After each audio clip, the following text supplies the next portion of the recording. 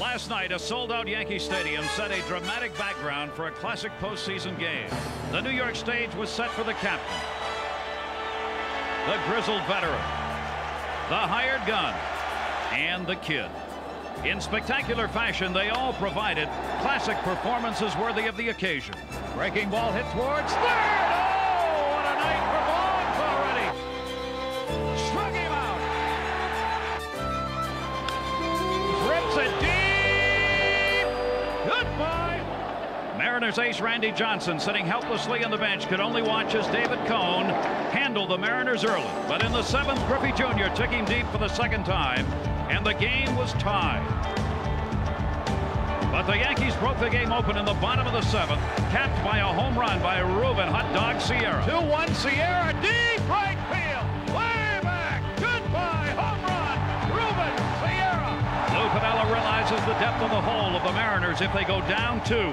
They showed the middle of their lineup can dance on a New York stage, but they must exceed the opening night's performance if this series is going to continue.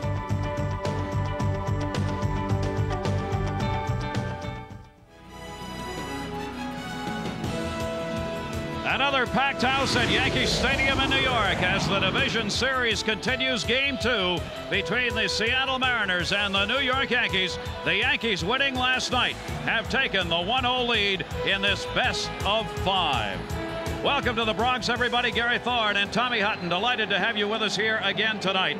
For the Yankees in their victory last night, Tommy, some good old-fashioned baseball table setting. Yeah, it sure was, Gary. I'll tell you what.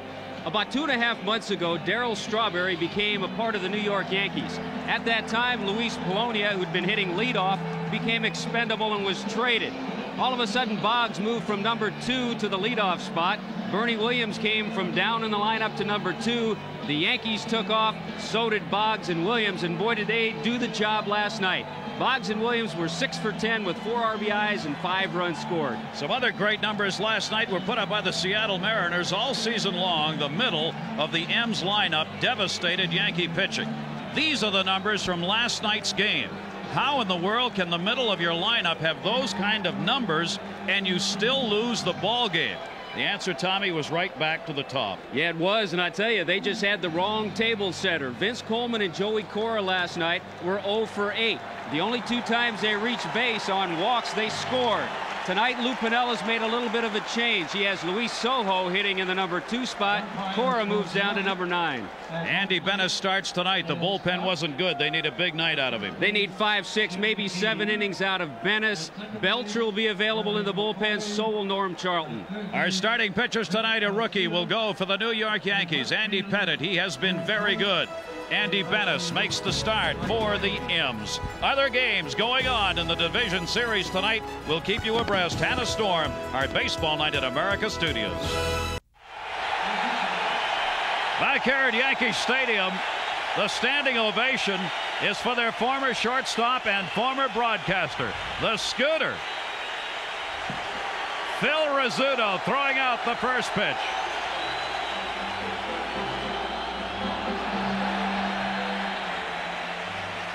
Holy cow, he threw a strike. Scooter retired this year, of course, from the broadcast booth. He's a beloved figure here.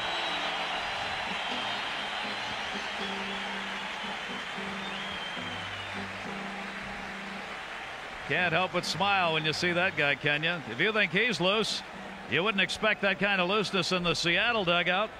Tommy Hutton, he looks pretty loose. Well, I think Junior was getting ready for Scooter's pitch. He may have also been imitating Ruben Sierra just a little bit. Let's take a look at tonight's Budweiser Mariners starting lineup. Vince Coleman's back in there, leading it off in left field. Luis Sojo moves up in the lineup to bat second. Ken Griffey Jr. in center. Edgar Martinez, the DH. Jay Buhner will be in right field. Mike Flowers at third base. Tito Martinez moved down in the lineup against the left-handers at first. Dan Wilson will be doing the catching and batting eighth. And Joey Cora makes the start at second base and will bat ninth for Seattle. And this rookie is going to make the start for the Yankees. The heart's got to be pounding a little, but he put up some very impressive numbers. Andy Pettitte out of Baton Rouge, Louisiana, 23 years old, rookie season. Well, he's a youngster making his first postseason start, Gary, but I tell you what, he won 6 of his last 7 starts. He was 5-1 in the month of September, winning some big ball games for the New York Yankees. What he features, he's a left-hander that's very typical. He's not overpowering with his fastball. He has to have good control. He has a breaking ball and an excellent changeup. So watch for some of the Mariner hitters to be off balance a little bit. Defensively, behind the left-hander, Andy Pettitte. Talked about Bernie Williams last night in center field, chasing down just about anything into the gaps. Up the middle, the veterans, Fernandez and Velarde. A great play by Boggs last night on a diving stab of a line drive. And the captain, 9-time Gold Glover Don Mattingly, and Jim Leyritz gets the start. He's been the catcher the last 7 starts for Andy Pettitte. So Mike Stanley not in there tonight. Lou Piniella's team going home after tonight's game. They want to go back 1-1. Buck Showalter's New York Yankees have won their last 6. They finished the season with a 5-game win streak and a 9-6 win in Game 1 last night. Another capacity crowd at Yankee Stadium, ready to go on a very humid night. It's only about 71 degrees, cloudy and kind of drizzly all day, but no real rain. It's been everywhere but here. Let's check in with Hannah Storm. Gary got a score already in the Braves-Rockies game. Rockies starter Lance Painter, who struck out last night with the bases loaded to end the game. Here's his first pitch, and he gives up a home run to Marquise Grissom. This is Grissom's 2nd home run of the series, and Painter having a tough go in just his 2nd start of the year. Gary and Tommy. Anna, he's got to be wondering what happened, and so's Don Baylor, who got caught with the bases loaded in the 9th inning without anyone to hit except Painter, the starting pitcher in today's game. Ouch. 2 ball, no strike count on Vince Coleman, who had the 0 for 4 in last night's game. Coleman, a switch hitter, 326 right, 277 left. He's just trying to get on. That's what Tommy was talking about. Seattle did not get their table setters on last night, and while the middle of the order was hitting, they didn't have people to drive home. Because of the left-hander Andy Pettitte out there, Lou Piniella made the change and brought Soho up to the 2nd spot and moved Joey Cora down to number 9. 2 ball, 1 strike count. Left-hander's pitch chopped towards short. Fernandez is there. Got to hurry it. Got him.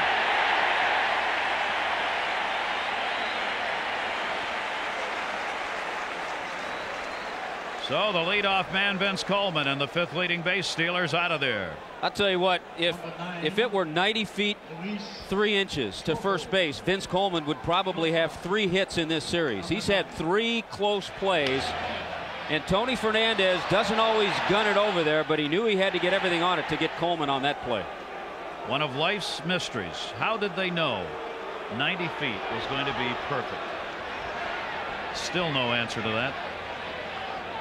1 down. Here's Luis Soho. The reason he's moved up in the order, he's got the 5th highest batting average against left-handed pitchers in the American League. So when you got a guy putting up those kind of numbers against southpaws, you're not going to have him hitting in the bottom part of the order, and indeed he is not, as he goes from the bottom up to number 2. Soho fouls that one off. He hit .360 against left-handers this year. Look at the differential there between left and right. That is an amazing number. There's Joey Cora, who was in the number 2 spot last night and will bat 9th in this game. Slaps that one towards short. Fernandez, quick pickup.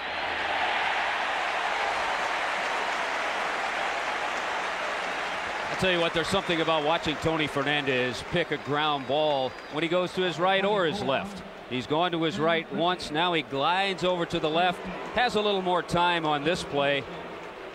And we mentioned the many Gold Gloves. 4 for Tony, 9 for Don Mattingly, 1 for Wade Boggs in the Yankee infield. He started the season with the highest fielding percentage by a shortstop in Major League history. And he's picked the first 2 here. 2 down, Ken Griffey Jr.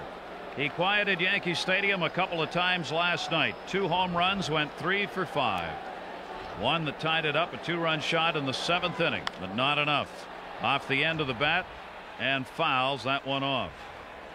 Andy Pettit's an interesting story. Buck Showalter, towards the end of the season, after Pettit had won so many games, 12 of them, said, you know, I do not remember him from spring training. I knew there was an Andy Pettit, but I really wasn't sure who it was. They had a couple of injuries. Jimmy Key was one. Scott Kamenicki was another. They had to bring somebody up. He had started with a team out of the bullpen. With the injuries, they brought him back up, put him in the starting rotation on May 27th. And this 23-year-old left-hander has not looked back.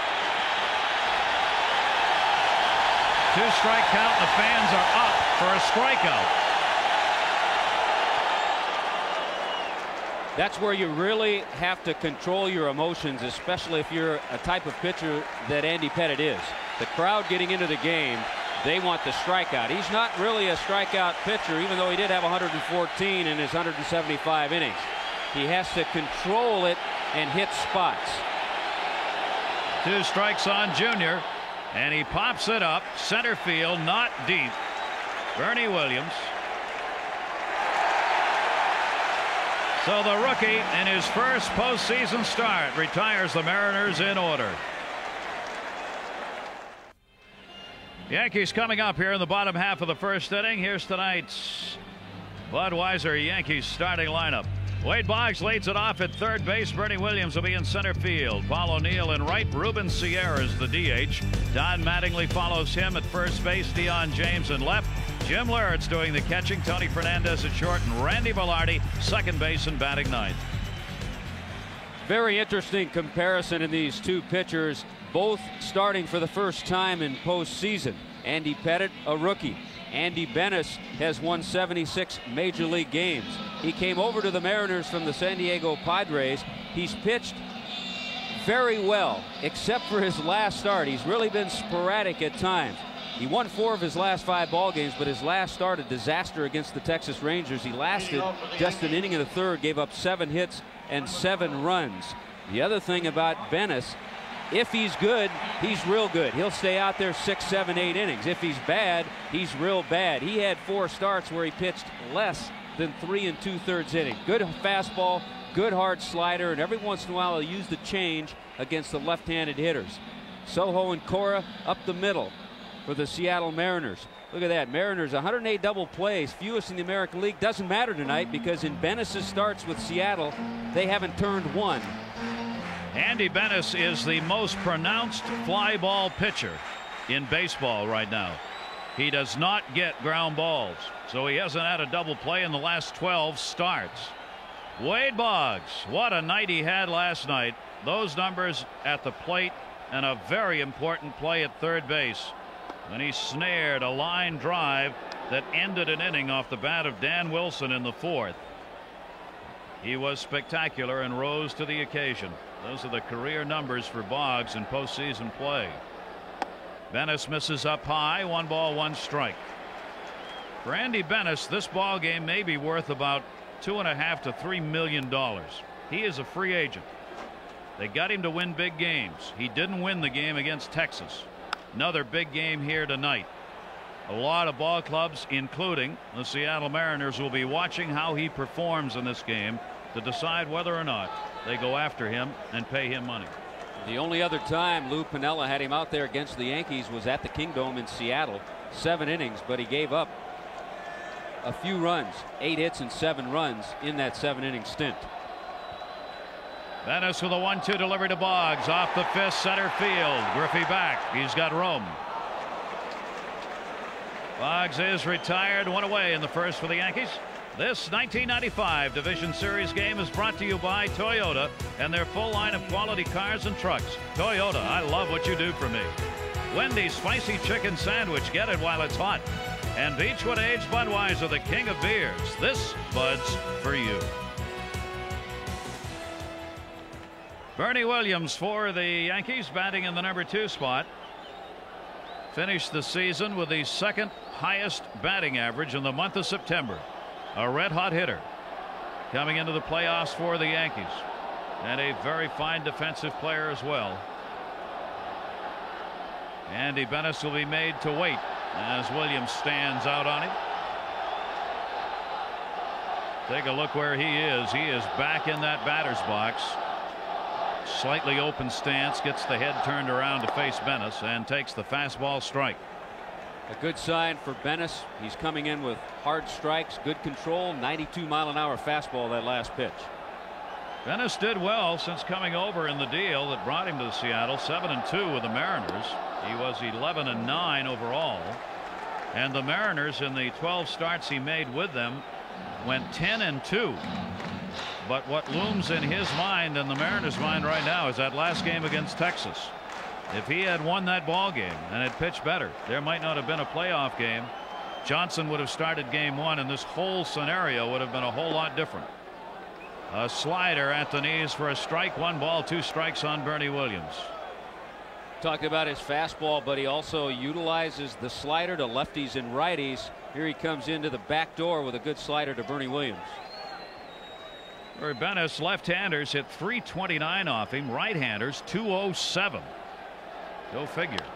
Popped up, shortstop. Soho backing up, shallow left field. And Bernie Williams is retired. 2 down here in the first inning.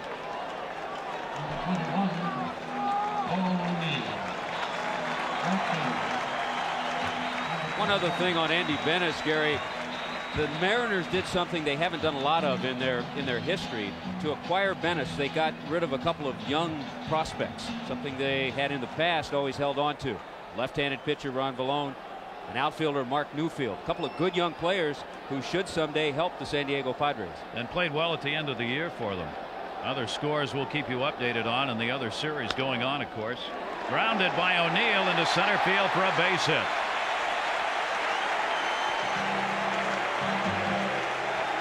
Paul O'Neill, who has faced Bennis more than any other Yankee because they played against each other in the National League, continues his hot bat against this right-hander. He's now 12 for 33 in his career against Bennis.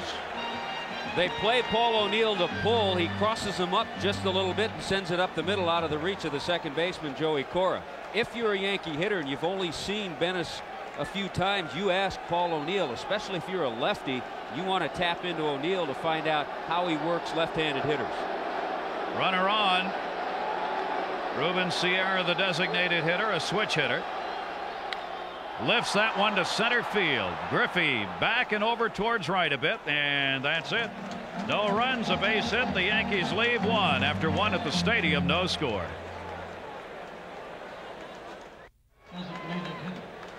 Nothing to score. A little exchange in the dugout. Andy Bennis and his manager Lou Piniella. I think what they were talking about, they're talking about Paul O'Neill. He's saying, well, he got the base hit. Piniella saying, that's all right. Let him get the base hit up the middle. Don't let him hit the ball out of the ballpark and pull it.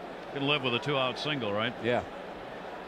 Here's Edgar Martinez, league's leading hitter. And folks, he put a number up Tommy and I were just talking about. I cannot believe. He went 3 for 4 with the singles in last night's game. But on the year, this guy hit .433 against left-handers. And he lines that one to right field, and O'Neill's got it. When a left-hander gets Edgar Martinez out, you say a little prayer and move on. 1 down. Yep. Paul O'Neill can join my golf course anytime. He's replacing the divot. But that's about the way you're going to get Edgar Martinez out against a left-hander. A line drive and a great play. O'Neill has to stay with it, battle the lights, and then takes a little piece of the Yankee Stadium turf. Good play by O'Neill. 1 down here, and Jay Buhner coming up. Buhner off the glove all the way to the back. Let's check in again with Hannah Storm. Hannah. Gary, at Dodger Stadium, bottom of the first 2 outs, Eric Karros at the plate facing Reds lefty John Smiley, and Karros with the RBI double to left. Brett Butler comes in to score, and the Dodgers take a 1-0 lead going to the top of the second now as they look to even this series at home against Cincinnati. Gary and Tommy. Well, the Dodgers will take that because they got hit hard and early by Cincinnati in that loss and never got into game 1 of that series, won by the Reds. 2-0 the count. Jay Buhner waiting, and the big cut right on through Andy Pettit's fastball. 2-1. Tough assignment out there for John Smiley following Pete Shorrock. Similar type pitchers. Dodgers see those two lefties back to back. Pettit likes to rock along here. He bounces that one down low. 3 balls and 1 strike. Jay Buhner loves hitting here at Yankee Stadium. Buhner has now delivered 10 home runs in his last 69 at bats here at Yankee Stadium. He's put up RBI numbers as well. Underway in these other games with the Braves on top and Grissom's home run on the first pitch. Karros has hit that one for the Dodgers, and the walk here to Buhner. So Andy Pettit gives up a 1-out walk here in the 2nd inning. Jay Buhner on. Pettit walked 63 in 175 innings, striking out 114 during the regular season. I'll tell you another thing this 22nd round left-hander did. Of his 12 wins, his 12-9 record, he was 8-2 right here at Yankee Stadium. Cone still undefeated at Yankee Stadium with a victory last night. 7 wins during the regular season and the victory last night in Game 1. Mike Blowers had the 0 for 4 last night. Fouls that one right straight back. Blowers hit .341 against lefties. Strong number. 7 home runs off southpaws during the regular season. For the team, Seattle was 25-28 against left-handed starters during the course of the year. Facing Andy Pettit, the left-hander for the Yankees. No score. We are in the 2nd inning. Runner at first base for the M's with 1 away. And Blowers takes the changeup up high, 2-1. This is where you do get into a situation for the Mariners. It's a tough ball game for them, but they do have a little bit of an advantage. You talked about Edgar Martinez, his average against lefties. Luis Sojo, Blowers a better hitter against left-handed pitching. So their lineup, the one they want, is in there tonight. Yep. Andy Pettit swung on and missed. Overhand breaking ball. 1 ball, 2 strikes. Blowers, one of the former Yankees who didn't get the night he wanted last night. There's the breaking ball we told you about. He complements that with his fastball and change. These Yankee fans in it all last night, in it again tonight. 1-2 count. Runner at first. Blowers takes it away. 2-2. It's a great quote by Mike Stanley. He's not catching tonight. Larritz has been catching Pettit, but Stanley said there's not a whole lot of panic with Andy Pettit. You don't see it in his eyes. All you see is confidence.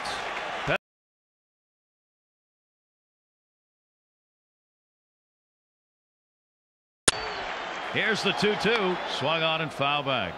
That from a 23-year-old who came up this season really not expected to be here at all. Worked just a couple of games at Columbus when he went down for about a week and a half. And then he led the American League rookie pitchers in wins, and second only to Hideo Nomo. Nomo had 13 Ws. Pettit had a dozen. 2 ball, 2 strike count on Blowers.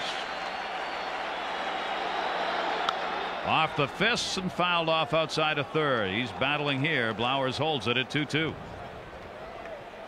Concerned about rain all day here in New York with tremendous amounts of precipitation all over the eastern half of the U.S. and that ferocious hurricane pushing the humidity up. But around New York, it rained all day in the city, around Manhattan, here in the Bronx. A couple of drops. That was it. 2-2 delivery. Just miss. Well, a real good idea, though, by Andy Pettit. He had shown Blowers some breaking stuff away, some change-ups away, tried to go inside with a fastball and miss with it off the plate. Dale Scott's the home plate umpire. His shoulder that gave it that little twitch but stayed down. 3-2 the count. And he fights it off again. This is a good at-bat by Blowers. Managers love to see hitters do this early in a game. One, it's great for the hitter because he gets to see the repertoire of the opposing pitcher for the night. Secondly, though, it starts to get into that pitch count, makes the guy work early. Yeah, it also tells you something. You saw him throw a 3-2 fastball. Pettit will also throw the breaking ball and change up 3-2, so you can figure out what he's going to throw maybe 4th, 5th inning in a key situation. 8th pitch on this at bat. 3-2 the count, runner at first and 1 out. Got him picked off.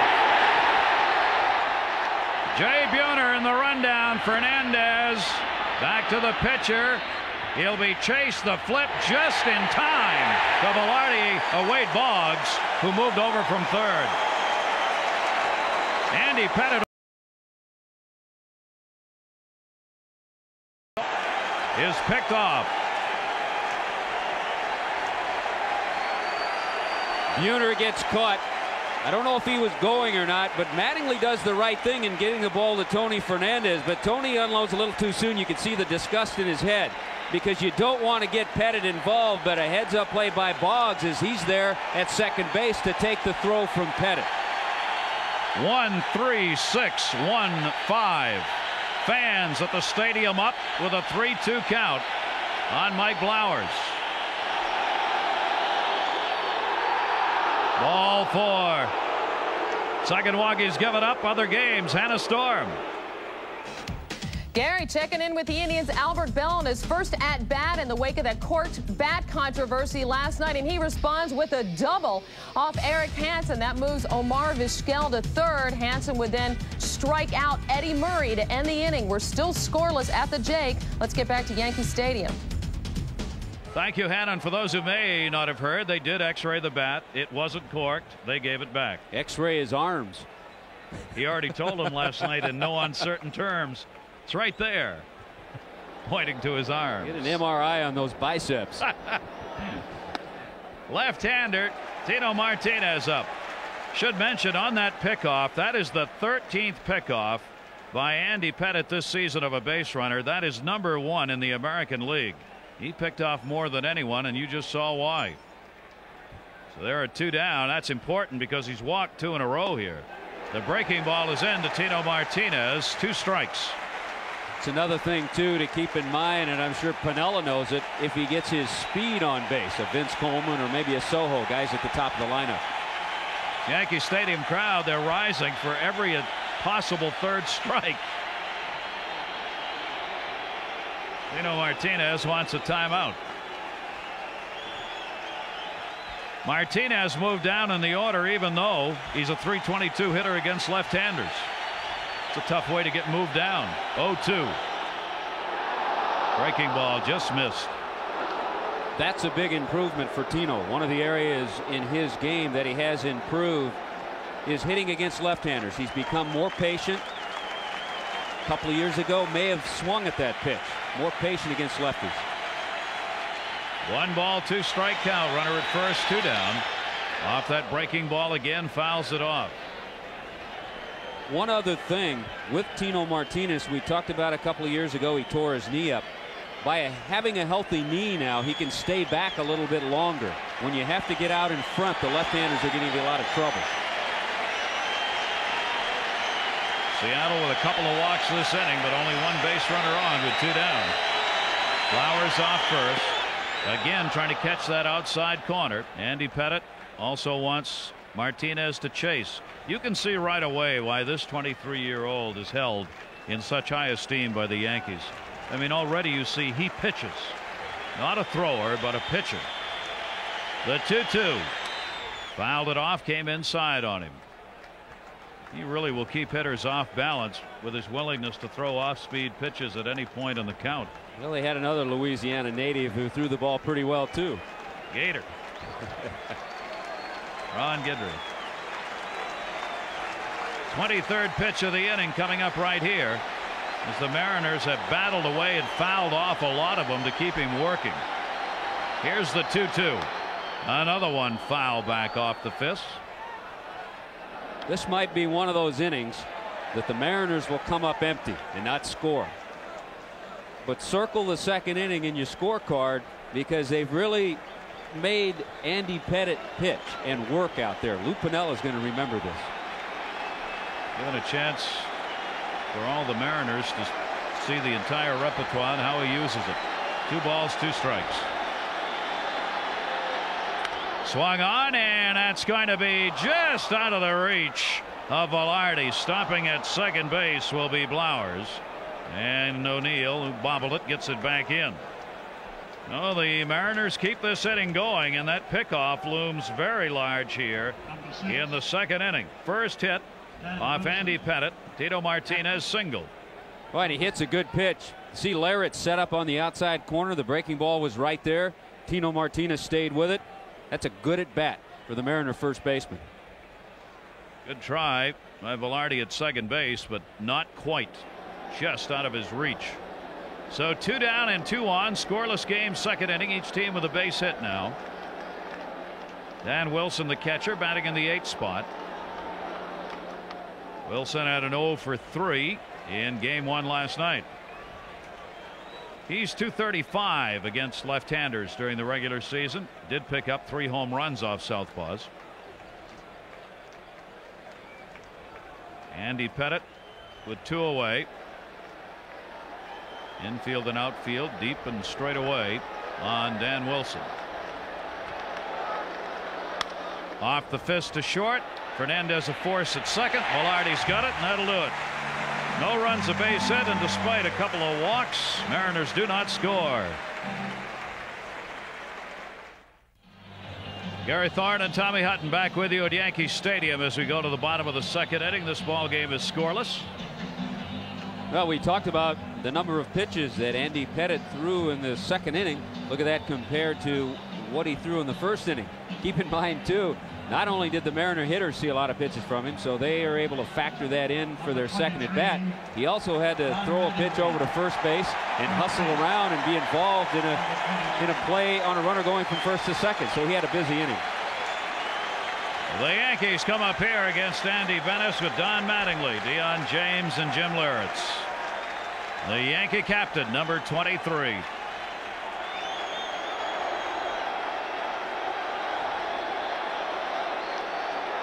First playoff game, of course, last night. Ended up with a 2-for-4 ball game. His first hit delivered his first postseason RBI. Feeling a whole lot younger than he did about a week ago. Don Mattingly. And he lines this one into center field for a base hit.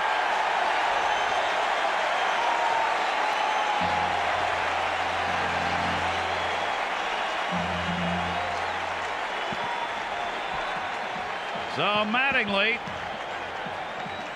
gets the second hit off Andy Benes, a leadoff single in the second inning. He's stinging the ball. Well, because of the back problems over the last few years, he doesn't have that torque that he once had to drive the ball, but he still has that beautiful swing to hit the ball hard up the middle, left center field. Had 32 doubles on the year. Swinging a good bat in the first 2 games of this series. Leadoff man on for the Yankees against Benes, and Dion James takes the fastball in for a strike.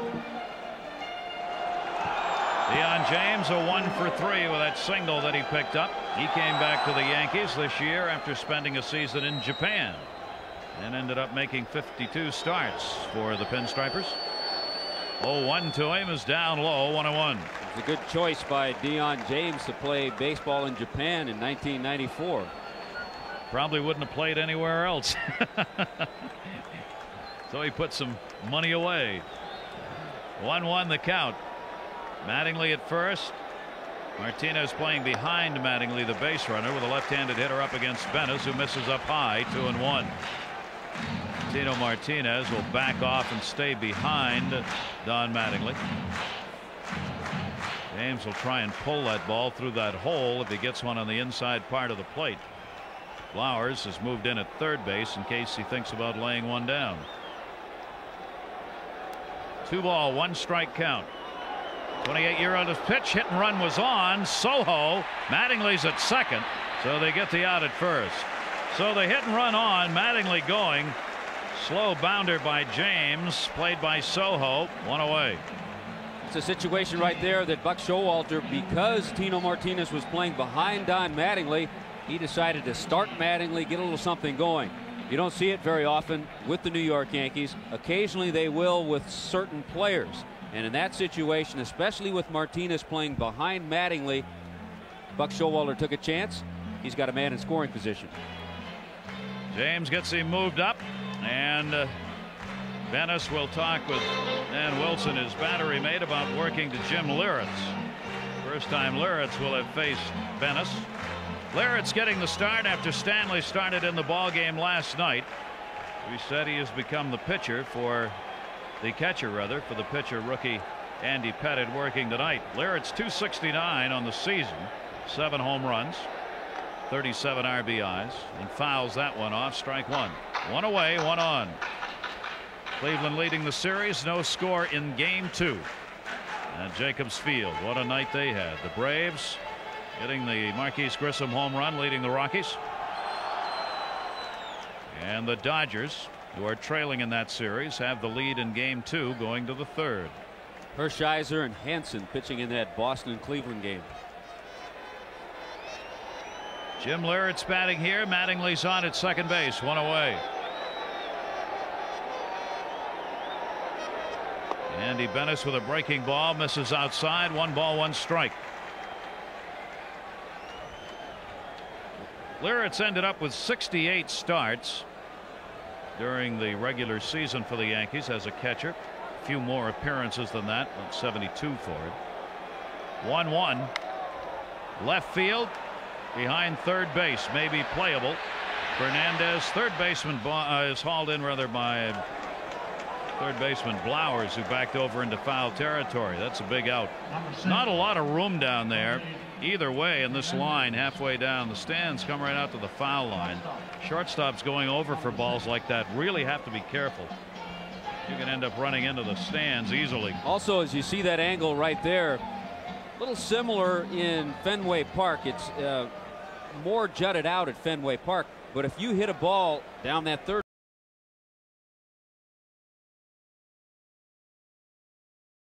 and kick back into shallow left field, so shortstops have to be alive for that. Yep.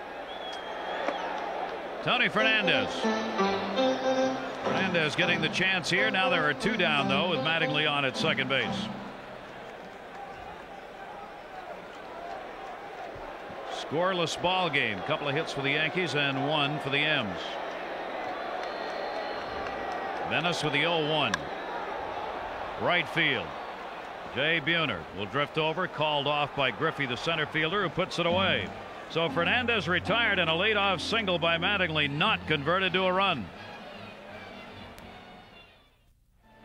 Mariners and Yankees here in game 2 are scoreless going to the 3rd inning, and here's tonight's Toyota Diamond Dust Fact.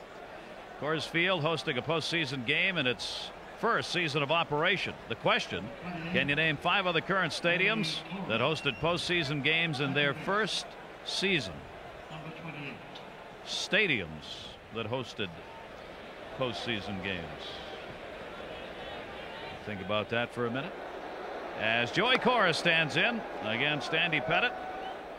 Cora 0 for 4 last night.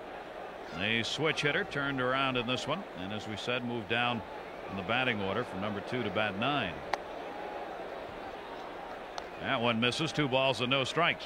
Even in this situation, they get a little bonus. Cora, a better hitter from the right side than from the left side, over 300 as a right-handed hitter. Yeah, they've put up some big numbers against left-handers. 325. You have to wonder, with the big offense, as a team they hit 297 against left-handers, yet we're 3 games under 500 against left-handed starters. That one is taken inside, and it's 3 balls and 1 strike on Cora. Andy Pettitte has already walked a couple in this game. 3-1 delivery. Cora's taking all the way, and it's a strike. Dale Scott's working behind the plate tonight with the 6 umpires in this crew. 3-2 delivery to him. Cora down to third base. Wade Boggs hustles it over to Mattingly. 1 away in the 3rd inning. Tomorrow is a travel day in the division series, so check out the most watched night on television, must-see TV, NBC Thursday. And all new episodes of Friends, The Single Guy, Seinfeld, Caroline in the City, and the biggest drama hit on television, ER. They don't call it must-see TV for nothing. You can catch all the new episodes NBC tomorrow. 1 out here in the 3rd. Top of the order, Vince Coleman, who grounded out his first time up, now 0 for 5 in the series. And against Andy Pettitte, 0 for 11 in his career, the young one that Pettitte has going, the more veteran one for the 34-year-old Vince Coleman.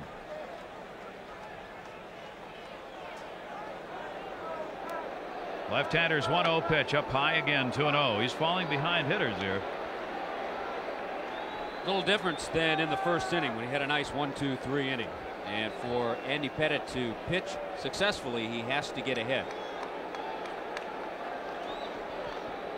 2-0 delivery taken up high. They want to check to see if he went around, and Jim McKean says he did. Not a good decision by Vince Coleman. You're out there and you see a pitcher struggling with his control. 2-0. I'm surprised he's just not taking all the way. He takes the bat around. Remember, going into the stands last night, we thought he hurt his wrist a little bit. It was the thumb on the left hand, the fielding hand. So he had a little trouble checking his swing, perhaps, on that high fastball. Check swings already a controversy in this series. We won last night. The Yankees thought they should have had, didn't get it. Pettitte comes back to get the count to 2 balls and 2 strikes on Coleman.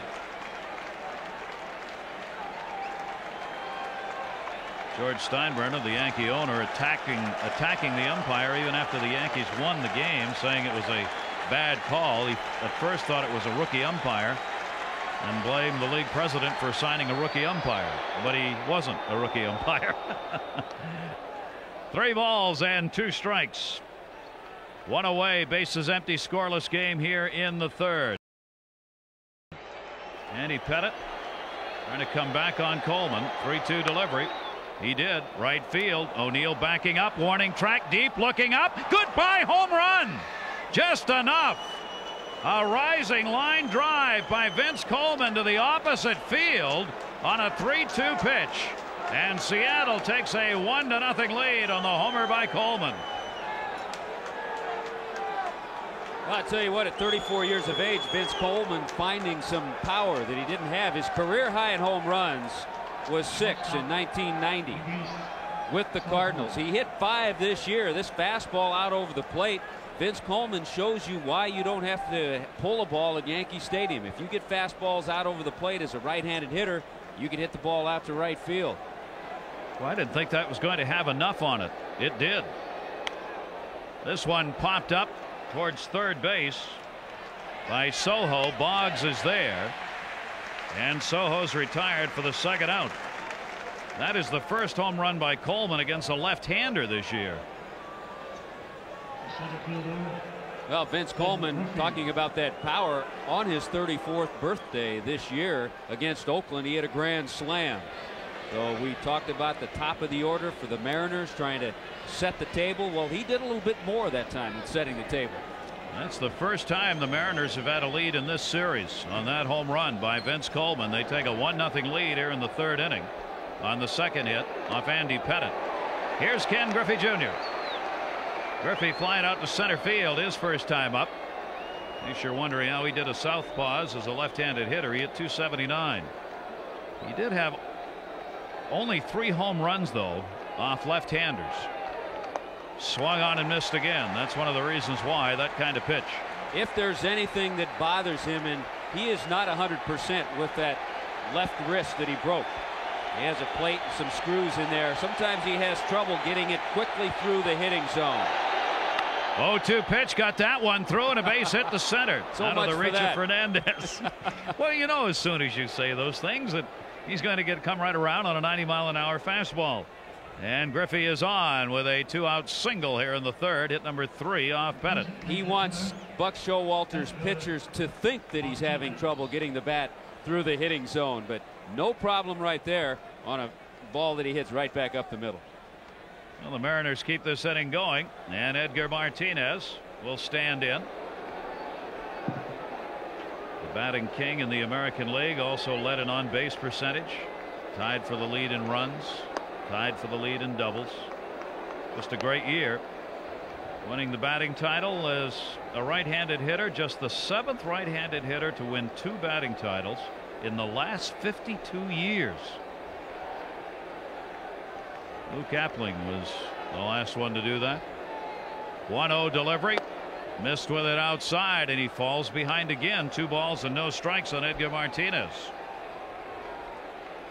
Martinez so far in these 2 games, 6 plate appearances, 3 hits, a walk, and 2 line drive outs. Typical. Diving back in is Griffey. Mattingly probably telling him, go ahead, take another step. He doesn't have a real good move. He can't pick anybody off. Well, maybe Buhner, but it'll never happen again. He's already picked off one. His 13 pickoffs on the year. And he misses up high. 3 balls and no strikes. You know, the other incredible thing about Edgar Martinez, he finished the season, as you mentioned, with a 356 average. Had he finished at 360 or better, the last right-hander to hit 360 or more was Joe DiMaggio. That's the kind of category Edgar Martinez is in and gets so little recognition for it. 3-0 count, way up high. And that's the 3rd walk given up by Andy Pettitte now. In this inning, the home run by Coleman, the single by Griffey, and now the walk to Edgar Martinez. 2 on with 2 down. And we're not seeing in the last 2 innings a sharp Andy Pettitte. Well, let's see whether or not the Mariners can continue this inning with a 2-out rally. Jay Buhner, who drew the walk and then got picked off.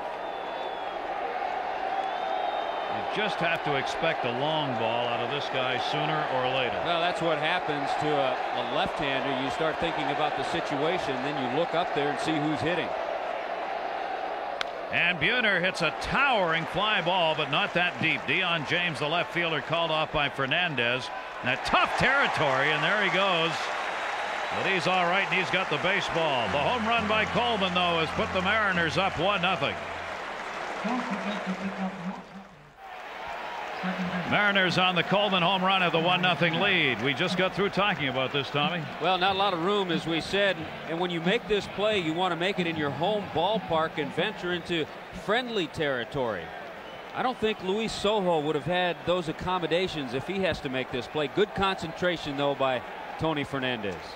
Keep an eye on the ball and on the stands. Andy Benes goes to work here. Randy Velarde leading it off for the Yankees. Velarde batting in the 9 spot, will be followed by Boggs and Bernie Williams at the top. Had that 1 for 3 in last night's game. Both teams have gotten people on here early in the game, but not been able to drive them home. The Mariners had that problem last night. 10 on last night, 4 left on in 3 innings already tonight.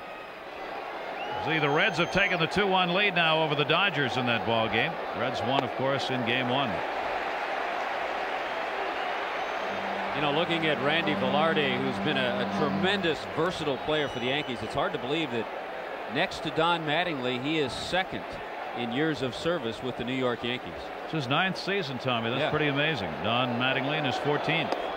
And he gets a leadoff walk from Andy Benes, the first given up by Benes. Let's take a look at our Toyota Diamond Dust question and answer. The 5 other current stadiums. Well, we threw in Three River Stadium, perhaps. How about Yankee Stadium? We had a couple of guesses. I think they may be there. Well, you got Fenway and Yankee, the old ballparks, Riverfront, Three Rivers, and Sky Dome, the newer yards that hosted postseason games. Runner on, nobody out. Wade Boggs flying out his first time up, and he takes the strike from Benes. Well, remember, it was last night in the 7th inning when Velarde led the inning off being hit by a pitch. But the Yankees came up with 4 big runs. Boggs now 3 for 6 in the series. 28-year-old right-hander Andy Benes keeping an eye on Randy Velarde over there at first. Boggs off the fist towards left field. Coleman. And there's one away. So Boggs now 0 for 2. A big out there for Benes, leaving Velarde on at first with 1 away. And Bernie Williams, who popped out, will stand in. Well, the Dodgers battling back. Thanks to Eric Karros. He's had a great start, huh? The first 2 games, his bat's alive and kicking at Dodger Stadium. Remember, the best of 5 in all of these series. 2 games being played at the current park, such as Yankee Stadium, and then they move on the day off tomorrow to play in the other ballpark for the next 3. Bernie Williams, 3 for 6 in the series. Benes, Martinez holding the runner. Misses down low. Let's check in on one of those other games. Hannah Storm. Okay, we're checking in on the action at Dodger Stadium. Top of the fourth, LA up 1-0. Reggie Sanders at the plate with a man on. A 2-run home run for Reggie Sanders. The first hit of the night off Dodgers starter Ismael Valdez to dead center, puts the Reds up 2-1. But then in the bottom of the fourth, Eric Karros answers with a solo shot off John Smiley. Earlier, Karros with an RBI double, so he has driven in both runs for the Dodgers. We are all tied up at 2 in Los Angeles. Gary? Expect those kind of scores tonight, because in the 5-game series, almost essential, almost a must, that you not go down 2-0 and give the other team a chance to win just 1 out of 3 and take it. Well, you expect close ball games, in particular in game 2, because that team that lost the first one knows they're getting their backs up against the wall. You know, and of the 4 games, the only ballpark not a sellout, Dodger Stadium, they still had 44,000 there, but Coors Field, Jacobs Field, and Yankee Stadium, not a seat available. Great crowds. 2-0 count here in Bernie Williams. Andy Bennis with a runner at first, nobody out, working himself into a jam as he falls behind 3-0. He's already walked Velarde in this inning. And Bennis pitching the way he usually does. Of the 7 outs he's recorded, 6 have been in the air, just 1 ground ball out. And if he's not on in a game, or when he starts to lose it, he'll get high, way up with fastballs. 3-0. He just grooved that one in. 3-1. Well, one of the lines I heard more than once from a few of the Seattle people on Andy Bennis, if he can go 2 or 3, he'll go 7. So if he struggles early, then don't expect him to get into the 7th or 8th. But if he gets into the 3rd or 4th inning, you know he's in there for at least 7. We'll move on. Here's the 3-1. Foul back, so Bennis comes back from that 3-0 count and takes it full. 3-2 on Bernie Williams. And Lou Piniella said he will not hesitate at all tonight, especially with the problems his bullpen gave him last night. He will not hesitate to bring in Norm Charlton, maybe in the 6th inning, maybe in the 7th. He has a starting pitcher down there, Tim Belcher, who may come in and work. That playoff game forced Piniella to just totally juggle what would have been in the rotation, and may ultimately be the demise of the Mariners, because Randy Johnson's available for only 1. It'll either be game 3 or game 4. 3-2 delivery, runner going on the 3-2, right field. Well, it's going to be the shortstop going out to make the play. Oh my gosh. Soho went out behind second base. I don't know where Jay Buhner and Griffey were on that. With a runner going that time, Velarde, everybody seemed to be watching him, and nobody knew where the baseball was. Well, first of all, watch the second baseman, Joey Cora. He moves over to cover second with the runner on the move. So normally this would be his ball. A heads up, Luis Soho drifts out there. The ball actually drifts back toward him because the breeze is really blowing from right to left. We saw the ball carry near the seats on that pop foul to Tony Fernandez. Cora had gone back to cover the bag, had no chance to get to it. Now there are 2 down, runner on at first base. Paul O'Neill, as we told you, the man you want up there if you're a Yankee fan against Bennis, with a 364 lifetime average against him. Runner on at first base here. Leadoff walk generally will result in an inning in which you get a run. If a pitcher gives up a leadoff walk in an inning and works his way around it, that's a major task achieved. Taken down low. 2 balls, no strikes. There's an unofficial stat on that, and the number that comes to my mind is right around 70%. If that leadoff man gets on via the walk, 70% of the time he comes in and scores. There's the target range for O'Neill. That short porch out there in right field. He singled his first time up. 2-0 delivery to him. Outside corner strike. Well, let's see. He replaced his divot earlier in the game. Now he's on the driving range. This moves around the course, doesn't he? And a big cut at that. 2 ball, 1 strike count, 2 down. Mariners have the 1-0 lead. O'Neill trying to keep the inning going. Bennis jammed him and he rifles it foul. Might not have gotten it in as far as he wanted because Paul O'Neill really turned on that inside fastball. if Bennis misses with this pitch, he wants to miss inside. It was a good pitch because he got the strike, a hard foul ball. A little more out over the plate. That's trouble. A 300 hitter on the season. He hit 319 here at Yankee Stadium this year. And O'Neill ended up with a dozen home runs at home. 2-2 pitch to him. He thought about going after it. Bennis floated that one by him. And the count is full. 3 balls, 2 strikes. Braves continue. Grissom, couple of home runs now as they've extended the lead to 3-0. Marquise Grissom, 2 dingers. This situation helps the Yankees too on the 3-2 2-out pitch. Randy Velarde will be on the move. Tino Martinez behind him, so a ball hit into the gap, he has a better chance to score. O'Neill, 3-2, runner goes, and he got him. Good off-speed breaking ball. First strikeout for Bennis. We'll return the 95 Division Series. Mariners Yankees after this from your local station. Vince Coleman's first postseason home run is the run on the board for the Mariners, and the only one up there. As Pettit's pitch to Mike Blowers is fouled back. Strike 1. Blowers, Tino Martinez, and Wilson up here in the 4th inning. The Mariners 1-3-0 against the left-hander. The Yankees, no runs, a couple of hits, and no errors. Flowers drew the walk his first time up. Takes that pitch outside, and let's see what Hannah's got for us. Hannah Storm. Well, Marquise Grissom's got another home run for you. Braves leading 2-0, 2 outs, top of the 4th. Remember, he led off the game with a home run off Lance Painter. This is his 2nd home run of the night, a solo shot to give Atlanta a 3-0 lead. Grissom only had 12 home runs all year, Gary, but he already has 3 in the series. That's one of the exciting things about postseason, what Hannah was just talking about. You never know. Guys who are not power hitters. Here's Coleman with a home run here tonight. He's never had a home run in postseason play. Get somebody like Grissom, not there to be a power hitter, but a leadoff batter and a speedster. 2 home runs in a postseason game already. That's what postseason's all about. The legends and the heroes, right? I tell you, arguably one of the best center fielders in the game, too, Marquise Grissom. Showing it with the bat now. You get those kind of numbers, and out of Marquise Grissom, it's just an added plus. Here's the 2-2 delivery, and it misses down low. 3 balls and 2 strikes on Blowers. Very big inning right here for Andy Pettitte. He's thrown a lot of pitches over the last 2 innings. He needs to go out and have himself a good 1-2-3 inning and establish his pitches. He hasn't really done that tonight. He's already walked 3, has not struck anybody out. Blowers 3-2 to second base. Velarde's got that one over to Mattingly.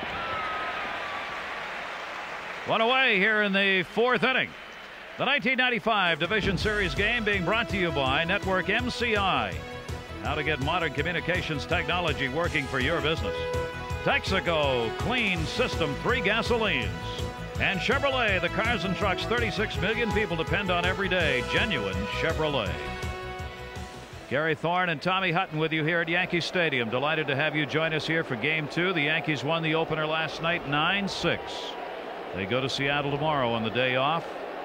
And however many games are left to be played will be played in Seattle. Tino Martinez up here, singled his first time up. Marty on the air and off. Aronoff, our statistician here tonight. God's gift to broadcasters.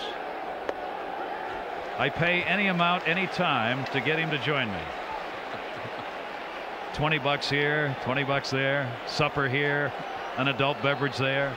0-2 count, 1 down. He made a great point here, is the reason I was mentioning Marty's name. Tino Martinez waiting, breaking ball outside. We ought to start putting together numbers for leadoff batters, because Marty just noted Boggs last night with a big night leadoff spot. Coleman a home run tonight. Marquise Grissom leading off Atlanta, a couple of home runs in that game. Leadoff hitters are doing more than just setting the table. They're cleaning it off as well. Foul tip, the ball and 2 strikes on Tino Martinez. Yeah, the leadoff guys are sitting down having themselves a nice meal to go along with it. Finish it up. Why should we just sit there? Boggs last night with that 3 for 5, 0 for 2 in this one tonight. 1 ball, 2 strike count. Martinez off the fist. Velarde, nice backhand play.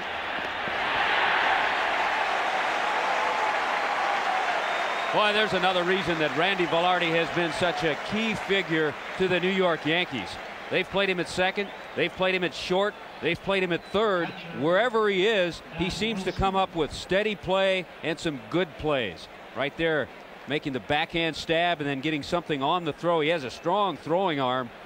He's able to plant, take his time because he knows he's going to gun it over to Don Mattingly. And there are 2 down.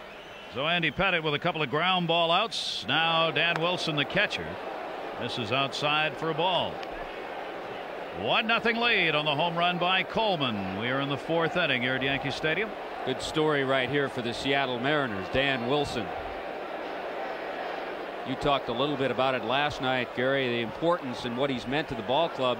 He's worked on his hitting. Lee Elia, the batting coach with the Mariners, got him to quicken things up and get through the strike zone a little faster. He's one of those big guys, 6'3", about 190. Its bat speed was a little slow. They were able to quicken things up a little bit for him. And he's certainly upped his numbers, Tommy, as a result of that. He's, even with this season's numbers, he's a .253 career major league hitter. And while he's 26 years old, he played limited games prior to this year. This was his first real full season. This one chopped back to the mound. Good play with the left-hander Pettit, and he got it. So 3 ground ball outs here in the 4th inning. Mariners retired in order, but the M's have the 1-0 lead. Doo-wop lives in the city where it was born. A little music here, Rocket Yankee Stadium, Run Around Sue. What a delight if you're a baseball fan, even if you're not a Yankee fan, to see this sight right here. Other games we're keeping you posted on: Indians, Red Sox, no score. Ken Seiko struggling. Glavine starting. He's retired 10 of the last 11 with the Braves up 3-0. And that one's tied with Caros tying it up. You know, they had to be playing that song because Dion James is due up 3rd this inning. All the songs played at Yankee Stadium generally before a hitter comes up have something to do with that hitter. The Dion and the Belmonts. And here he is, Dion James, Ruben Sierra. Sierra here has flied out to center field his first time up. Mattingly and then James will be up following him. And the strike is taken from Andy Benes. 1 ball, 1 strike. Boy, Andy Benes found the key to that back door with that slider on that pitch. And if you're going to pitch to Sierra, especially after seeing him go into the upper deck last night, you want to keep everything away. Wow, right there. Pettit's thrown a lot of pitches. Benes keeping his count down. 2 sliders in the row right on the outside corner. If you come inside to Sierra, you want to miss off the plate. Designated hitter flied out his first time up. Sierra takes the fastball from Benes away, and it's 2 balls, 2 strikes. Sierra now 1 for 6 in the series. Benes with a walk and a strikeout. 2-2 delivery to him. Tried to pick that ball up and couldn't. Fouled it off, hit it with the under part of the bat, holds it at 2-2. Andy Benes, first player chosen in 1988. Real proud of his younger brother too, Allen, a first-round pick of the St. Louis Cardinals. Ended up pitching for the Cardinals at the end of the season. Another one of the hired guns of baseball, Andy Benes, coming over to help this team out, and he did, going 7-2 after he came from the Padres. Boy, they really need him right here. Sierra waiting on the 2-2 delivery, swung on and missed, struck him out. Let's check in again. Hannah Storm. Okay, Gary, wanted to tell you what's going on as far as a Boston starter, Eric Hansen, goes. He's pitching well. He had Eddie Murray at 3rd there, and he strikes out Manny Ramirez at the plate to end the inning. Struck him out with a curveball that he wasn't throwing for a while because of injury, but throwing well tonight. It's still a scoreless game at the Jake, Gary. Well, they're probably so tired from last night they can't swing any bats anymore there. Boy, a good call on Hannah's part. I saw Eric Hansen pitch earlier in the year. He was going with changeups and fastballs alone because of a little tenderness in the elbow. And he's got the curveball back now. So it goes as usual in baseball, from a night that lasted forever with bats a-flying to a night where nobody scored and a pitching duel underway. Don Mattingly. 1-0 count on Mattingly, 1 down, nobody on. The Yankee captain had a single. His first time up, so he's now had 3 hits and 5 at-bats in these 2 games.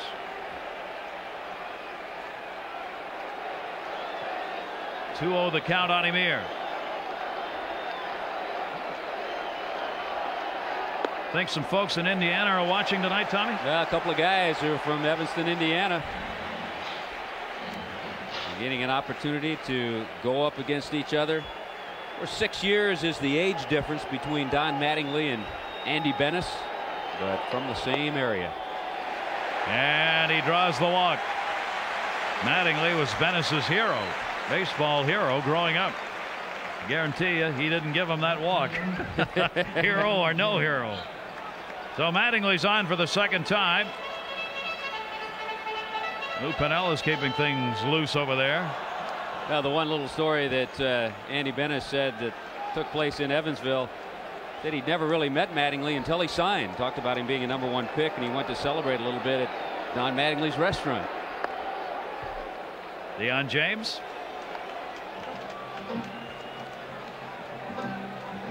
Mattingly on the second walk given up by Bennis, who has walked 2 and struck out 2. Yankees have a couple of hits in the ball game, both singles. O'Neill and Mattingly, those single base hits. Breaking ball misses outside. 1 ball and 1 strike. James grounded out his first time up. Can Andy Bennis get a ground ball double play? Well, he hasn't done it in his 12 previous starts with the Mariners this year. And Dion James not particularly easy to double up even if you get the ground ball. 1-1 here. Mattingly off first. Faked the go. Missed up high. 2 balls and 1 strike. Pitcher's best friend often said to be that double play. He has few friends. Well, if you're a fly ball pitcher, that'll happen.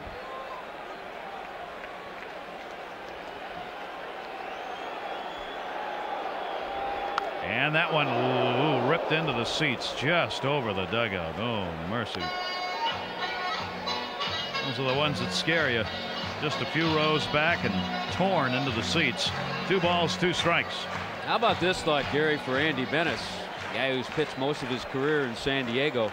He's never pitched at Yankee Stadium. His only other start against the Yankees was in Seattle. Not too many 57,000 crowds at the Murph.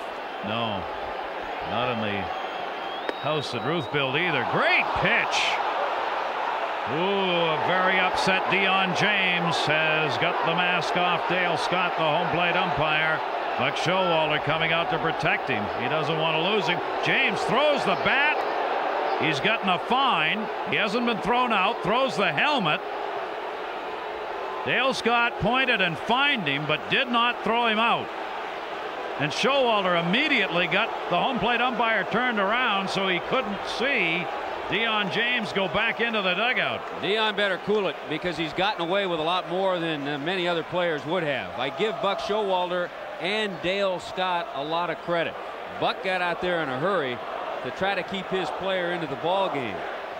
You can argue, you can say a few things, but when you start to show that umpire up with the flip of the bat, the toss of the helmet, I admire Dale Scott for keeping his cool and not immediately tossing Dion James, realizing the situation here in the division championship. Rich Garcia moving in to help out. Garcia and Jim McKean are co-crew chiefs. Dion can't believe it. Watch Wilson reach for it. He has to really go off the plate inside, and that's what Dion is questioning Dale Scott. I'd say a lot of patience in Dale Scott because they made a little contact right there too. Regular season, he's gone right there. You bet. Also give some credit to Richie Garcia, one of the crew chiefs out here, veteran umpire. He comes in to try to calm things down at the home plate area too. But the flip of the bat, the toss of the helmet, that'll be worth a few bucks. Fine, but still playing. Dion James, runner at first, 2 down now. Jim Liritz towards shortstop. Soho's there. Force at second. Goes to Cora, and they get Mattingly. So no runs, a base runner left on. The Yankees have left 1 in each of the first 4 innings. See the good pitchers duel by that line score with the Mariners 1-3-0. Vince Coleman the home run. The Yankees 0-2-0, a couple of singles off Andy Bennis, who has walked 2 and struck out 3, striking out 3 of the last 5 batters that he's faced. Andy Pettitte goes back to work here. He retired the side in order. The Mariners have been retired in order in the first and fourth innings. They have stranded 4 base runners, as have the Yankees. The Yankees have gotten only 1 into scoring position, though. The Mariners have left a couple in scoring position. Joey Cora, batting ninth, leads it off and takes it outside for a ball. He grounded out his first time up. Cora's got an 0 for 5 going here in the 2 games so far. Andy Pettitte, 3 walks, no strikeouts for him. Big play right now in this ball game, a pickoff that occurred in the second inning after Jay Buhner had reached on a walk and got picked off. Ended up another walk followed, then a base hit, but no runs as a result of that in the second inning for the M's. 1-1 to Cora. Down low, 2-1.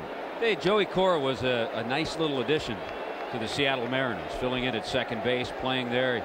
He'd come from the White Sox. He became expendable over there when they wanted to play the youngster Ray Durham, and decided that Cora would be better off elsewhere. Boy, the Yankees having a little problem with the home plate umpire, Dale Scott, after that Deion James affair, and then wanted a call here and didn't get it. Joey Cora will take it. Here's the 3-1 to Cora. 3-2. One thing you notice in Joey Cora, most of the time he makes a pitcher work. If he has a 2-0 or a 3-1 count, he's going to take that pitch. He's one of the toughest to strike out in the league. Fouls that one off. Dale Scott, the home plate umpire tonight. He's the umpire we were talking about on a check swing last night. Steinbrenner was upset about. Here's Dan Wilson in a crucial at bat, and that was not called a strike. It would have been strike 3. Now Dale Scott moves in. You can see the catcher Dan Wilson reaching. Can he make the play? Fernandez! Oh. No, not in time. What a great play by Tony Fernandez, and here comes Buck Showalter to argue with Jim McKean. Infield single for Joey Cora. Number one, how did Tony Fernandez even get rid of the ball? And number two, how did he throw it accurately to Don Mattingly? Fernandez was in shallow left field when he released that throw over to Don Mattingly.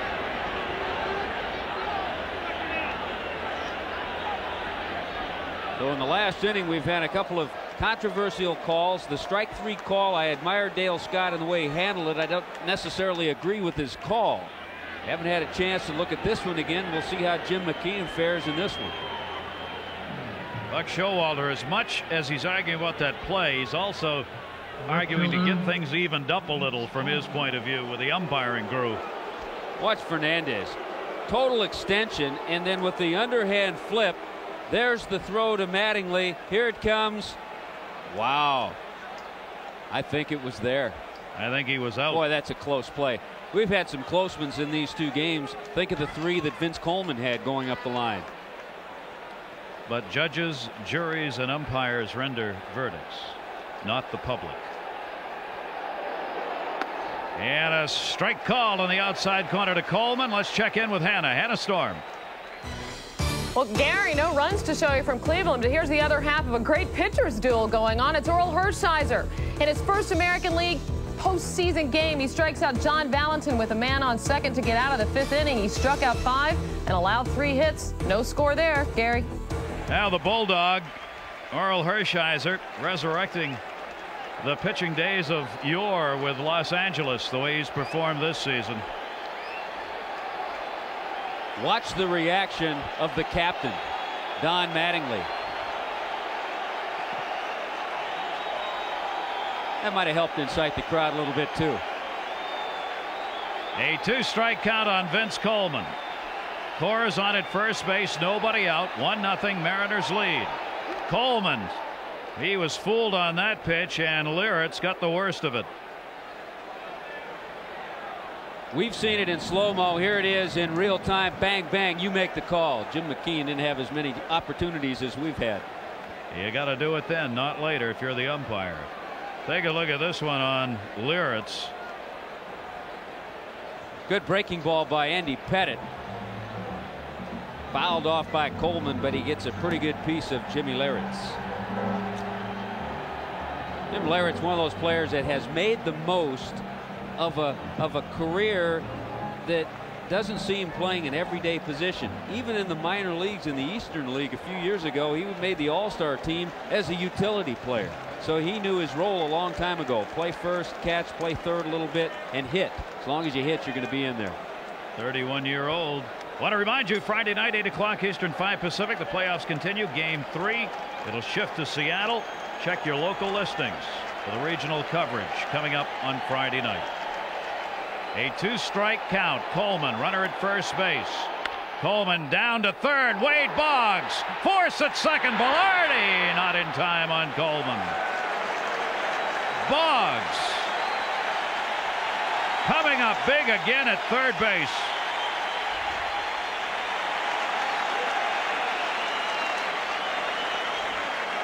Not ever a chance for a double play, but a great play by Boggs to get the force and at least turn an out of that play.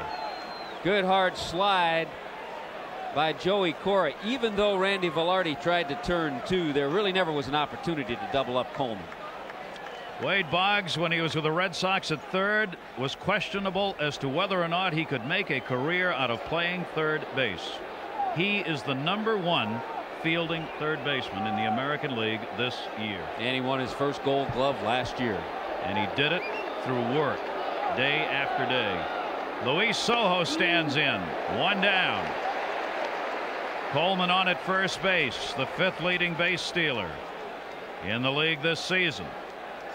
But a guy who's picked off a ton of runners, Andy Pettitte. Pettitte's already got 1 tonight, 13 on the year, the most in the league. Mattingly jockeying with Coleman at first base. There's the throw, and he had him leaning the other way, but he gets in with a hand touch. Pettitte has one of those in-between moves, and he does the correct thing. After he throws the ball, watch Pettitte walk off the mound. He's right on that fine line. Is it a balk, or does he step toward first and then he immediately walks off the mound? The way Mattingly plays the bag also makes it tough, and I think Coleman's arguing about that right now. Mattingly cannot move over there in the bag to deceive the base runner by his movements. That is a balk under the rules.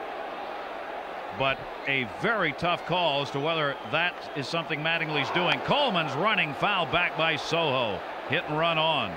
Boy, he got a good jump too. You know, it's a tough situation for a hitter. If that were the first pitch, and if the hit and run were not on, I'm sure Sojo would just take that pitch and allow Coleman to get the steal, because he got a pretty good jump that time off Pettitte. On an 0-1 count, I'm not so sure if it's hit and run or if he's just straight stealing. Sojo's trying to take advantage, though, of a big hole on the right side. Sojo's gone 0 for 2. 1 down. Mattingly moves off with Coleman at first. 0-2 count. Sojo fights that one off, and that one got a piece of Leyritz too.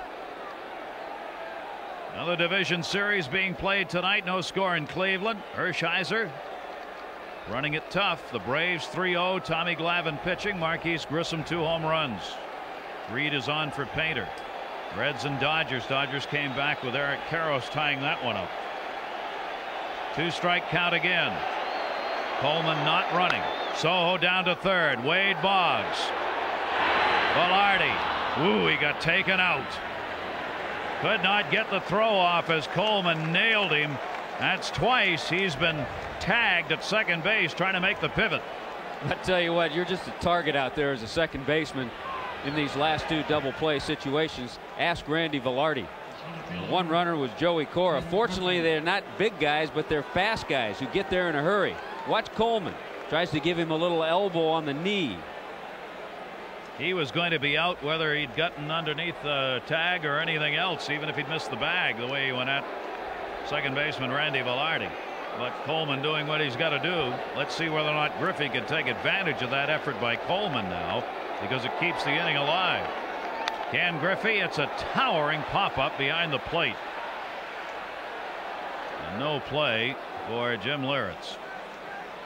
Talked to Junior a little bit before the game, Gary, about any memories he may have had as a youngster when his dad was playing here.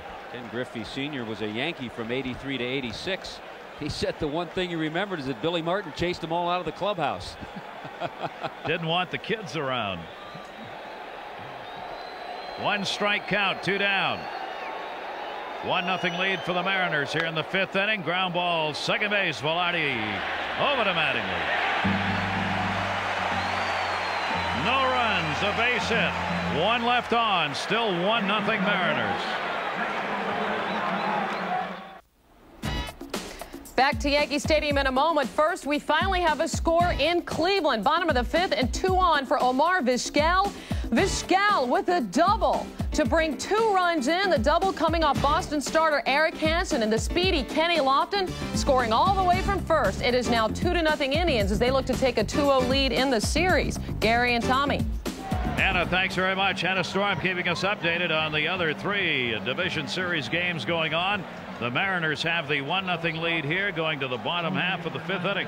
There you go again, those unknown quantities performing. Omar Vizquel. He's had a solid year, though, for Cleveland. Rising to the occasion, as Lou Piniella used to do in New York. Andy Benes is doing that right now for the Mariners. Walked 2, struck out 3, he's given up only 2 singles. Tony Fernandez leading it off. Fernandez flied out. First time at bat. 1 for 8 lifetime against Benes. He'll be followed by Randy Velarde in the top of the order, Wade Boggs. The Mariners trying to even this series up after losing 9-6 last night. How about this for a couple of different styles in the pitching tonight? Benes has just 2 fly ball outs or 2 ground ball outs. Pettit with 10 ground ball outs. Distinctly different pitchers in their styles. Taken for a strike by Fernandez. 1 ball, 2 strikes.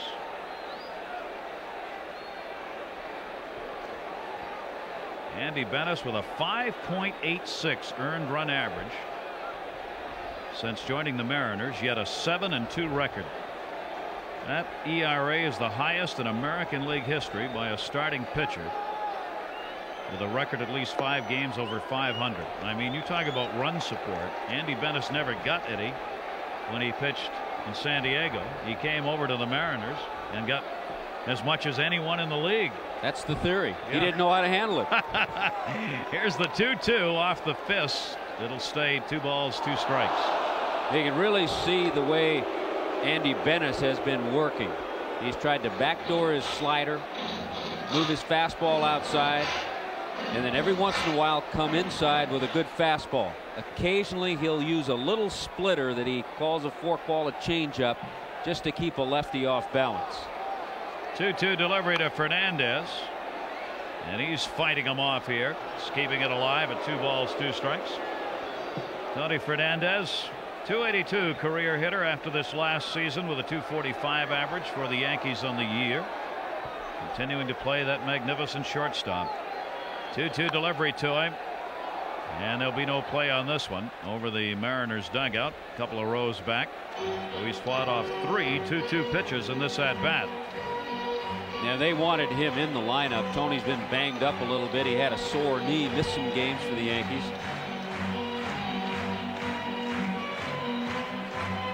Of course, about this time of year, you get a lot of guys banged up. Long season. The only thing that takes away the pains are the W's, especially this time of year. 2 balls and 2 strikes. Better to be banged up and playing than banged up and sitting at home. Ask Jimmy Key about that. Here's the 2-2. He's got one towards the gap. It'll fall in. Griffey over to cut it off. Here's Fernandez going to second to throw. In time, he got him. Having to turn 360 degrees, Ken Griffey Jr. nails Tony Fernandez at second base. What a tremendous throw, and I thought for a moment the little bobble would allow Tony Fernandez to reach second base. He hits this ball hard. Keep in mind, a little rain slows up the turf, but the bobble right there I thought would allow Tony to get to second. Heads up play, he stays with it, and then fires a rocket to second base to nail Fernandez. Joey Cora putting the tag on. And you saw Tino Martinez making the call on the out. Martinez was down there to back the play up, giving that big out sign. What a big play right there in a 1-0 ball game to get the leadoff batter at second base after the single. And you know what? You cannot fault Tony Fernandez at all in trying to get to second base. The ball was into left center. Ken Griffey Jr. throws left-handed. He has to turn completely around, as you described. Came up and fired a strike to Cora. Talking about rising to the occasion. Randy Velarde went around on that one. 1 ball, 2 strikes on him. Boy, that'll pump up a pitcher too, a play like that. Leadoff batter taken out of there, changes the whole complexion of an inning. 1 ball, 2 strike count. Velarde with a walk. His first time up. Towering fly ball to center. It's deep, but it's in the yard. Griffey. Velarde retired, and there are 2 down. Sunday, NBC Sports presents another exciting NFL doubleheader. It starts at 12:30 Eastern. The NFL on NBC. Future Hall of Fame quarterback Joe Montana, Super Bowl champion coach Mike Ditka. They'll join Greg Gumbel and Ahmad Rashad previewing Week 6. Headlining the NBC schedule, Marshall Faulk and the Colts battle Dan Marino and the only undefeated team, the Miami Dolphins. Also, the Browns battle Detroit, or Seattle faces Oakland, or regional action. Check your local listings. Wade Boggs with 2 down. 0 for 2 in the ball game tonight. At .324 average, ended up 4th best in the American League when all was said and done for Boggs, who continues to put up really incredible numbers. Has kind of gotten lost as far as publicity's concerned during the regular season with the Yankees, but year after year consistently outstanding with a .334 career batting average for him. 13th time he's hit 300. And that is just phenomenal.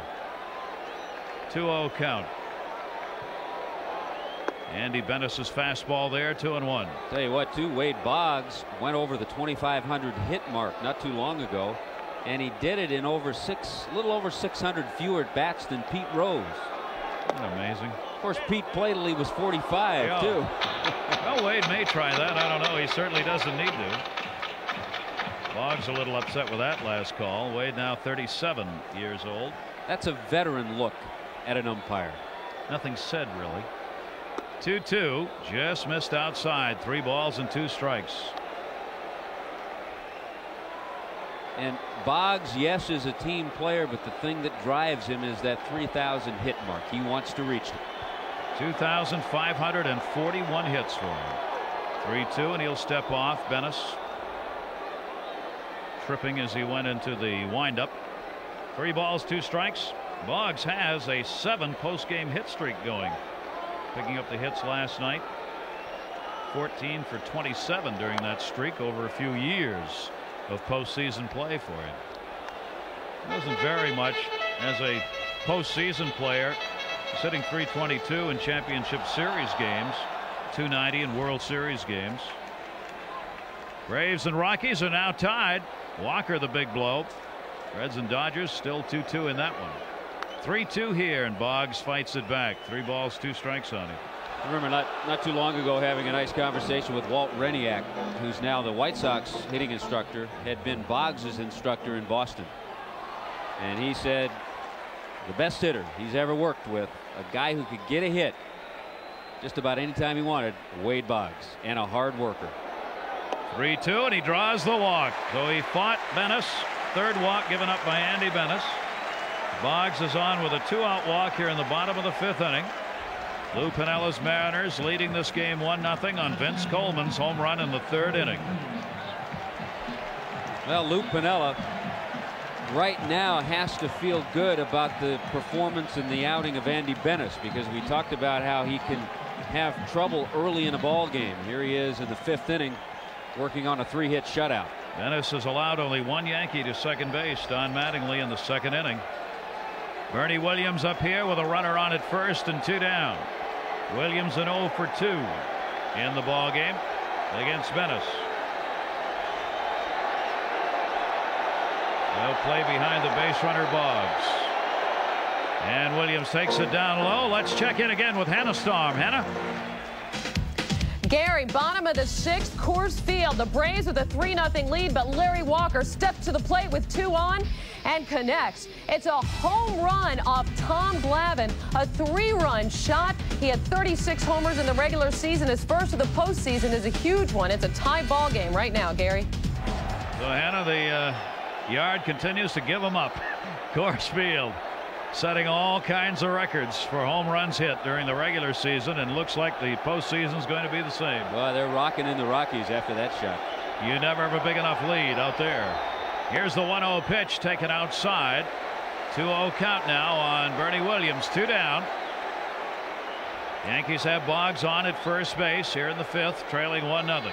Out to the mound is Dan Wilson, probably talking to Andy Bennis. You look back at the second at bat that pop fly, he just missed a pitch. And if you make a mistake to Bernie Williams, all of a sudden he's getting some home run power. He had career highs in home runs and RBI. So Bobby Cuellar, the pitching coach, concerned with the pitch right here because he's seen Bennis fall behind 2-0, a hitter's situation. 18 home runs, 82 RBIs, those career highs Tommy was talking about. A 2-0 count here. And he hits that one to the gap in left center field. Vince Coleman giving chase, will not get to it. Wade Boggs over to third. Boggs being waved home. There'll be no play on him. Tie game. 1-1.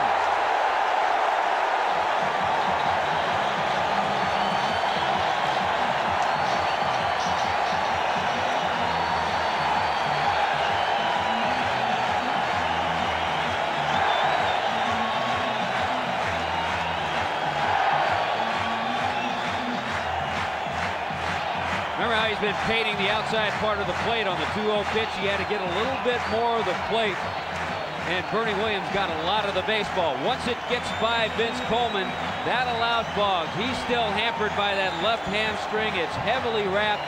I tell you what, he didn't think about a hamstring pull when he scored from first on that. A huge 2-out hit for Bernie Williams. A double and an RBI, bringing Boggs home to tie the game up.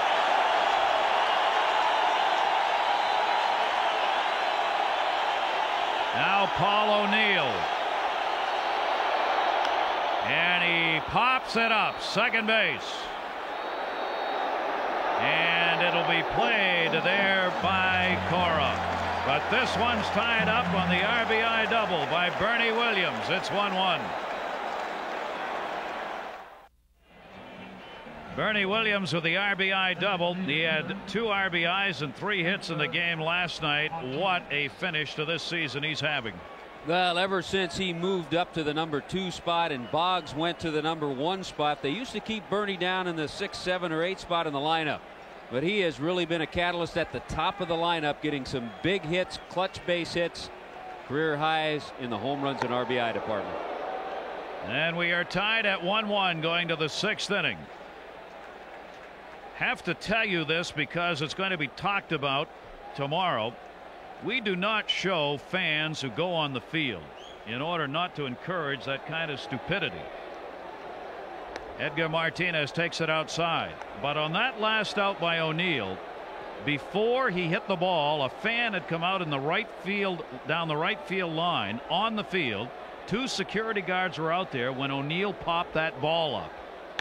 This one drilled deep to left field by Martinez in the corner. Can't be gotten as James goes down. Second base, Martinez, a stand-up double as he ripped it down the line, and the leadoff man on in the 6th for the Mariners.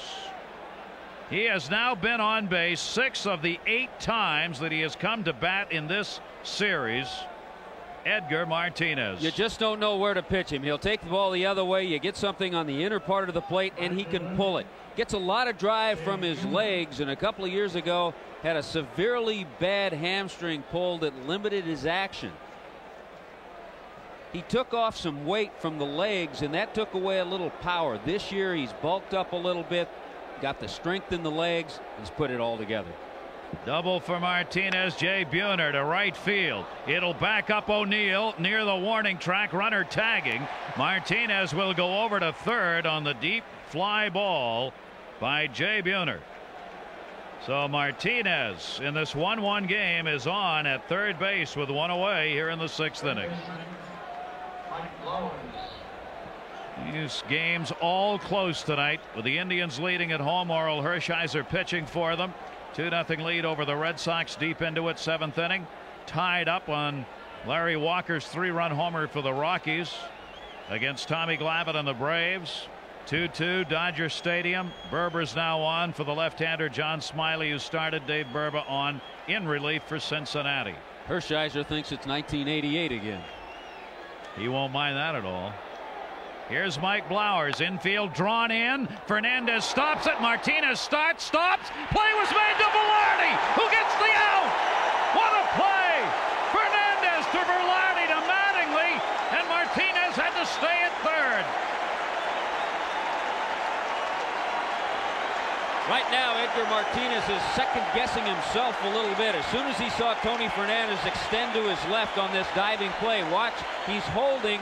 Right about here is when he thinks about going. And then Tony Fernandez alertly flips it to Randy Velarde. If Velarde's not alert, that play's never made. What a great effort by Fernandez and Velarde. And right about there was where Edgar Martinez at third took a couple of steps toward the plate and thought about going. That is as fine a baseball play as you will see. Fernandez to Randy Velarde to Mattingly. And all the time that was going on, Edgar Martinez at third was jumping first towards the plate, then back towards third, then back towards the plate, finally just froze, and Velarde was able to watch him, realize he wasn't going, and still get the out at first base. I'll tell you what goes through your mind. You see the infield in, you're the runner, so you have to make sure the ball goes through. So the ball was hit hard. It didn't go through. Then he saw Fernandez extended onto the ground. He thought, I got a chance. Then he saw the flip. He said, no, I don't. And a line drive left field. What a big hit for Tino Martinez. After that.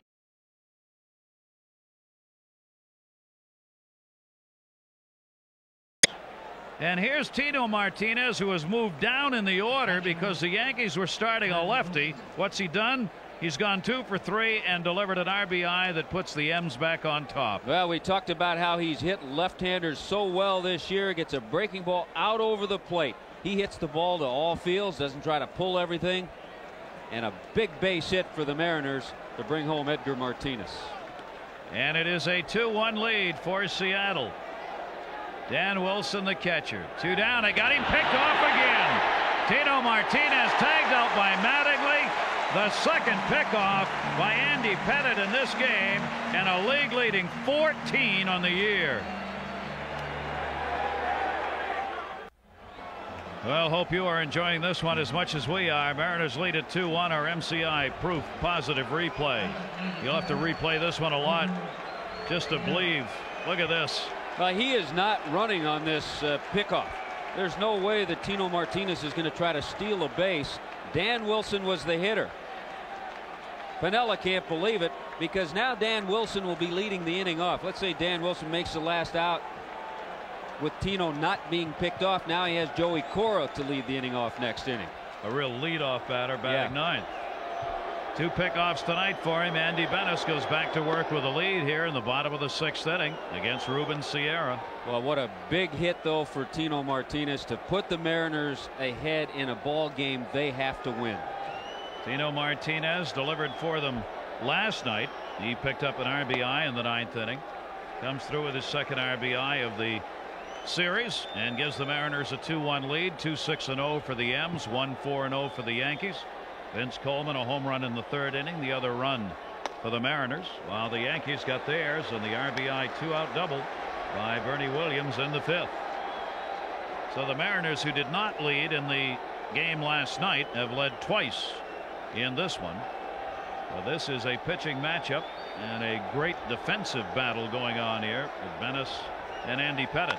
Drill to right field. Ruben Sierra put the mustard on her, baby. Goodbye home run.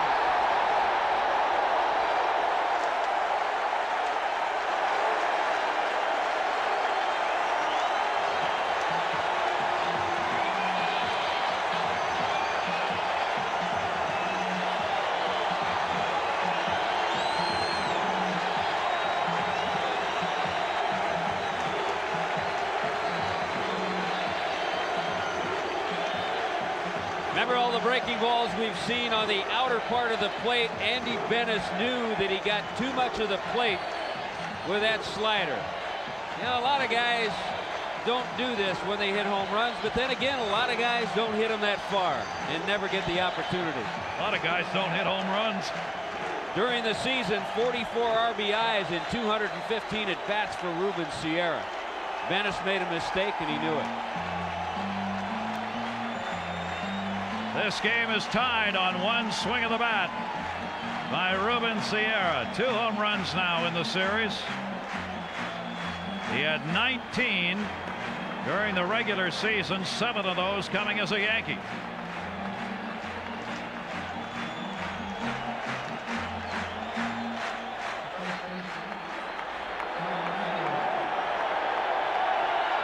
Don Mattingly.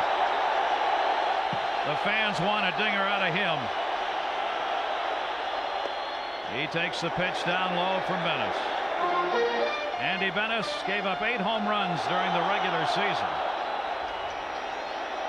3 of them by right-handers, 5 by left-handers. This one by Mattingly. Oh, hang on to the roof. Goodbye home run. Don Mattingly.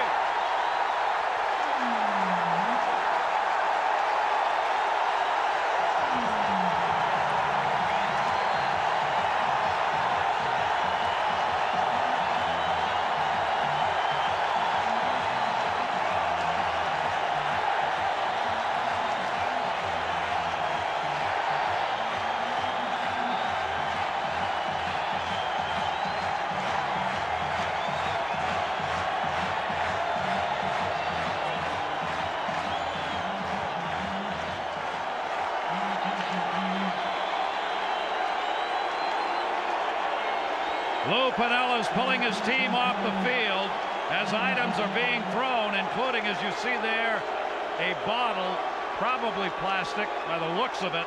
But Piniella immediately came out. Now Piniella's been hit by something, a program thrown at him, and he came out and pulled his team off the field.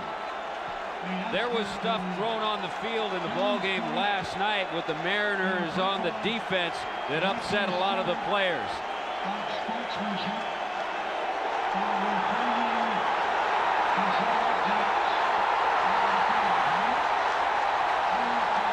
His first postseason home run. 1,785 regular season games, and that's a home run trot. Gets a fastball that Bennis tries to go down and in, and Donnie Baseball drops ahead of the bat. 4 for 6 in 2 games. He doesn't put the mustard on it like Sierra. He runs around the bases the way they used to. The way the captain of a Yankees would do it. The co-crew chief, Rich Garcia, the umpire, with Lou Piniella. It was more than just paper that was thrown out on the field. And that's when Piniella came out and just pulled his team into the dugout. The reason Lou did it so quickly is because he had some of his players complaining last night, telling him what was happening out there in the ball game last evening. Now they'll come back out.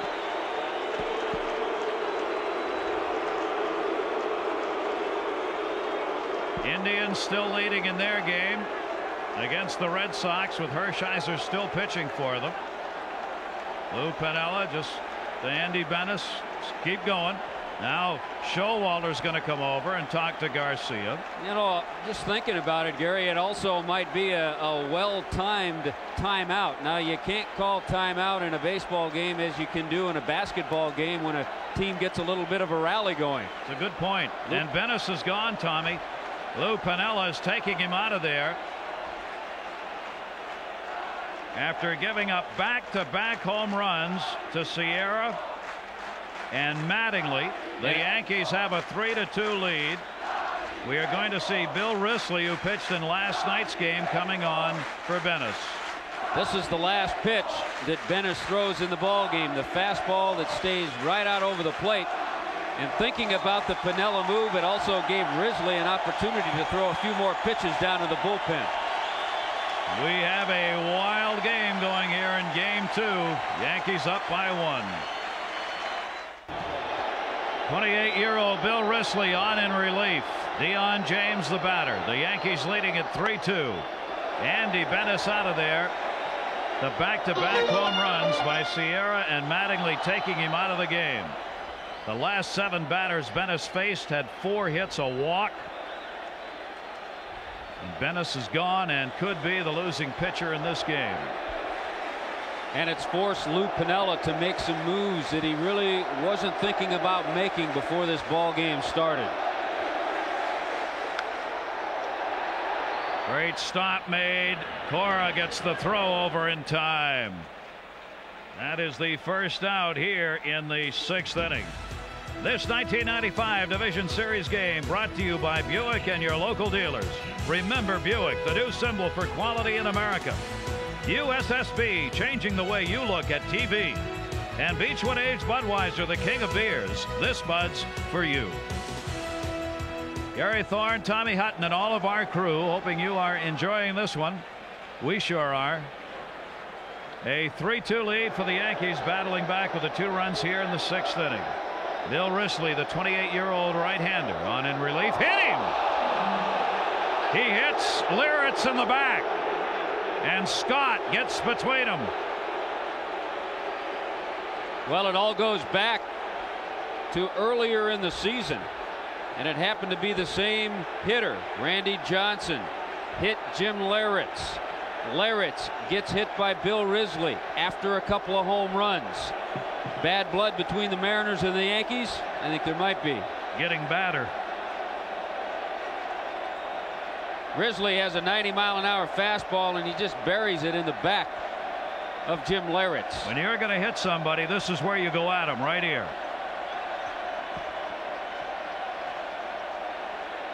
And they got real close going down the line. That in a lot better area than the pitch that Randy Johnson threw at Jim Liritz.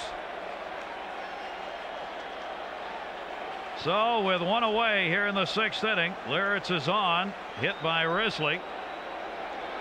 Tony Fernandez, a single his last time out, got caught at second base trying to extend it. Timeout taken at the plate. You know, in Liritz's case, it's just being in the wrong place at the wrong time.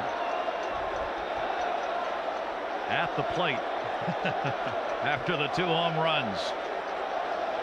Each team now has 6 hits in this ball game, but the Yankees are back on top. 1 down. Fernandez to center field. Griffey puts it away. Halfway, Liritz goes back to first. 2 down. We talked about earlier in the year in Seattle, the big unit with a fastball deflected a little bit. Fortunately for Liritz, before the ball caught him on the cheek, it was deflected off his forearm or shoulder. That created some bad blood between the Yankees and the Mariners. Some words were exchanged between Liritz, Johnson, Buck Showalter. Liritz even went to the point to say, meet me outside after the ball game. We'll take care of business there. Randy Velarde. Liritz on at first base, 2 down. Bill Risley pitched in last night's game. He worked 2/3 of an inning, struck out 1, zeros on the rest of Risley's line last night. Randy Velarde waiting here. The 1-0 delivery to him. 1 ball, 1 strike. Yeah, Risley was a bright spot in the bullpen. We talked about how the bullpen failed Lou Piniella last night. 2 1/3 innings, 7 hits and 5 runs, but not because of Bill Risley's performance. He threw only 8 pitches last night, so no problem for Lou Piniella to bring him back here in this game. It's like Lou kind of liked that little action there, huh? Lou's been here before, and the other side of it. This is like New York baseball. It's a good stickball game out in the alley going here. 1-1 the count, 2 down. Velarde takes the slider for a strike, 1 and 2. Far from over in this game. Norm Charlton has been throwing for the last couple of batters in the bullpen. There are 2 down here. 1 ball, 2 strikes. Liritz being held at first base. Randy Velarde 0 for 1 and a walk tonight. 1-2 pitch to him, missed outside, 2-2. Not a normal warm-up time for Norm Charlton, but it's playoff time. It's an interesting comment Lou Piniella made, one I have always been surprised others don't make, Tommy, that if you get to a point in a game where you've got a lead and the other team's rallying, whenever it is, that's when you need the save. That's the save opportunity. That's what Lou said before this ball game tonight. Here's the 2-2 delivery, hit in the air to shallow center field. Griffey coming in will put it away. That one off the end of the bat. But back-to-back homers, Sierra Mattingly, Yankees up. We'll return after this from your local stations. There's your line over the 6 innings here at Yankee Stadium. The Yankees back on top, 3-2. They've had to battle back in this ball game. The Mariners had a 1-0 lead. Yankees tied it. Mariners went 2-1. The Yankees got the lead. Left fielder, we're going to have Gerald Williams coming in for Deion James. Defensive replacement in left field. Andy Pettit's gone the distance for the Yankees in this game. Has walked 3, struck out none. 2 runs on 6 hits off him. 2 reasons Buck Showalter makes that move early. He gets defense in there. Gerald Williams hits right-handed. He knows that Charlton's coming into this game pretty soon. Misses outside with that. So you don't want to waste an inning defensively. Yeah. Get him in there because you know Charlton's coming in. By the time his spot comes up, Williams will be batting against Charlton. Already have him ready. 1-1 breaking ball. He went after it. 1 ball 2 strikes. Remember, this is a 23-year-old rookie you're looking at, wearing 46 for the Yankees. His first postseason game after a 12-9 regular season. They talked about his stamina. He's got it. Let's check in on Boston, Cleveland, and it's at Jacobs Field in Cleveland. Take you there now. All kinds of options here. Bob Costas and Bob Uecker at Jacobs Field in Cleveland. The Indians lead it 2-0 on a 2-run double by Omar Vizquel in the 5th inning. Orel Hershiser worked 7 1/3 with a man on and 1 out here in the 8th. They took him out. There's Orel, who stands to be the winning pitcher. Brought in Tavares to pitch to one man, Valentin. Got him to pop up, and now with the left-handed hitting Vaughn coming up, they bring the veteran left-hander Assenmacher out of the bullpen. And if Assenmacher can get them out of this inning, then Mesa would work the 9th.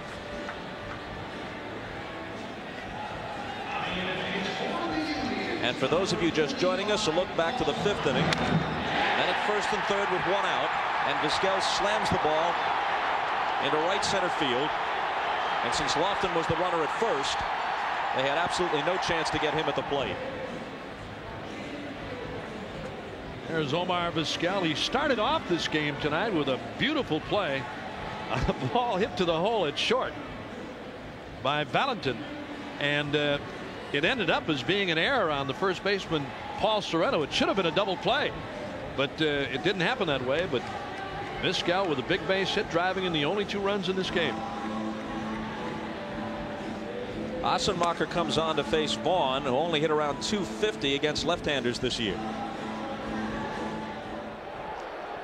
We are back at Yankee Stadium after Dan Wilson flied to right. Joey Cora delivering that double in the gap in right center field. And Cora now has gone 2 for 3 against Andy Pettit in this game. We talked about how valuable Joey Cora has been to the Seattle Mariners. Hit second last night. He was moved down to the number 9 spot, but that pitch out over the plate, Joey Cora showed a little power. The opposite field fooled Paul O'Neill with that power. He represents the potential tying run for the Mariners.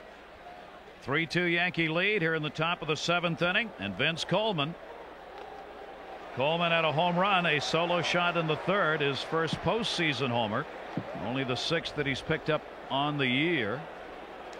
The Mariners now have picked up 7 hits off the left-hander.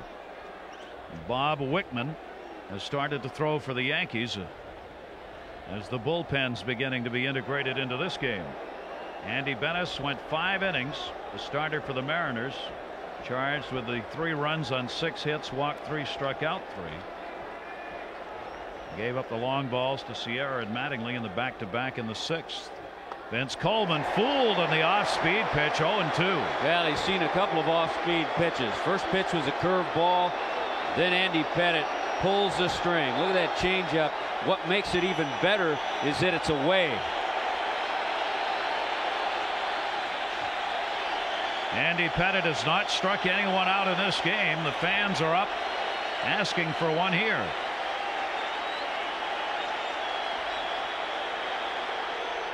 Coleman down to third. Wade Boggs! Oh! And here comes Buck Showalter again.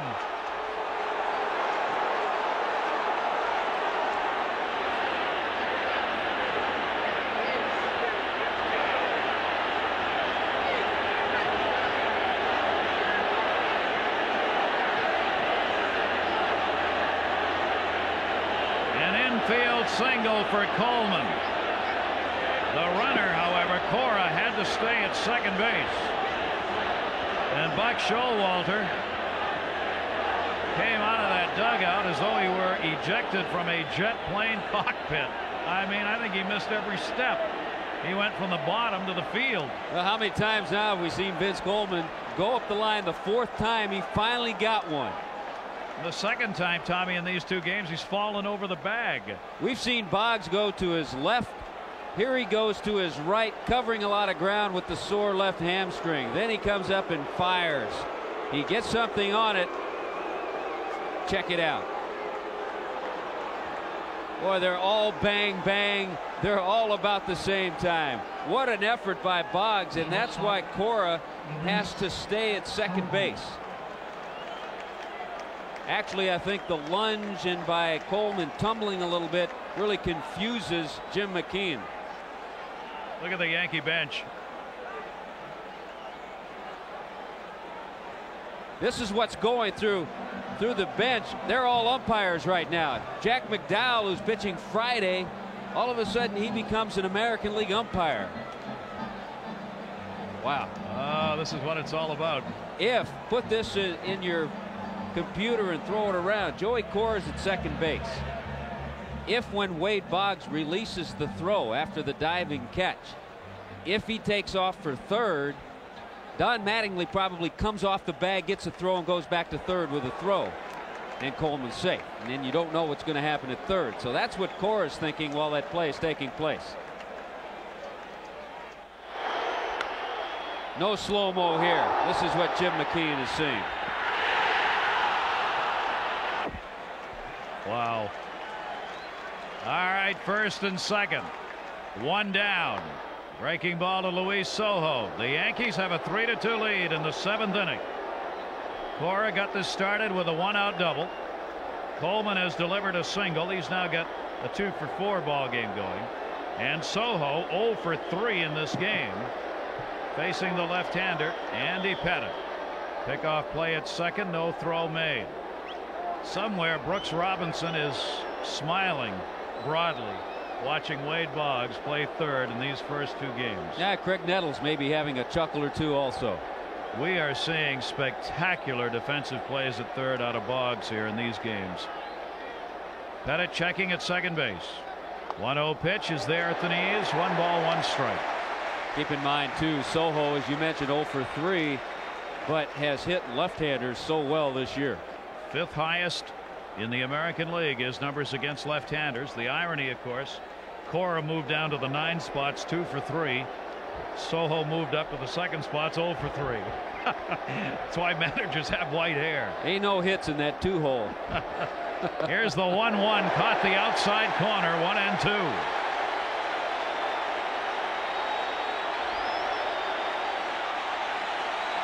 Boy, it's a big pitch for Pettitte. Goes with his fastball and paints it on the outside.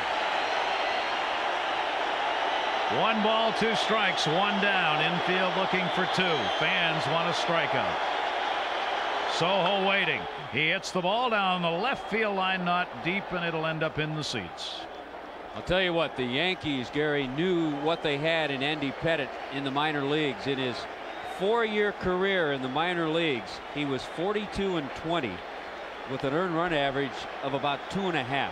So they knew it wasn't long before he'd be in the major leagues. Boy, what a job he's done. He has now gone at least 7 innings in each of his last 8 starts.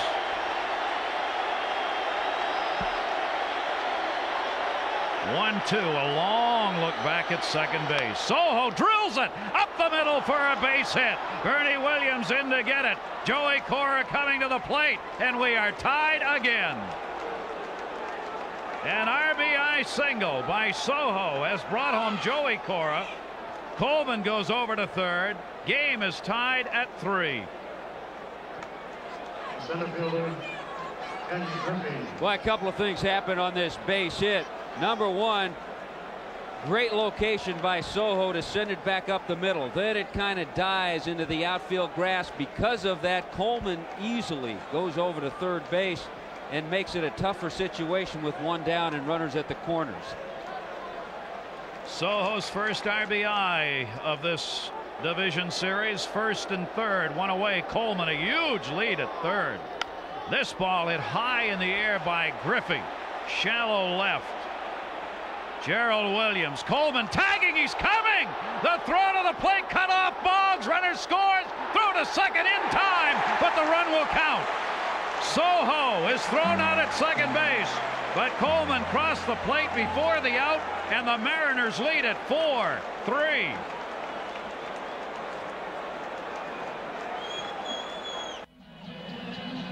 Well, for a moment I thought that defensive move by Buck Showalter might pay off, but Gerald Williams comes up on this catch on a shallow fly ball. Maybe a little surprised, does not make a good throw. Vince Coleman scores. Heads up by Wade Boggs to take it onto second base as Velarde sweeps the tag onto Luis Soho. Haven't seen enough, just hang on. That ends up being a sacrifice fly, and Coleman making sure it counts, pointing to the plate as the umpire did. Yeah, the run counts. You got there. Gerald Williams' throw had to be cut off, so it's a sacrifice fly for Griffey as Griffey picks up his 4th RBI of this series, and now we'll see the man we were talking about coming in to save a game, but he's coming on here in the 7th inning. Norm Charlton on in relief facing Wade Boggs. 0 for 2, a walk and a run scored for Boggs in this game. Well, we talked about the top of the lineup last night for the Mariners not producing. Vince Coleman, a big part of that run, going from first to third and then scoring. Luis Soho, the shortstop, and Boggs is the first out here in the 7th. And the fans give a true Bronx cheer to the first base umpire. The Indians have jumped out to a 4-0 lead now. Eddie Murray, 2-run homer in that ball game for the Indians. They're in the 8th inning, and they may go up 2-0 in that series. Still tied there. They are in the bottom of the 8th inning, and the Reds and Dodgers. What great games are being played tonight in this division series 2nd game night. 1 away, nobody on for the Yankees. The Mariners up 4-3. Norm Charlton coming on, trying to find a way to stop the Yankees here, who have just answered the Mariners every time they've scored. Bernie Williams a double and an RBI in his last at bat. George Steinbrenner's gone down to the video replay room talking to the media about the plays. He wasn't happy with the umpiring last night. What's he going to be saying after this one tonight? 1-0 count. Norm Charlton fires it in. It's foul back. Charlton faced the Yankees this season in 3 games, 5 1/3 innings. Gave up only 1 run on 4 hits. The Yankees had a combined .211 average of him. Well, he's made quite a comeback too after having many surgeries, having missed the entire '94 season. The Phillies let him go. Could have been had by anybody. Lou Piniella remembered him from his 1990 World Series Cincinnati Reds team. Fastball again is foul back.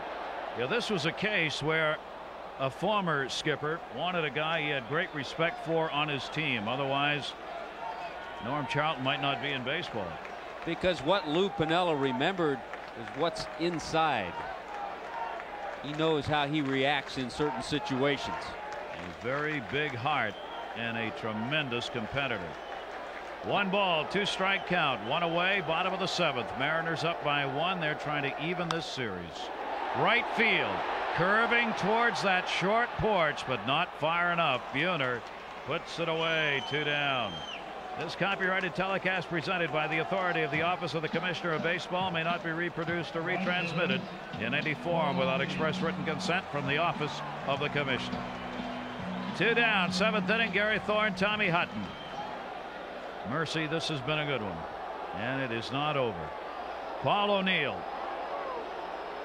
O'Neill is a 1 for 3, 2 for 6 in the series. Backs off on the left-hander. Down low, ball 1. Not to mention with Charlton a big heart, but a nasty forkball and a tough fastball. O'Neill, a .259 hitter against southpaws this year. Strike called, and O'Neill's arguing. Man, regular season we wouldn't have anybody left to play in this game, nor would we have a manager. Ball is down, and that's what Paul O'Neill is saying to the home plate umpire Dale Scott. That one a little lower even. 2 balls and 1 strike. Have to wonder if Dale Scott was a little intimidated reading the papers today as to what George Steinbrenner had to say about him, about his call at first base last night. 2-1. Oh yeah, tie game. Paul O'Neill, goodbye into the night of New York.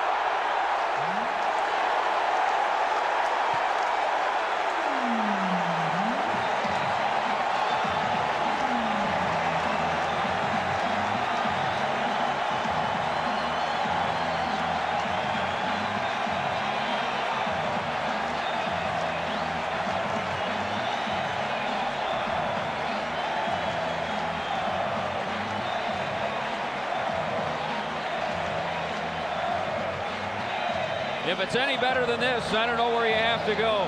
Fastball up, right out over for Paul O'Neill to get the little leg kick and drive on. Never a doubt once it left his bat. Left-hander against left-hander. His 10th home run of the year off a southpaw 4-4 game. 3rd home run for the Yankees in this ball game. And Ruben Sierra, and one of the other 3 will stand in here against Norm Charlton. Paul O'Neill, a king-size effort off Norm Charlton, the left-hander.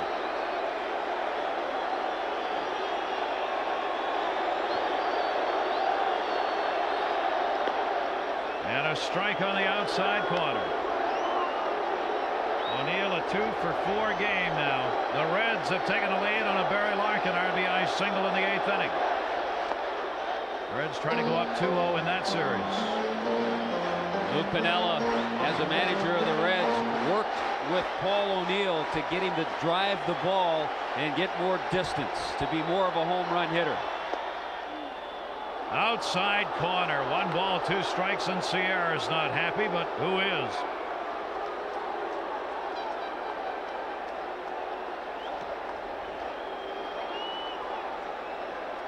He's going to stay consistent with it and call it on Paul O'Neill. He drops the forkball in there on Sierra and does it again. Struck him out, and Sierra comes right back to the home plate umpire Dale Scott. 4-4 game.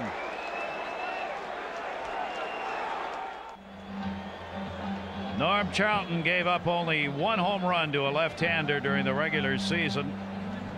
He had 45 at-bats by southpaws against him, and he gave up 1 here to left-handed hitting Paul O'Neill to tie this ball game up at 4-4 going to the 8th inning.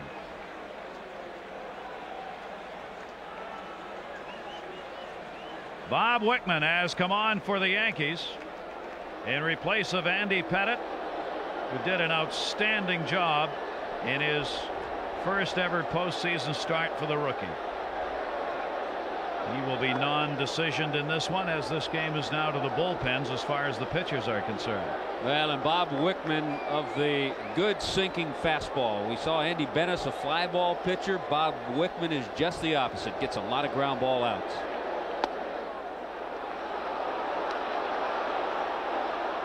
2-0 count. Edgar Martinez, a double his last time up, 1 for 2.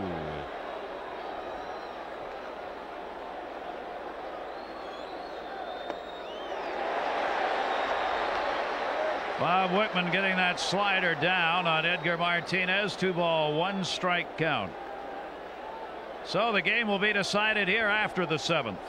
With both starters gone, Andy Bennis, Andy Pettit, non-decision, fouled off his foot, foul ball.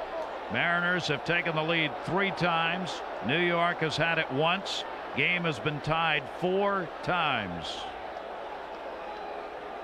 Well, Andy Pettit can feel good about his outing. He's upset that he gave up the 9 hits, but all of a sudden now every plan that Lou Piniella has laid out has not worked.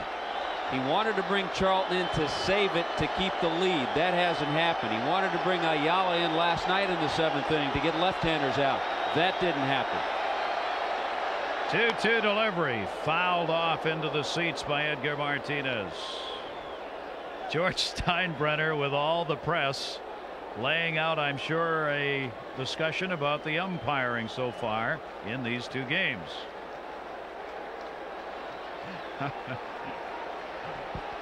And so it goes. 2-2 the count. 3 balls, 2 strikes. And the other consideration now for Lou Piniella, we talked about it at the beginning of the show. He has his supposed tomorrow or Friday starter Tim Belcher in the bullpen. He may have to use him in this game. Yankees won the first one last night, of course. Strike 3 call. Martinez.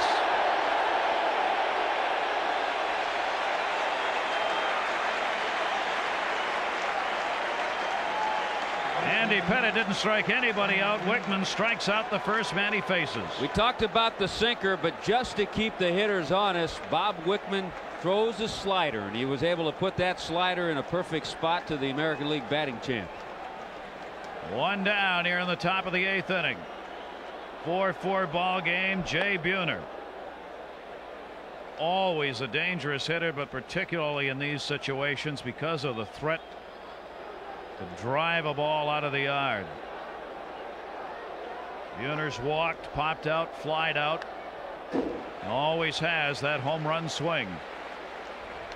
Indians trying to have taken the series lead at 2-0 as Oral Hershiser and the Indians have beaten the Red Sox 4-0. So they go to Boston up 2-0 in that series. The Rockies now up. Andres Galarraga, the RBI double, and Larkin has given the Reds the lead. 2 balls, 1 strike here. The Indians will try to close it out Friday night with Charles Nagy against Tim Wakefield, the knuckleballer. Out of the stretch, Bob Wickman. Great sinker down low. 2 balls, 2 strikes. Wickman struck out 51 in 80 innings he worked, walking 33. Opposition at 253 off him. 2-2 delivery. Buhner fights it off to stay alive.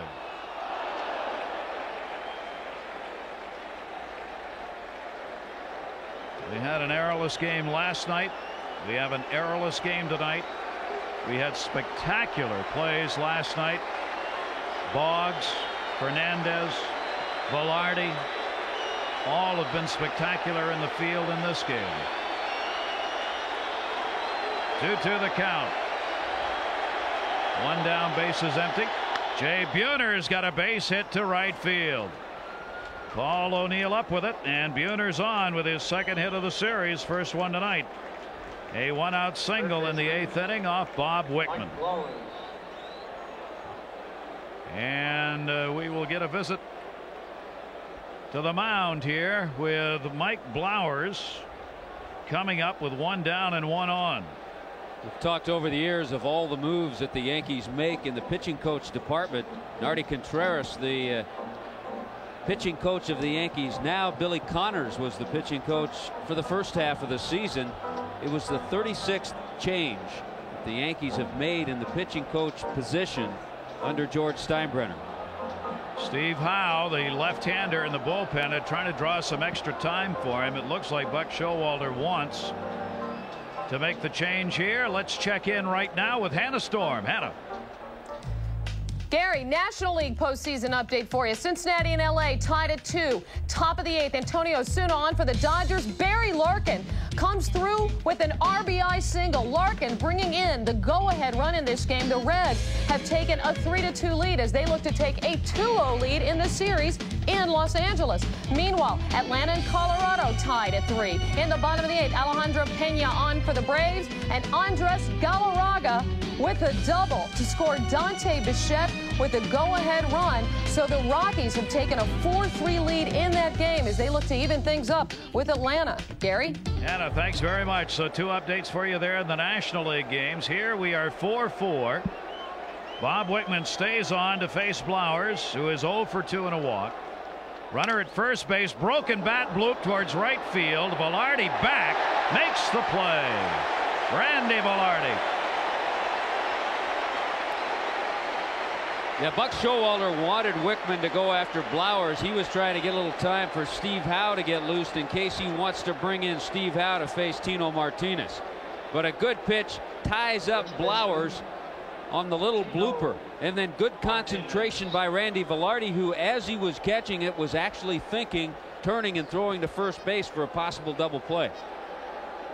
Velarde getting the job done. Buck Showalter to the decision to leave Bob Wickman in here and face the left-hander Tino Martinez, who has 2 singles and RBI. He's now gone 3 for 6 in the series. Runner at first base, Jay Buhner, 2 down. Strike 1. Mariners about hit the Yankees 10-7, but the game's tied at 4. Sierra and Mattingly had back-to-back home runs in the 6th. Paul O'Neill a solo shot in the 7th that tied it up. Tino Martinez will wait. Vince Coleman a home run for Seattle in the 3rd inning. Other RBIs, Tino Martinez with his that came in the 6th. Griffey a sacrifice fly. Luis Sojo has had an RBI single for the 4 RBIs to the Mariners. 0-1 delivery just missed outside. 1 ball, 1 strike. If Bob Wickman were not a good sinker ball pitcher, he might not be pitching to Tino Martinez, but you consider the options. You might want a sinker baller out there as opposed to Steve Howe facing Martinez. Howe more of a fly ball type pitcher. 1 ball, 1 strike count. Wickman got it in, foul back, 1-2. Every time in these 2 games at Yankee Stadium, when a Yankee pitcher's got a chance for a strikeout, the fans come to their feet. Tino Martinez 3 for 5 lifetime against Wickman. 1-2 delivery, fouled off. Good pitch and a good battle.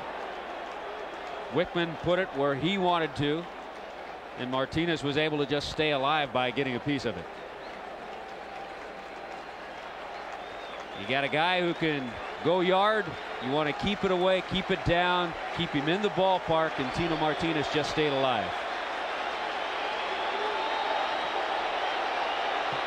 1 ball, 2 strikes, 2 down, 1 on. Martinez takes it down low, 2-2.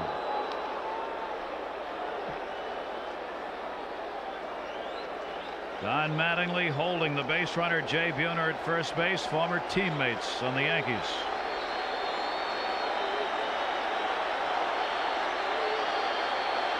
Two again. Got him!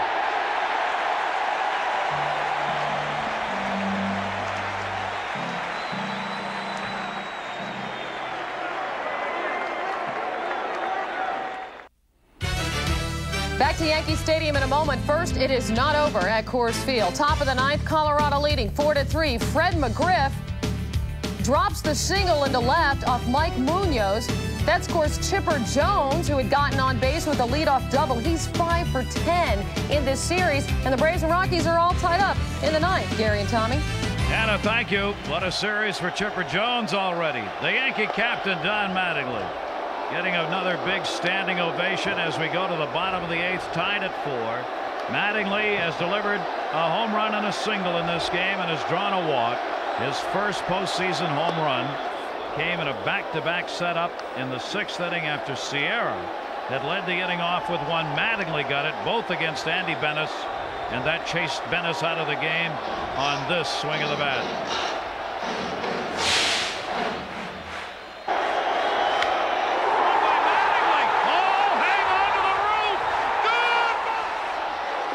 Mattingly cannot hold up on Norm Charlton. The left-hander gets him. Charlton with a couple of strikeouts now, one away in the 8th. Well, Norm Charlton didn't change the menu to Don Mattingly. A steady diet of fork balls. He finally gets him to strike out. Charlton has started the season with the Phillies. Got moved around, ended up at Seattle when Lou Piniella decided he wanted him after he had been released. Came on with Seattle, went 2-1, 14 saves in 30 appearances. A 1.51 ERA with Seattle in those 30 games.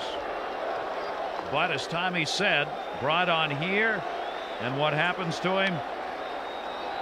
Tie ball game as Charlton came on in relief earlier than normal and could not protect the one-run lead, with O'Neill delivering the home run off him.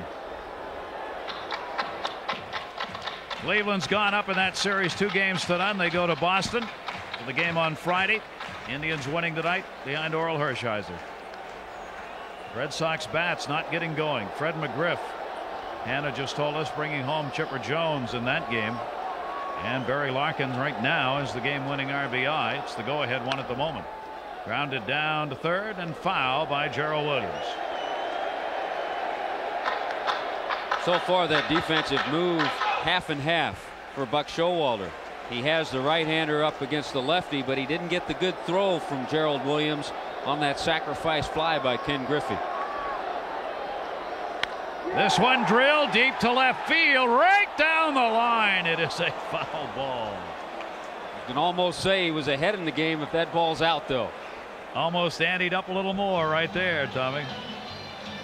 First at bat for Gerald Williams since coming on as the defensive replacement in the 7th.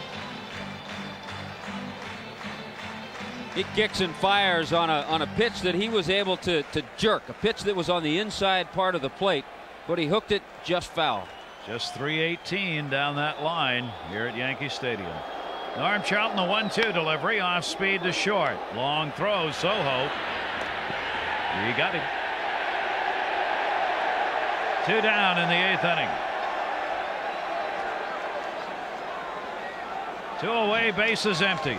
Jim Lurtz coming up, got plunked by a pitch. Bill Risley hit him. Risley worked an inning, by the way, after Bennis came out. Hit a batter, and the rest were zeros on his line. Lurtz, the starting catcher for the left-handed rookie Andy Pettit tonight, who left after 7, giving up 4 runs on 9 hits, walking 3, striking out none. Strike 1 on Lurtz. Tell you what, Bill Risley has been the most solid relief pitcher so far for Lou Piniella in the 2 games. Very effective in the limited action he's had. Grounded again toward short. Soho the charge. Bobbled. Error. Soho. First error in this series.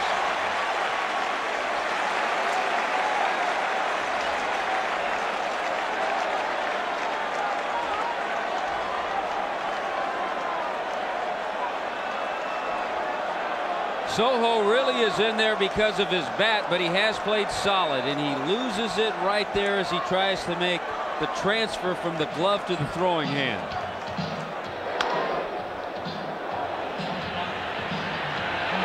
Larich with those catcher's wheels. Chugging.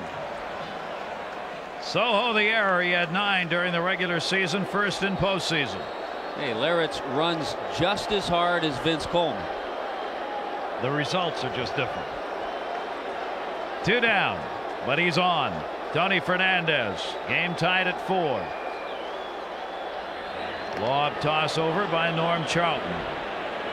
Fernandez had the hit in the 5th inning, a single, and a big play in that inning. He got thrown out by Jr. as Griffey in center field gunned it into second as he tried to extend a single into a double leading off the 5th inning. You know it's a great ball game when you can go back and in almost every inning key plays of some sort have been made in this game, either defensively or big hits in tough situations. That has been the story of this game right from the beginning. 2 down, runner on at first base. Broken bat to third base. Force at second. Blowers goes to Cora, and they get Liritz there. It remains at Yankee Stadium 4-4. Back to Yankee Stadium in a moment at Coors Field, all tied up at 4-4, top of the ninth. Atlanta pinch hitter Mike Mordecai with a single to center off Darren Holmes. Fred McGriff coming in from second. McGriff is safe at home with a go-ahead run. It is 5-4 Atlanta. And then the next batter, Rafael Belliard with the grounder to second. The throwing error by Eric Young. And 2 more Braves come in to score. It is now 7-4 Atlanta. They take the lead in the top of the ninth. Let's get you back to Gary Thorne and Tommy Hutton. Anna, thank you very much. What a huge era that may prove to be in the history of Colorado postseason play.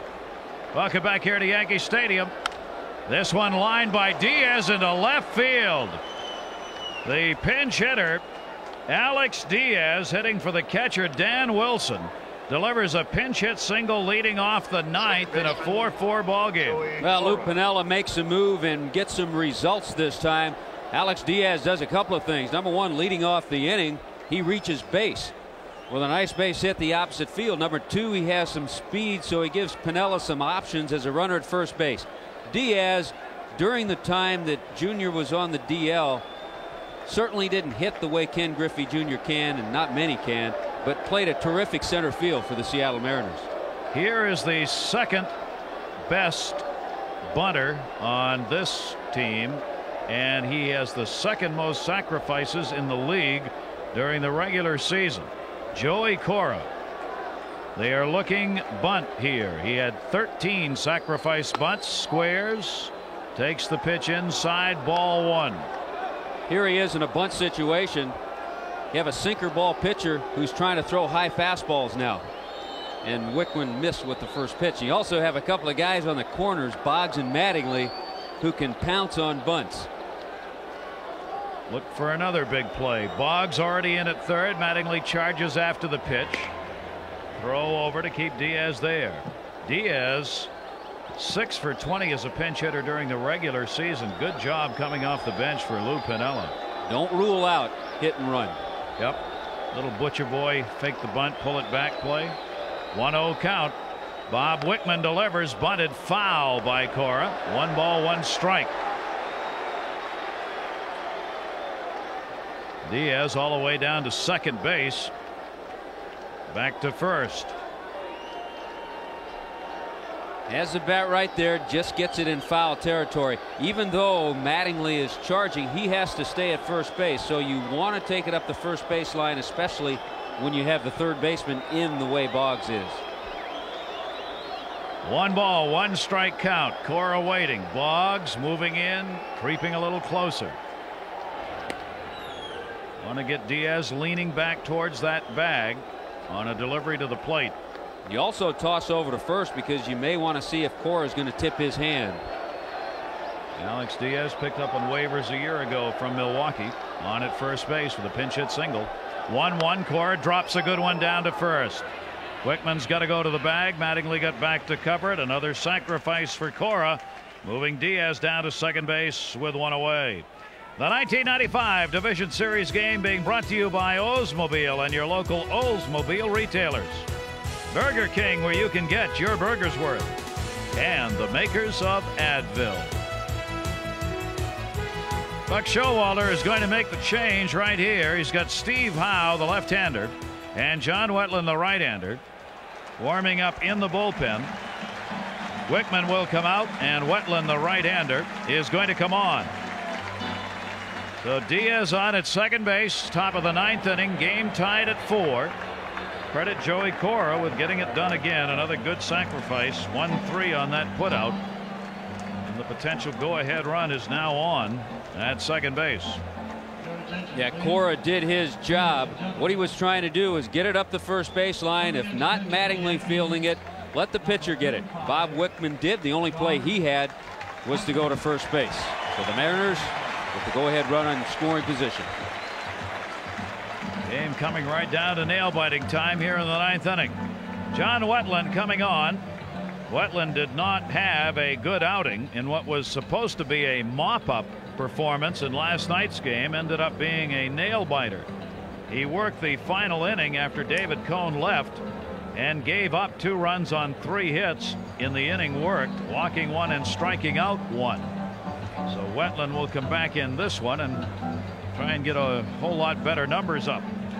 Reminding you that tomorrow's going to be a travel day in the division series, so check out the most wanted night on television, must-see TV, NBC Thursday. All new episodes of Friends, The Single Guy, Seinfeld, Caroline in the City, and the biggest drama hit on television, ER. They don't call it must-see TV for nothing. You can catch the all-new episodes NBC tomorrow. And you know one thing, Gary, John Wetland right here with the runner at second base and 1 down wants to retire the first 2 hitters to get out of the inning. Vince Coleman, Luis Sojo. The next hitter, Ken Griffey Jr. Back in August, Jr. hit a game-winning home run, a 9th inning shot off Wetland to win the ball game. While he warms up, we're going to check in with Hannah Storm. Hannah. Okay, Gary, at Dodger Stadium, Reds up 3-2, top of the ninth. Mark Guthrie on in relief, gets Mark Lewis to ground to short for the putout at second, but a run scores on the fielder's choice, so the Reds take a 4-2 lead now in the ninth, and the Dodgers looking at an 0-2 hole going back to Cincinnati. Gary. For those who have not followed Cincinnati during the season, they are probably the most veteran team of the division series teams going into postseason. They are a talent-laden offensive lineup with veterans who know how to win ball games. No, I tell you what, yeah, you get guys like Reggie Sanders, Ron Gant, Hal Morris, Barry Larkin. Yep. You're talking about some veteran players, some guys who have gotten clutch hits. Barry Larkin, an MVP candidate. Yeah, absolutely. Magnificent year for him.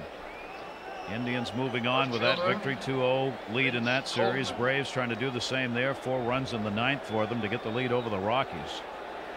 And you just heard from Hannah, the Reds extending their lead to 4-2. Well, here we go. Big at bat right here. Wetland on. Alex Diaz at second base, 1 down. Vince Coleman, a home run and a single and 4 at bats in this game. Goes after the first Wetland delivery and fouls it back, strike 1. Vince Coleman 1 for 7, excuse me, Tommy, against Wetland in his career. I was going to say, Gary, he really needed that outing last night. He hadn't pitched in a couple of days. He didn't pitch in the clinching game for the Yankees on Sunday in Toronto. So he needed to get those innings, the pitches that he made in last night. He should be ready tonight. Wetland checking the runner at second base. Vince Coleman again fouls it back, same place, 0-2.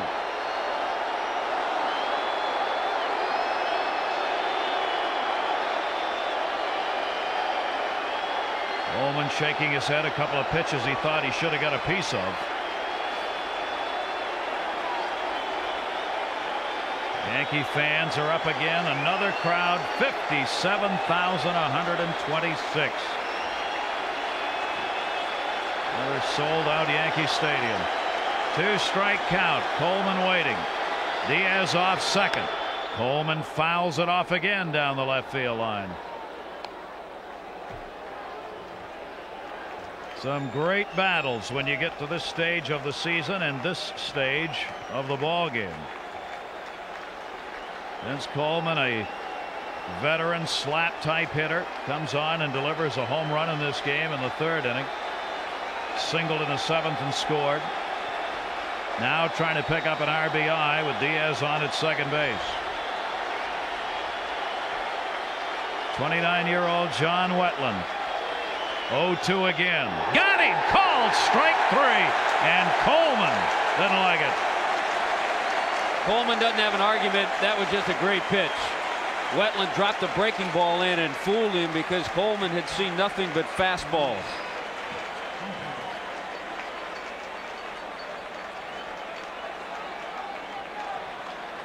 Good pitch by Wetland. And I think Buck Showalter also, Gary, showing us a little bit what he thinks of this game too by bringing Wetland in this situation, a tie ball game, normally bringing him in a save situation. Wetland throwing strikes. Luis Sojo.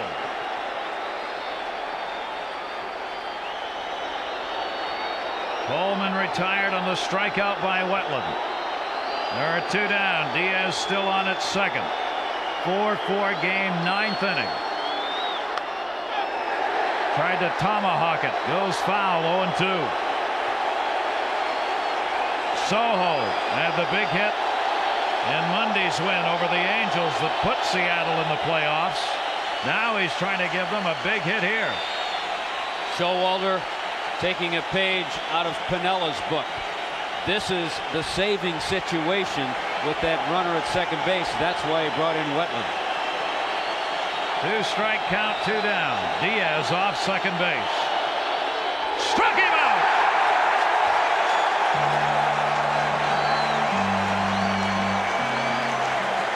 Seven pitches, all strikes by Wetland.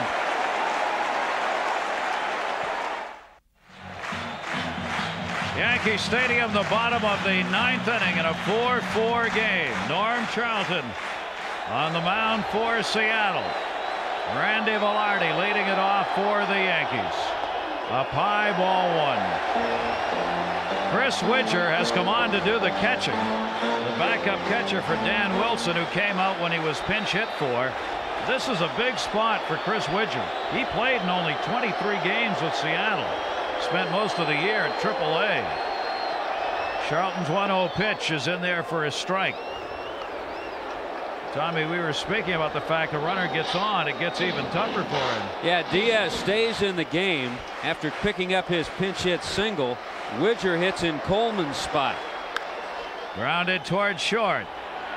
Sojo the long throw, and Velarde, the leadoff batters, retired in the bottom of the 9th inning. But you're right, we talked about that. Should the Yankees get some men on base with the good forkball that Norm Charlton has, it'll put a lot of pressure on the young catcher Chris Widger. 1 away. Wade Boggs.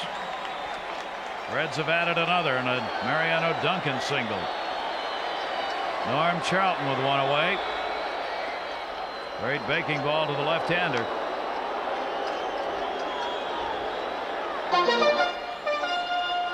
Darryl Strawberry, bat in hand, hasn't appeared yet in this series. Boggs takes the pitch, called strike, 0-2 on him.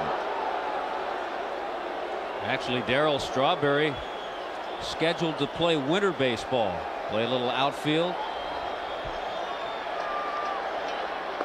Strike 3 called. Wade Boggs retired on 3 pitches by Norm Charlton, who has struck out 3, and there are 2 down in the Yankees' half of the 9th inning. You don't see that very often. Boggs up there. You almost have to say by the left-hander Norm Charlton to get a lifetime .330 hitter out. Boggs struck out only 50 times all year. There are 2 down. Bernie Williams. Times like that, you just have to go back to the dugout and say, I'll get him next time. Yep. Bernie Williams, an RBI double in the 5th inning, 1 for 4 in the game. 4 for 9 in the series. 2 down, bases empty, 9th inning, tie game. Down low, ball 1. So far, the only mistake that Charlton has made since coming on in the 7th inning was the home run ball to Paul O'Neill that tied this game up. Bernie Williams 1 for 4 lifetime against this left-hander. Check swing, but he went way around on that one. 1 ball, 1 strike. The Yankee win, and they go 2 up in the series. Seattle trying to even it up to go home for game 3 on Friday. 1 ball, 1 strike. And a timeout taken at the plate. 4 runs, 11 hits for the Mariners, 4 and 7 for the Yankees. Pulled the string on him that time, off speed, way out in front on the swing, but enough to chop it off. Just changing speeds a little bit on the forkball.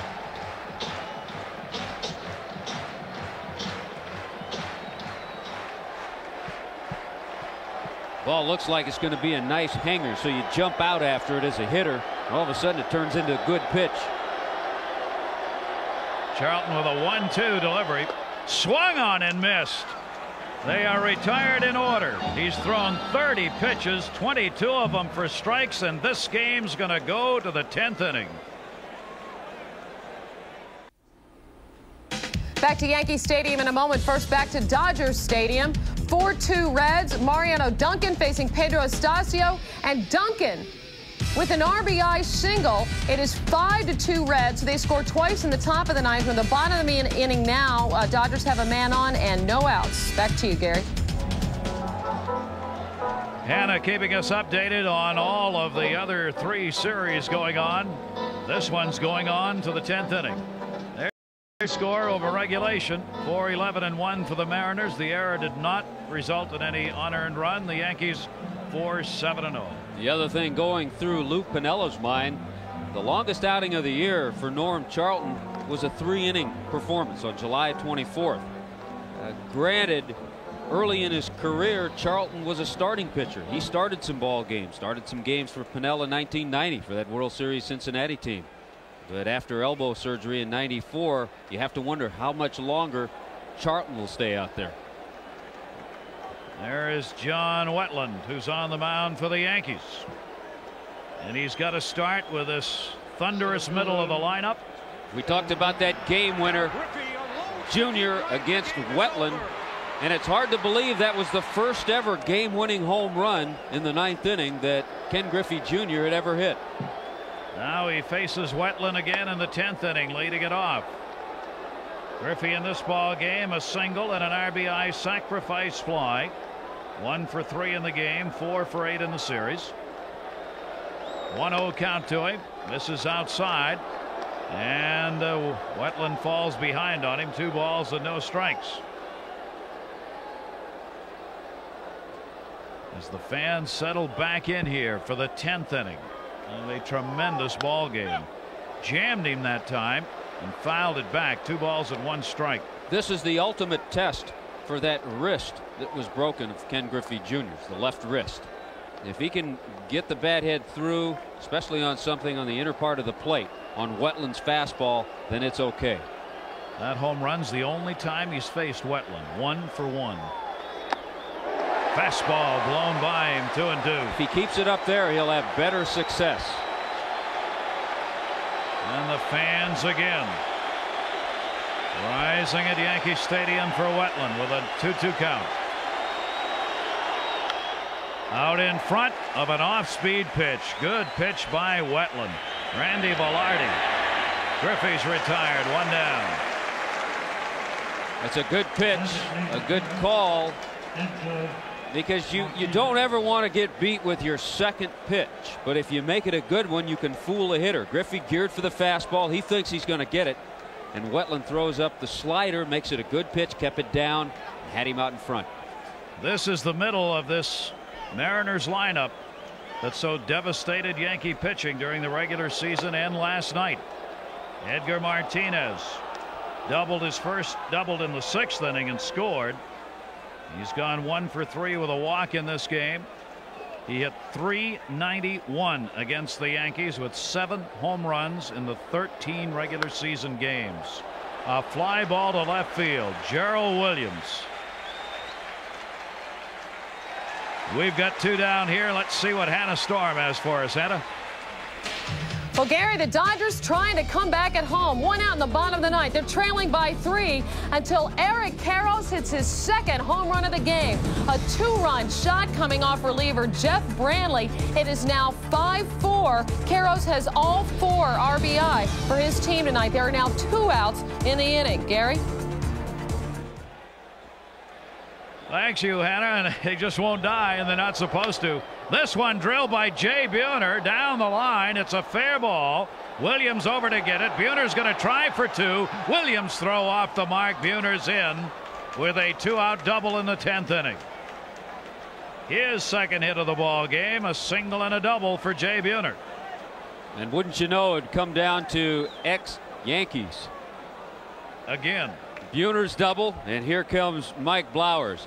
Buhner just turns on it. He's a good fastball hitter. He's able to turn on that pitch. Tricky play into the corner, played nicely by Gerald Williams to come up with a good throw, but not in time. And it won't be Blowers. Another one of the role players the Mariners have been able to use this year very well. Comes off the bench. He's gotten some key base hits for Lou Piniella. Is Doug Strange. Strange will be the hitter. Interesting. Piniella makes the move after last night. The game ended when Blowers was struck out by John Wetland in the 9th inning with a couple of base runners on.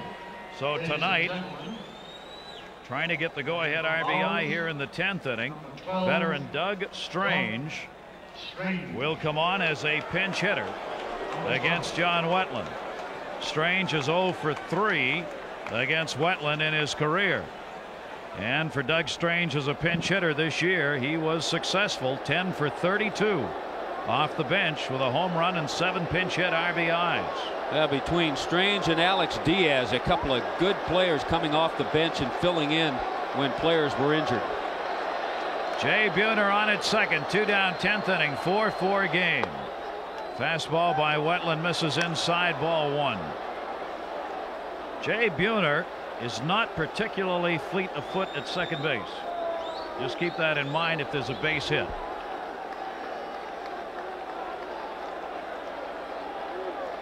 O'Neill, Bernie Williams, pretty decent arms in the outfield.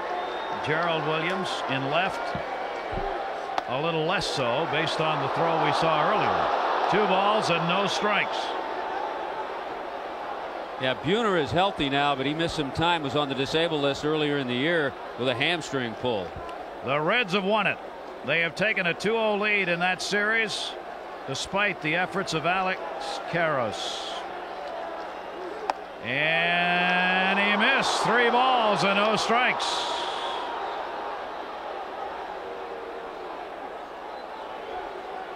Three balls, no strikes, 2 down. Lou Piniella pacing. Buhner's on at second base. Wetland trying to work his way out. Would he give him a green light? Had him take on that one. 3 balls and 1 strike. Even though Strange has been a tough out off the bench, you'd rather get this guy than to go after Tino Martinez, who's been in the game. 3-1 with 2 down. Foul back. And Wetland's battle back to a full count. A bonus for the Mariners. Buhner now with 2 outs. Even though he won't be going on the pitch, he can get his sights in on the strike zone. When he sees a pitch about to cross the plate, if it looks like Strange is going to swing, he can take off. If he hits the ball, he makes an out, the 3 outs. If he swings and misses, he's out. So you can get a better jump on this situation. 3-2 delivery. Toward Wetland gets there. No runs, a double, and 1 left on. We'll be back to the 95 Division Series, the Yankees and the Mariners, after this from your local station.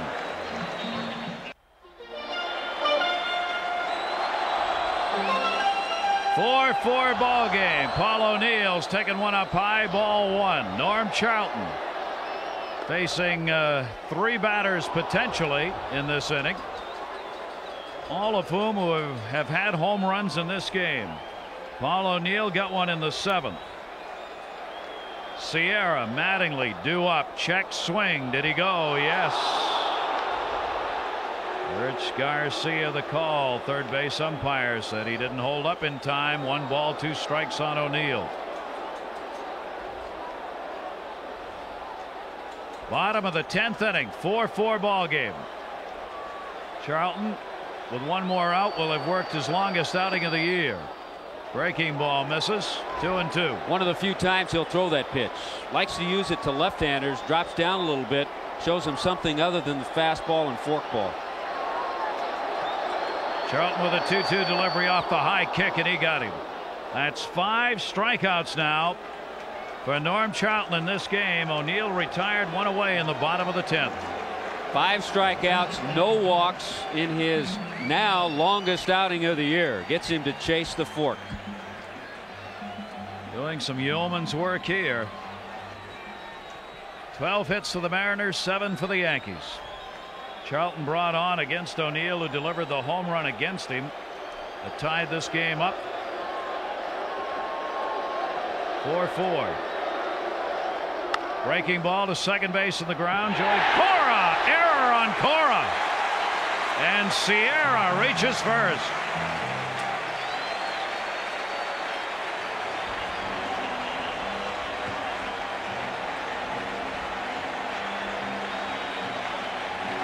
Joey Cora lets that ball that had a little extra squib on it play him. We talked about how solid these two clubs have played defense, but once he started to back up and got on his heels, you knew he was in trouble. He had 23 errors during the regular season at second base, and commits what could be a huge error here. And the theater of baseball continues. Here's Mattingly. His home run came in the 6th inning. Also a single and a walk in this game. 1 down. Charlton missing up high, ball 1. This is pure adrenaline right now for Norm Charlton.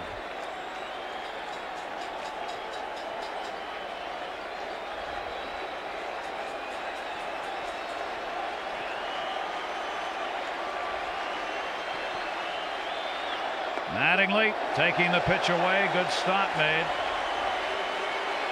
Chris Widger on that one.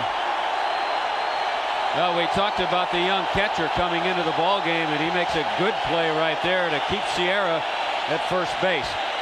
Charlton's not going to give Mattingly anything to pull. He doesn't want him to hit one out. He also doesn't want him to pull one through the hole on the right side. 2-0 delivery. Mattingly down to first. Great stop made. Martinez won. Back to the bag. They double it up. And the defensive plays in this game continue. Tino Martinez coming off the bag. We go to the 11th inning, 4-4. Well, you see the score. It's been long balls and defense all night. Tino Martinez has never won a Gold Glove, but he turns in a beauty of a 3-6-3 double play. Mattingly did get a ball he could pull, but he pulled it right to the Mariner first baseman. Because he was holding, coming off the bag, able to make the play. Now Tino Martinez leads it off here in the 11th inning. John Wetland continuing here. Came on and got the final 2 outs in the 9th. Gave up a double to Jay Buhner in the 10th inning. And goes to work here in the 11th inning with the bottom third of the order. Martinez, Diaz, and then Joey Cora due up. A couple of errors. 4-4 ball game. And the breaking ball misses inside. 2-1. You know, it just occurred to me, Gary. Here we are in the 11th inning. The way this game has gone with all the excitement, I have even thought about rain tonight. And that was our primary concern at the beginning. When this game started, how were we ever going to get it done with all the rain around New York that never got into the New York City area today? And it has been just a perfect night for baseball here at Yankee Stadium. And for any baseball fan watching.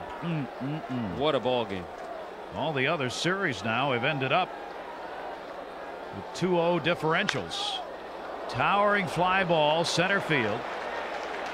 Bernie Williams. And Tino Martinez is the first out in the Seattle half of the 11th inning. 1 away and Alex Diaz up. Diaz came on to pinch hit in the 9th inning and delivered a single, then stayed on to play in left field. So this will be his second plate appearance in the game. Andy Pettitte, who started for the Yankees, went 7 innings, 4 runs on 9 hits. Walked 3, struck out none. The rookie did a good job. And Bob Wickman came on an inning and a third, a couple of hits, struck out 2, and now John Wetland.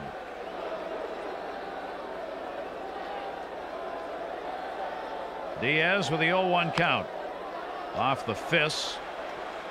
Souvenir, and Wetland jumps ahead quickly, 0-2. Seattle, they got Andy Bennis, 5+ innings, 3 runs on 6 hits. Bill Risley came on, worked an inning hitting a batter, but gave up no hits. And then Norm Charlton has gone on since, but Charlton, as Tommy said, has worked his longest here in this game. So Jeff Nelson warming up in the bullpen, maybe coming on for Seattle. It rolls on, got him called.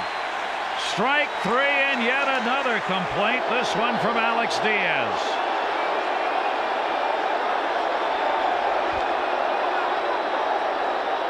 Well, at least the complaint department has been open on both. We've seen him do it a couple of times. He freezes hitters. He was able to do it with Vince Coleman when he came on in the 9th inning. He shows them so many fastballs, freezes them with curveballs and sliders. That slider right there. Alex Diaz, a pretty good beef if you watch where Jim Leyritz makes the catch. There's been a lot of mediation going on tonight because there have been lots of arguments. You don't have to read his lips to hear him say that that was low. There are 2 down. 2 down in the 11th. Joey Cora. Single in the 5th, double and scored in the 7th inning, at a sacrifice in the 9th.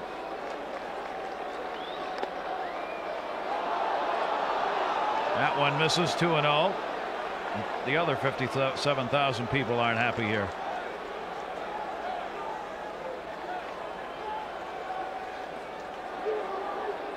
Seattle's left 8 base runners on in this game. 7 left on so far by the Yankees. Fastball misses up high, and it's 3 balls and no strikes on Joey Cora. We saw Nelson warming up, and you also wonder about John Wetland. Buck Showalter doesn't know how long he's going to last, and I would imagine with Nelson throwing now, that is all for Charlton. Yeah, he's been up a long time there warming up. Pitch taken by Cora, strike called, 3-1 on him. 2 down, bases empty. Top half of the 11th inning in this 4-4 game.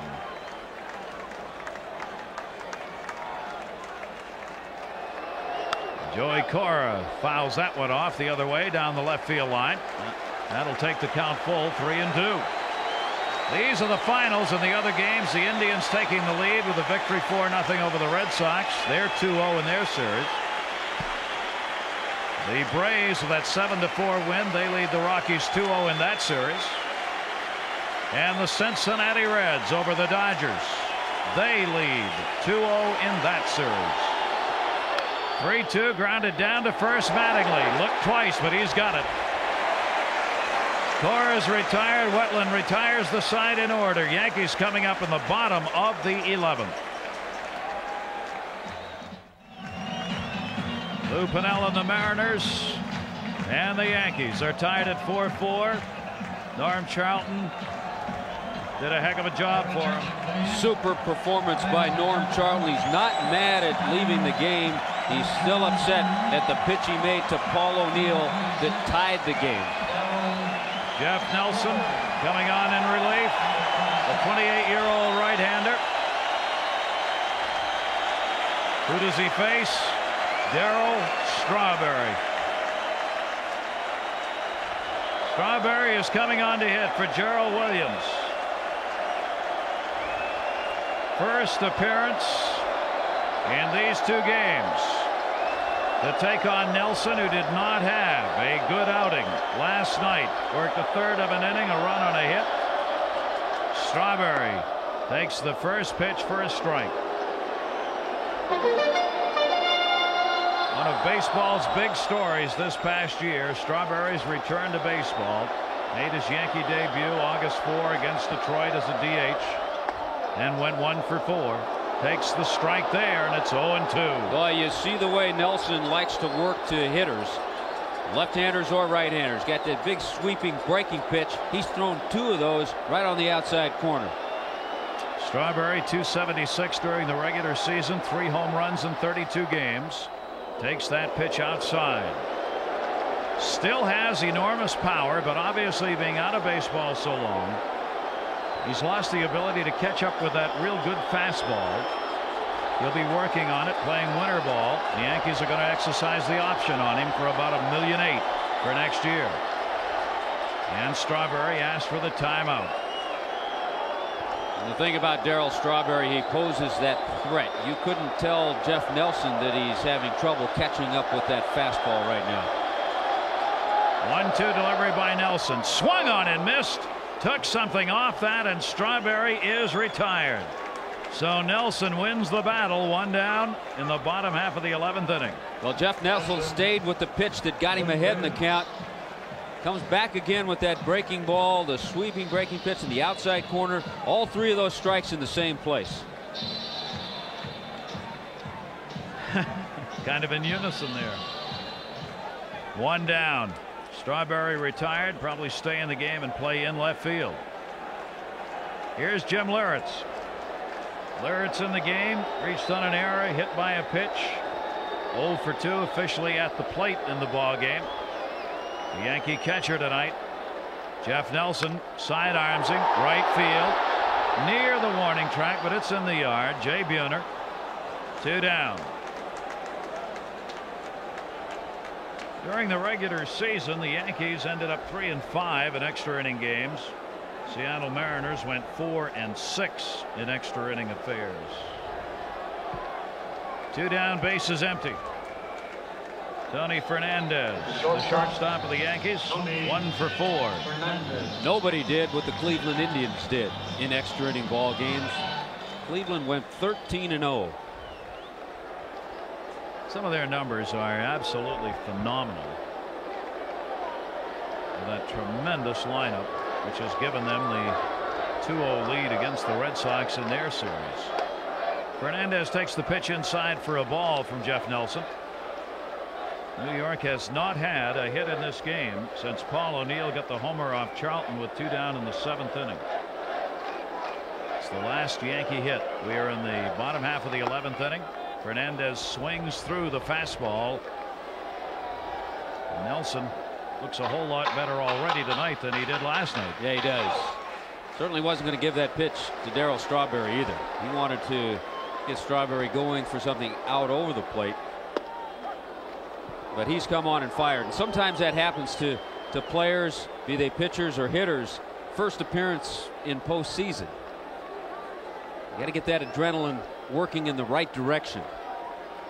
Appeared 62 times during the regular season, a couple of saves, 78 innings, only gave up 58 hits, striking out 96 in 78 innings and giving up only 27 walks. Those are very impressive numbers. The opposition hit only 209 off Nelson.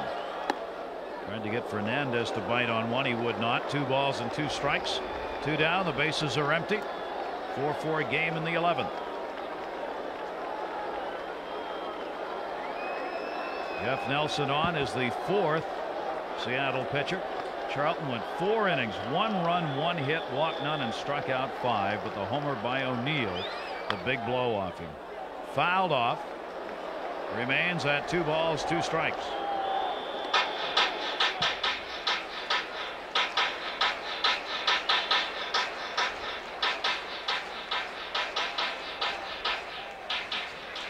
Ron Mattingly, the Yankee captain, had a home run in this ball game. Wade Boggs scored a run after he drew a walk in the game, but has had an 0 for 4 in it. All just kind of waiting now as this one is settled in. 3 balls and 2 strikes on Fernandez. Well, that's such a tantalizing pitch to left-handers. You don't know if it's going to come back and catch the corner. You have to go right out with it. Fernandez, 2 for 4 lifetime against Nelson. Takes the called strike 3. So Nelson comes on and retires the Yankees in order.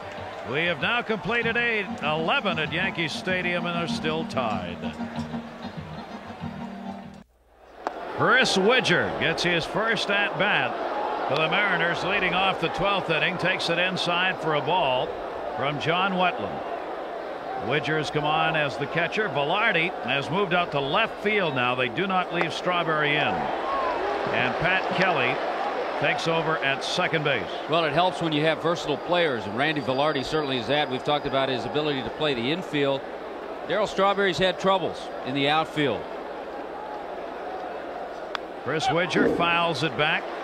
So that's a good move by Buck Showalter. It really doesn't hurt his defense at all. Pat Kelly, an outstanding defensive second baseman, and Randy Velarde very solid in left field. Decisions made by Buck Showalter. 12th inning, 4-4 game. 24-year-old Chris Widger out of Wilmington, Delaware, the backup catcher, now on for them, and hitting in the leadoff spot. Soho and Griffey due up here in the 12th for Seattle.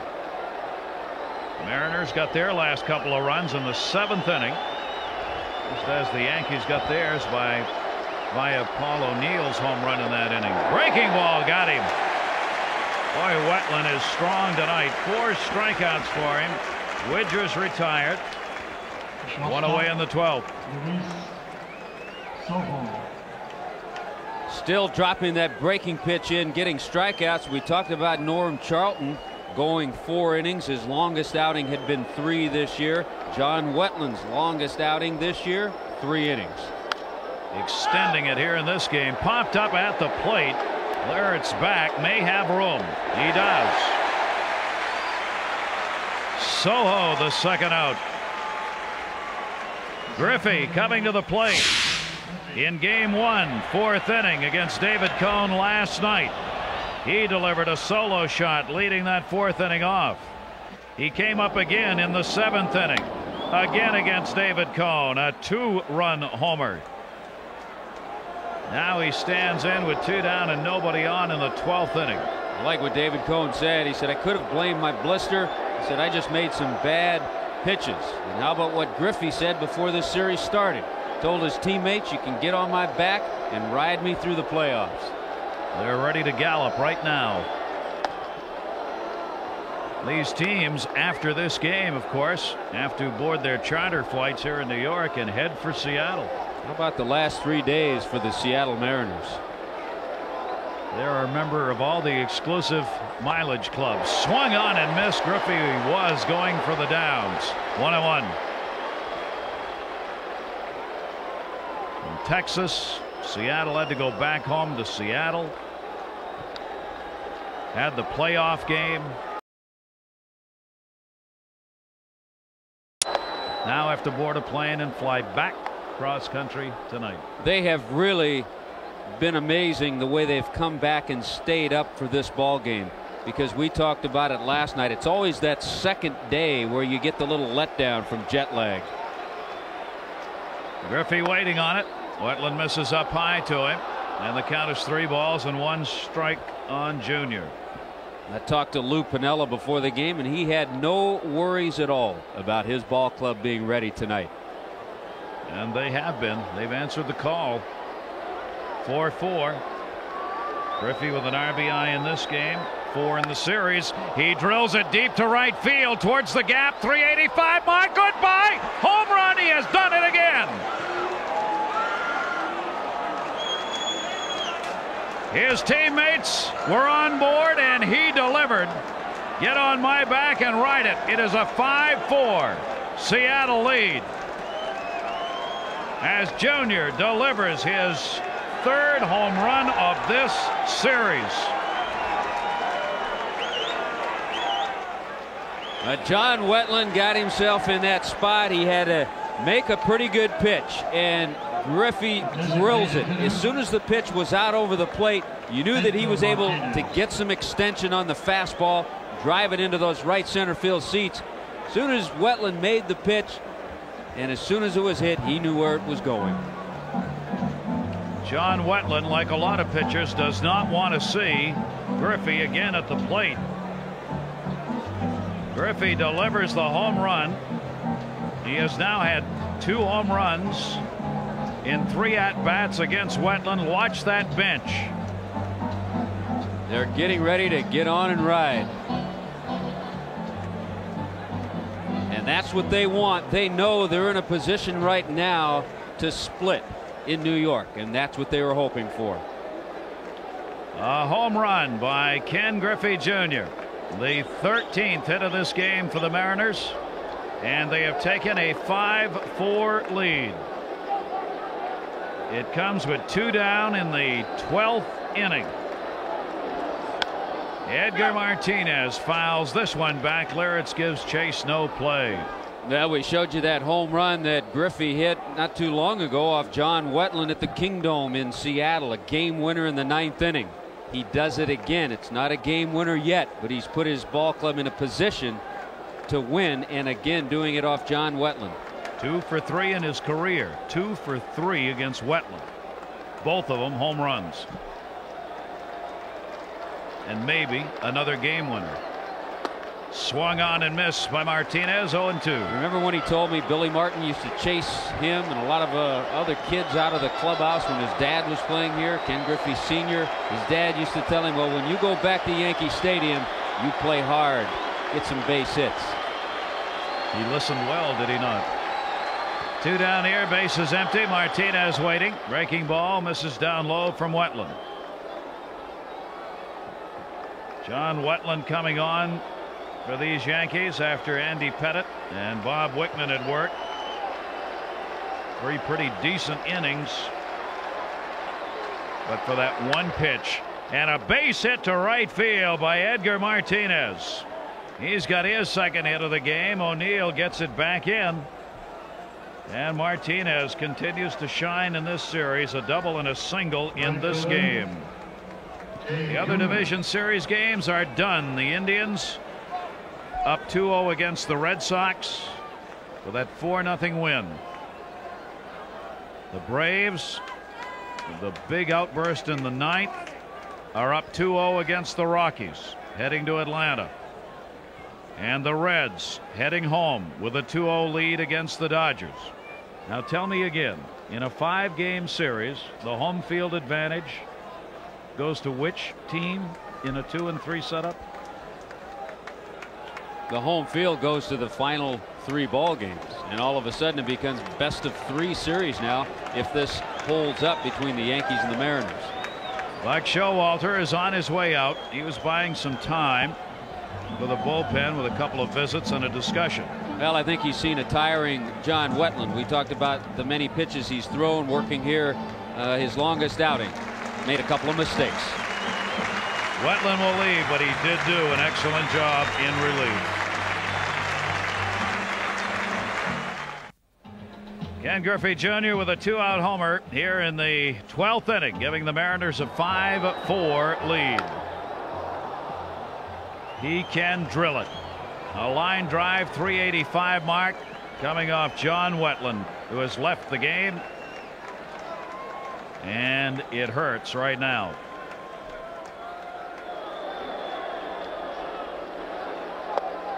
Mariano Rivera out of Panama City, Panama, on in relief. 25-year-old right-hander for the Yankees. Well, you saw that shot of John Wetland.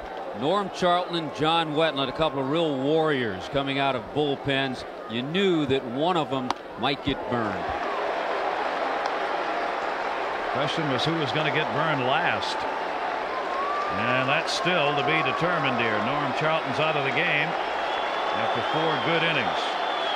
And Wetland out of there, hoping the Yankees can hold it right here, and they'll get another shot at it in the bottom half of the 12th inning. Tell you, this youngster can fire, Mariano Rivera, and you don't see much shorter fastballs from him than you did from John Wetland.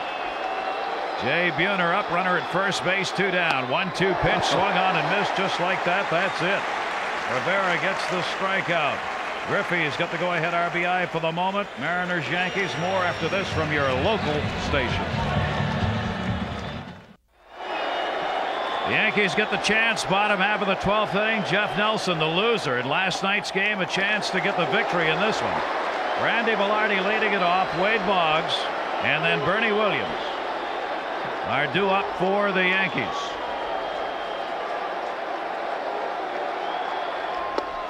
And a strike on the inside corner from Nelson. Tell you what, so far Jeff Nelson, since coming on in the 11th inning, has really made some great pitches with that breaking ball. That time he froze Randy Velarde. Second inning of work for Nelson.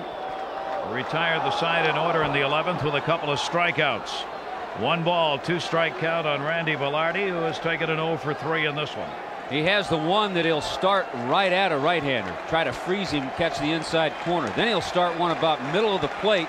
Try to get the righty to chase it.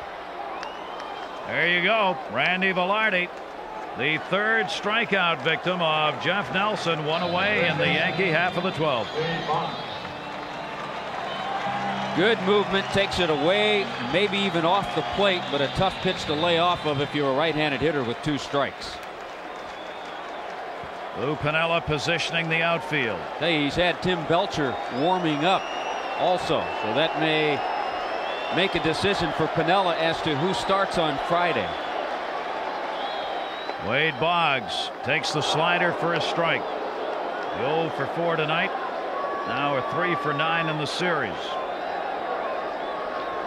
Boggs 1 for 4 against Jeff Nelson this year. Again, that slider. This is inside. 1 ball and 1 strike.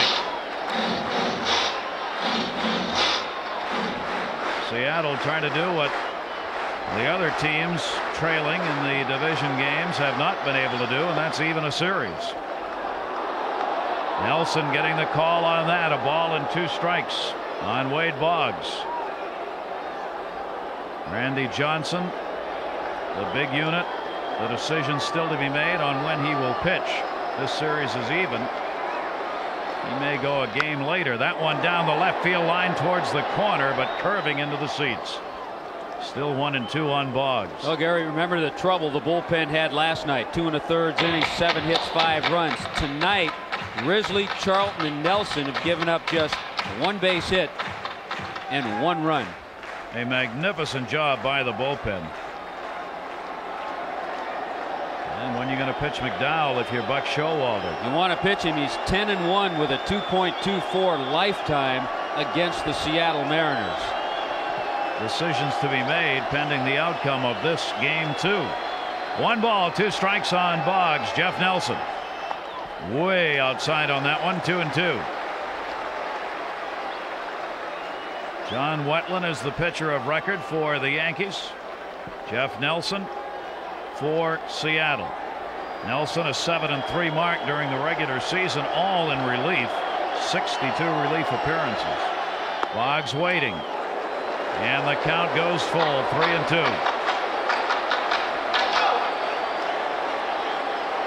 See if he stays with that breaking pitch that's been his bread and butter here in the last inning. 3 strikeouts and no walks for him to this point. There's the walk. He lost it.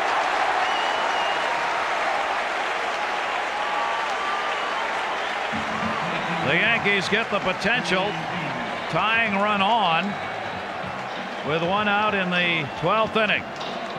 Now they have Bernie Williams coming up, batting 2nd in the order, with O'Neill on deck. If Buck Showalter makes a move, of course, Boggs has that sore left hamstring. Probably bring a pitcher in here, won't he?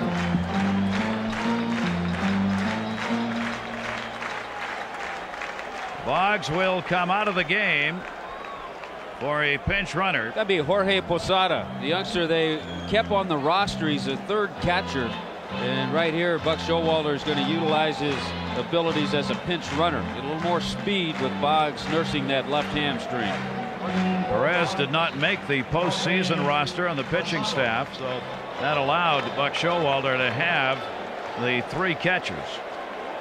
So Posada's on at first base, running for Boggs. Now Bernie Williams, 1 down. Game in the 12th inning. Mariners lead it 5-4. Jeff Nelson delivers and missed outside, ball 1. Bernie Williams, an RBI double in the 5th inning, is 1 hit in 5 at-bats in this game. Well, I didn't waste any time for Lou Piniella to make the call to the bullpen. We told you he had veteran Tim Belcher down there warming up. He's bringing him in. Did not like what he's seeing from Nelson on the last couple of pitches, so Nelson's gone. Belcher's in. Well, it's in the postseason where the starters become relievers. And 33-year-old right-hander Tim Belcher will make his first relief appearance since 1993, when pitching with the Chicago White Sox. He had a relief appearance during the regular season. Last 2 years with Detroit and Seattle, this year all as a starter. And he also made one in the league championship series in '93. Picked up a win against the Toronto Blue Jays for the White Sox. Game 4. So at Yankee Stadium, bottom half of the 12th inning, the Mariners have a 5-4 lead on Ken Griffey's home run in the top of the 12th. Boggs has drawn the walk. Posada's come on as the pinch runner for him with one down, and Bernie Williams stands in with a 1-0 count on him. Tim Belcher, the 5th pitcher for the Mariners in this game. Bernie Williams takes the fastball down low, 2-0. The outfielders take a step or two back. You want to play a little deeper so you can cut something off in the gap to prevent the run from scoring from first base. Seattle bullpen tonight, very effective. What a turnaround. Belcher trying to continue it. Gets that in for the strike. 2-1 on Bernie Williams. Bernie Williams 5 for 16 in his career against Tim Belcher. Williams, as we've mentioned, has been a story in the latter part of the season. Big RBIs, big hits, second highest batting average in the American League in the month of September. 2-1 to him. Belcher just missing outside. 3-1. Only one out.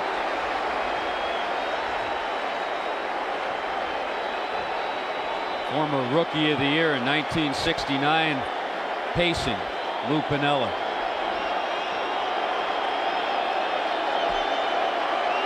Three ball, one strike count on Williams.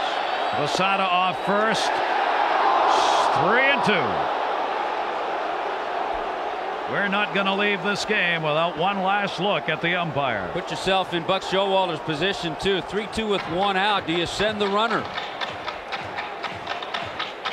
Most of the night, that pitch has been a strike down in that area.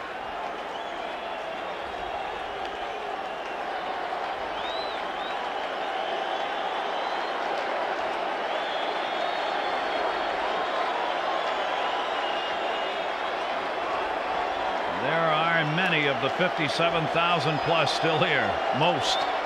3-2-1 down. Delivery to Williams. He walked him.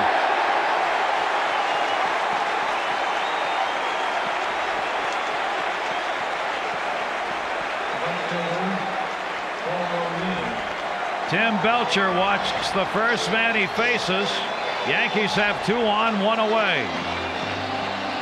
And the reason Buck Showalter did not have Posada running, he's got the meat of his order. The last thing he wanted to do was run himself out of an inning, possible double play. He wanted to give O'Neill a chance, possibly even Sierra.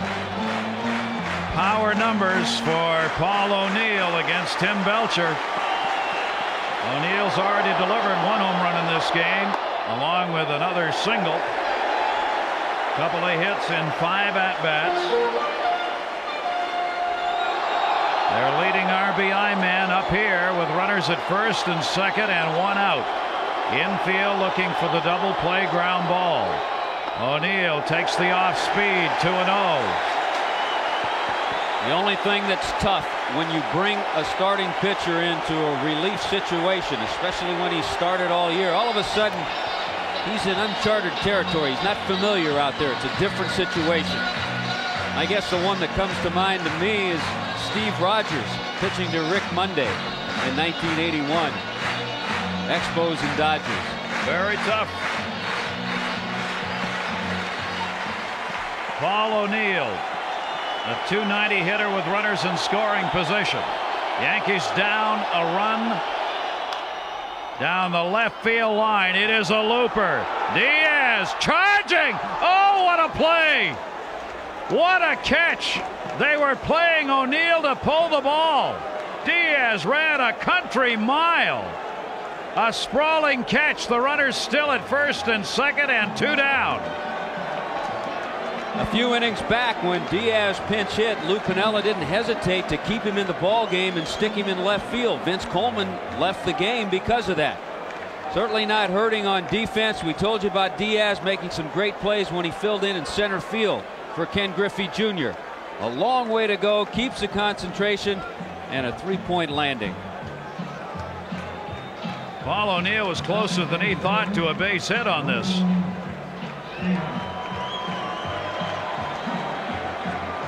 Now he's mad just as the way he hit the ball, not thinking that it had a chance even to be a base hit. Lou Piniella went out to have a word with Tim Belcher.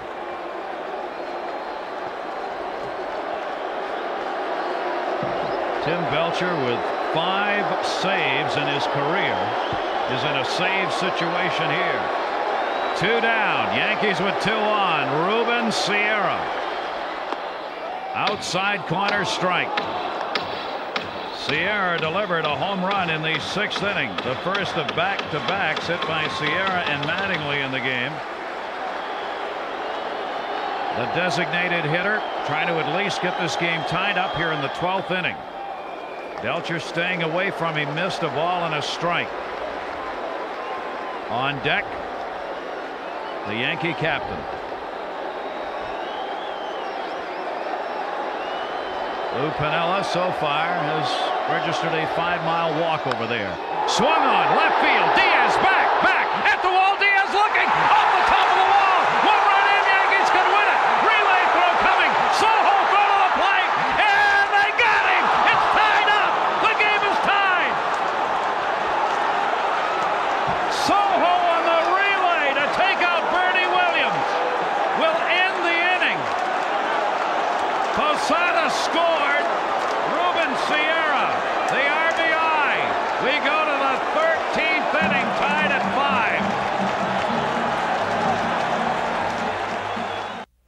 5. Ruben Sierra has tied the game up. He's got 2 RBIs in it.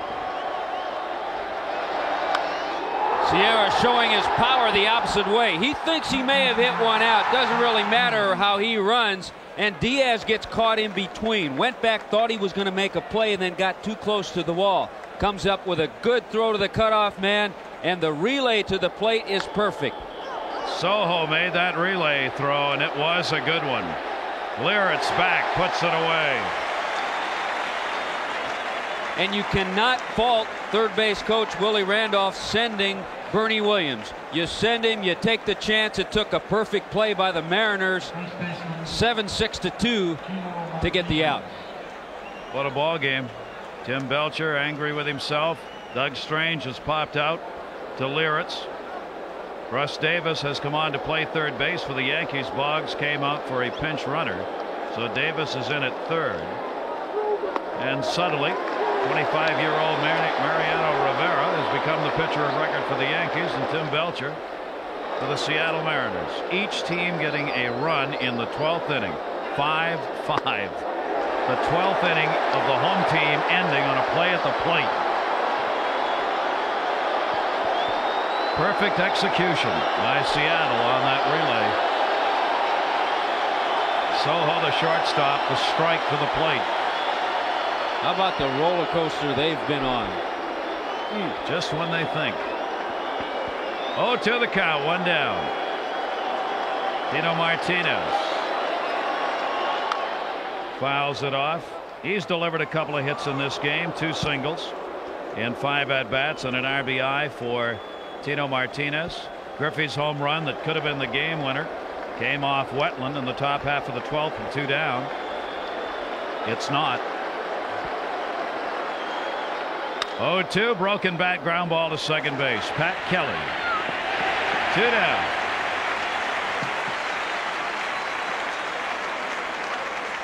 Seems like every player that steps up has been involved in an incredible play. I'm thinking of Tino Martinez, the 3-6-3 double play. Here comes Alex Diaz with the beautiful catch last inning on the looper by O'Neill. This is going to be one of these games when you start breaking it down to review it, you have to play the whole game again. There have been so many spectacular plays. Alex Diaz, who made one of them.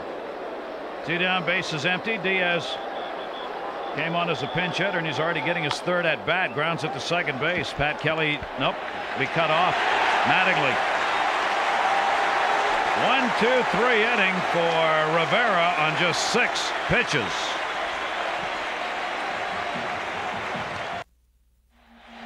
Bottom half of the 13th inning coming in this 5-5 game. We remind you, Friday night at 8 o'clock Eastern, 5 Pacific, the playoffs continue. Game 3 of the division series. The scene will shift to Seattle, the Mariners hosting the Yankees. Some of you will see other division series games. Check your local listings for regional coverage of Game 3 Friday night, 8 Eastern and 5 Pacific. The captain, Don Mattingly, leading off the Yankee half of the 13th. Mattingly with a home run in the 6th inning. A single back in the 2nd. 2 for 4 in the game. Tim Belcher, ball 1. Felix Fermin has come on to play for Joey Cora at second base.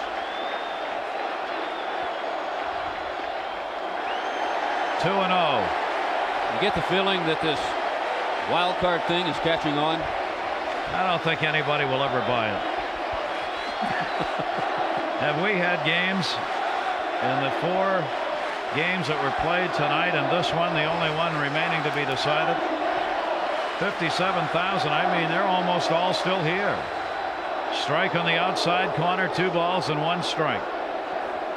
57,126 here tonight, and very few have left. Why would you? You came to see great baseball. You're still seeing it. 2-1 overhand fastball, foul back by Mattingly. Don Mattingly 3 for 13 in his career against Belcher.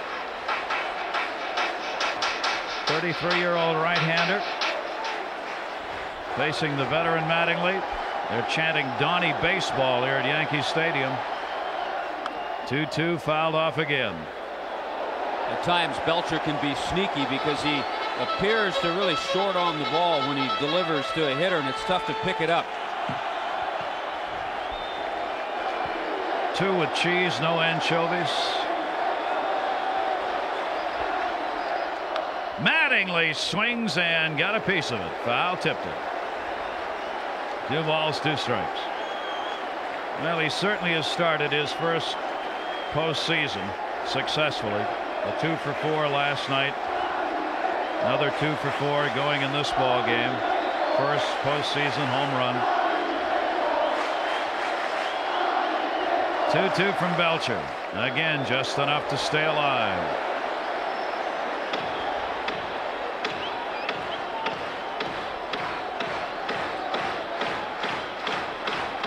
Lee Elia on the left of your screen. Lou Piniella, the skipper. Hedisa down. He's never walked that far in his life. He's on his 3rd pair of shoes. Pacing and pacing and pacing. 2-2 again by Belcher. Mattingly, base hit.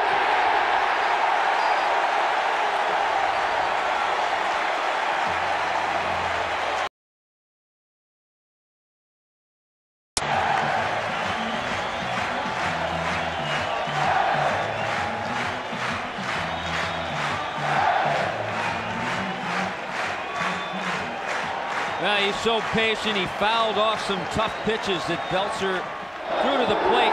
Finally got a pitch that he could drive up the middle. And I'd say the captain has certainly risen to postseason. What is he, 5 for 9 now? 6th time he's reached base in 2 games.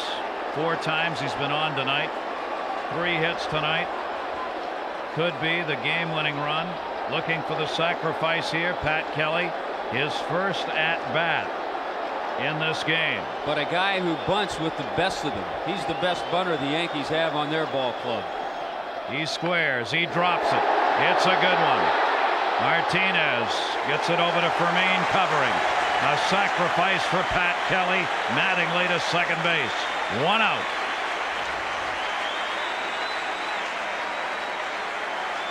All of a sudden you make a move and Kelly pops up in the spot in the order following Mattingly when you want to sacrifice bunt. It turns out just right for Buck Showalter. Kelly gets a good pitch to bunt and puts it in a perfect spot. Jim Lurtz has worked the entire game behind the plate tonight. He is a .282 hitter with runners in scoring position. 1 for 3 in his career against Belcher. Tie game, 13th inning. Mattingly at second. Liritz takes it down low, ball 1. I'm going back to Mattingly's at bat, just thinking about it. Watching great hitters, you see them foul off the good pitches, the pitcher's pitches, and then getting a pitch that they can handle, and that's what Mattingly did. 0 for 4 tonight for Liritz. Belcher up high, 2-0.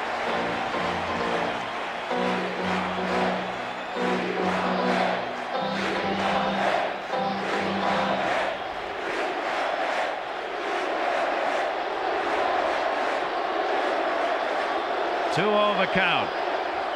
Liritz, a tapper. Mattingly's holding at second base. Play at first, got him. The ball hit over towards the third base side, so Mattingly had to stay there. Liritz retired on the play by Belcher, 2 down. It's really a tough call if you're the base runner. If you have a lot of speed, you probably end up at third base. Mattingly's just trying to play it safe. He knows he's the winning run, so he at least wants to stay there. If he takes off, Belcher can come off, maybe make a play at third. Strategy discussion. Lou Piniella out. Fernandez, the switch hitter, coming up. Then Randy Velarde. 2 down. Potential winning run on at second base for the Yankees. The obvious is there. First base is open. Tony Fernandez is a switch hitter. But you never know. Piniella may know that Belcher's had great success against Tony Fernandez and maybe not so good a success against Randy Velarde. But as I say that, you're shaking your head, so they'll probably put him on. Fernandez is 7 for 20 against Tim Belcher. Then you go ahead. His run doesn't mean a thing. A .350 hitter off Belcher, so the decision is to walk him and face Randy Velarde instead. Then you have the righty-righty matchup.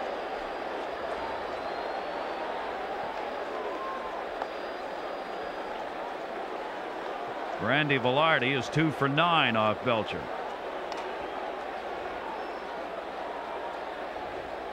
The intentional pass, because as Tommy says, that run doesn't matter. It's Mattingly at second base, the only thing that matters right now. That's the other thing it helps out too. It sets up a force out in the infield. If Velarde, let's say, hits a ball to deep short, makes it a little easier play for Soho to go to second base as opposed to maybe throwing it away at first base. How about this young catcher, Chris Widger, finding himself in this game after playing so little as the backup catcher. He has to go out and talk to these pitchers because he just hasn't had that many chances to catch most of these guys. He wants to make sure the 24-year-old appeared in only 23 games, spending most of the year at AAA. Yeah, when you have a 33-year-old veteran out there, you want to make sure he's throwing what he wants to throw. Yeah. 2 down, 2 on. Yankees trying to win it here in the bottom of the Randy Velarde called strike on him. Velarde, a .276 hitter with runners in scoring position. Just about the same as he had on the season overall. Mattingly off second base. 0-1 delivery. Slider missed away. 1-1. Great arm in center, great arm in right, decent in left, and just average speed in Don Mattingly.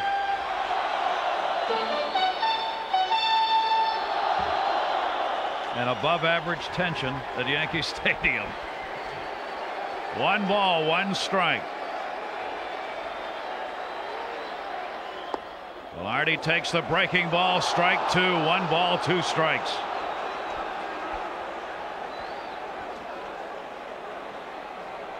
No sense for the crowd to go wild. It's been a strike all night for Dale Scott. In his mind. The only one that matters here tonight. 1-2 the count. Randy Velarde. Belcher looked back at Mattingly twice.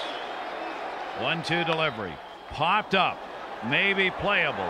Tino Martinez, first baseman. Foul territory, got it. And Belcher works his way out of it, and the strategy of Lou Piniella works. We've now completed 13 innings. 5-5. Welcome back to Yankee Stadium. Gary Thorne, Tommy Hutton, and all of our crew. It has been a magnificent playoff game. 5-5. We are going to the top of the 14th inning.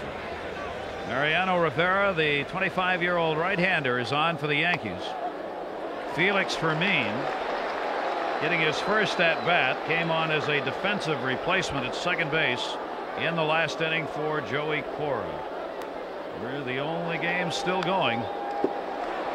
Others have been wrapped up. The other teams that won have taken a 2-0 lead in their series. The Yankees lead in this series, having won last night. This game still on. Fermin 0-2. Rivera foul back. We now, as Tommy and I were talking between innings, have 2 starters in this game on the mound. Yeah, you have a situation with 2 pitchers out there who can go for a while, and also with the changes that have been made, you can pitch around certain hitters in the lineup because of it. 0-2 the count. Whoa, no ladder tall enough for that one. Rivera gets his second strikeout. Fermin down 1 away in the 14th. Especially with a Rivera fastball. We told you he has it up there in the mid-90s. And Felix Fermin has no chance right there. 1 away, second strikeout for Mariano Rivera. Here's Chris Widger, the catcher. Makes the strike on the outside corner.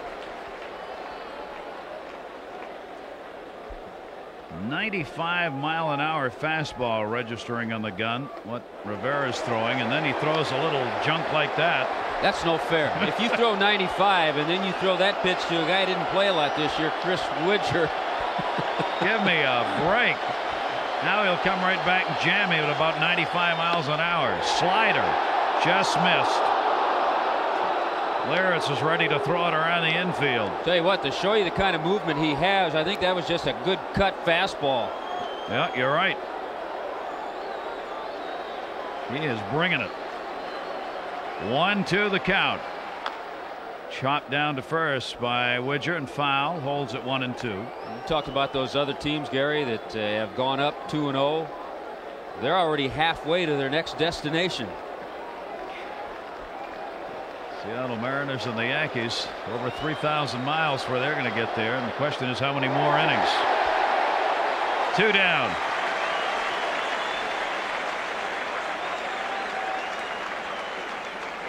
Well, you can see why the Yankees like Mariano Rivera. Good slider right there to go along with that 95-mile-an-hour fastball. 6 batters. Nobody's hit the ball out of the infield. He struck out 3.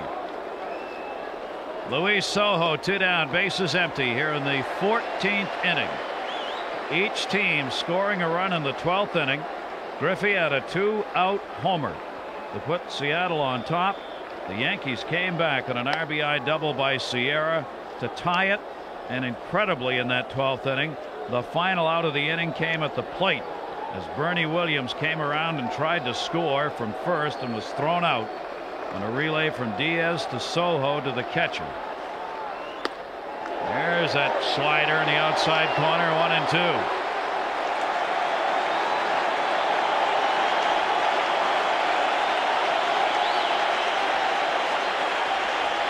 What movement, huh? Wow.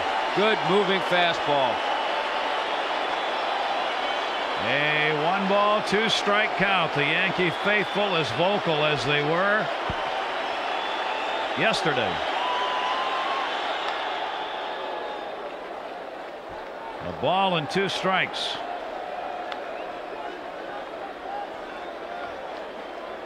You know, that taxi we call for has got its meter running. You know that? I hope you brought a lot of cash. The 1-2 struck him out.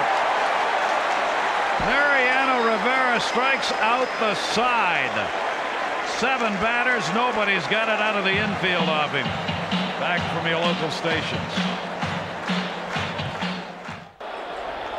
Russ Davis leading it off for the Yankees in the bottom half of the 14th inning.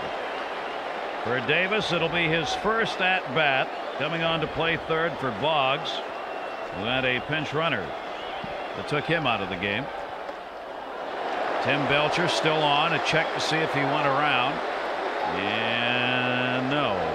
2 balls and no strikes on Davis. Youngster who does have some power. Last 3 years in the minor leagues for the Yankees, he's averaged 24 home runs a year.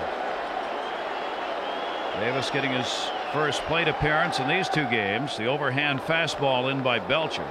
2 balls and 1 strike on Russ Davis. Bernie Williams and then Paul O'Neill due up here in the 14th for the Yankees against the 33-year-old right-hander. 2-1 delivery. Foul back. Belcher evens it up. 2 balls and 2 strikes. Well, Belcher's feeling more like himself now. This looks a whole lot more like a start than a relief appearance. Starting to settle in. He's gotten out of that relief environment, and certainly with postseason experience. We talked about it with the White Sox in '93, with the Dodgers in '88. 2-2 delivery to Davis. Base hit. A leadoff single by Russ Davis in the bottom half of the 14th. Seems like every time tonight when a pitcher for either side, the Mariners or the Yankees, makes a mistake, it's costly. Make a mistake, it's a base hit. That's happened all night. Now the Yankees get the leadoff man on in a 5-5 game here in the 14th inning. Williams, O'Neill, Sierra in the lineup. You go back to Norm Charlton, 4 innings. He made 1 mistake to Paul O'Neill. John Wetland in his work, the 1 mistake to Griffey Jr. The long ball that's kept this game going. Strange in at third base. Bernie Williams waiting. Does not show bunt. Takes it up high for a ball. Bernie Williams, an RBI double in this game. Has drawn 1 walk. His 7th plate appearance of the game.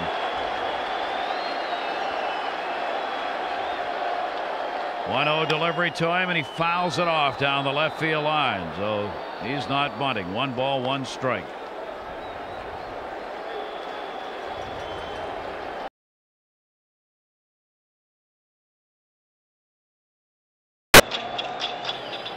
Tommy and I were talking about the game in 1986 in Houston, the Mets in Houston. This game is now the 2nd longest in innings in postseason play to that game, as we are in the 14th. That one went 16. You can still see that Billy Hatcher home run. Claimed by many to be maybe the greatest game ever played. 1986 game 6. 1 ball, 1 strike on Bernie Williams. Russ Davis, the base runner at first. Belcher, the 1-1. Foul back. 1 ball, 2 strikes.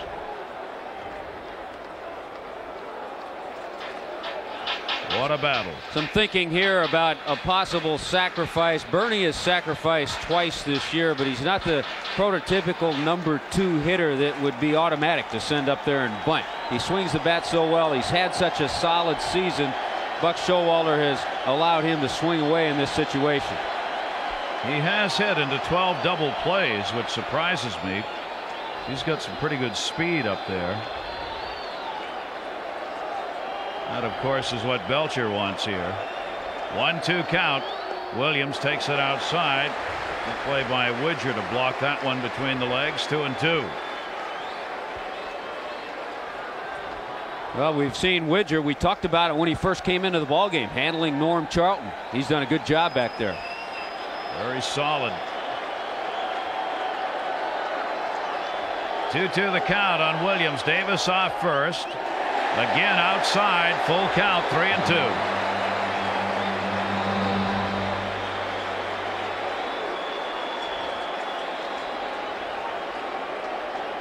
Hasn't had a lot of sleep in the last couple of days. He's had a little more, but not much. They're not going to get much tonight either. What they get will be in the air at some time. We think we got a taxi, Bill. They got a jet with the engines running, waiting. 3 balls, 2 strikes. 5-5 game, 14th inning. Davis at first base. 3-2 delivery. Bernie Williams line drive, chance for 2. They got it. Felix Fermin. You cannot let that happen if you are Russ Davis. You have got to be sure that ball's through before you get that far off the base. The only way you get doubled up is if you're going on the pitch, and he was not going.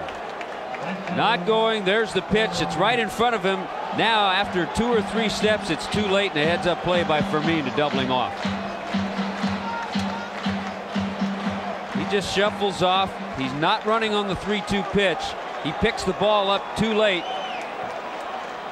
and can't get back to the bag. A mistake by Russ Davis. There are 2 down. Here's O'Neill. His home run came in the 7th inning that tied the ball game up at 4-4 at the time. Nobody's got to tell Russ Davis anything. 1-0 count. Neal also has picked up a single in this game.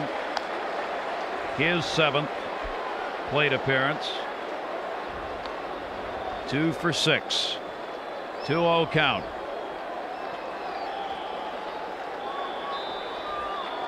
O'Neill has had 5 career home runs off Belcher. O'Neill has faced these pitchers we've seen tonight in both leagues. That's why he's had so many at-bats against Bennis and Belcher. That's right. You get Belcher, who was with the Dodgers from '87 to '91, and all of a sudden O'Neill's had a lot of ABs against these guys.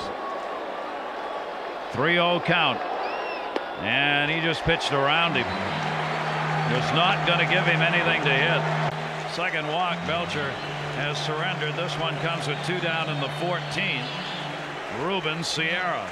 That was another reason that Bernie Williams was not bunting. If he had been in a sacrifice and been successful with it, first base would have been open. They'd have walked O'Neill. With the success he's had off Tim Belcher, you don't want to lose that opportunity. Well, Sierra has risen to the occasion in these 2 games. A home run in the 6th, his 2nd of the playoffs. In the 12th inning, picking up a double and driving home a run that tied the game up at 5. 2 down, runner at first, and Sierra takes it down low, ball 1.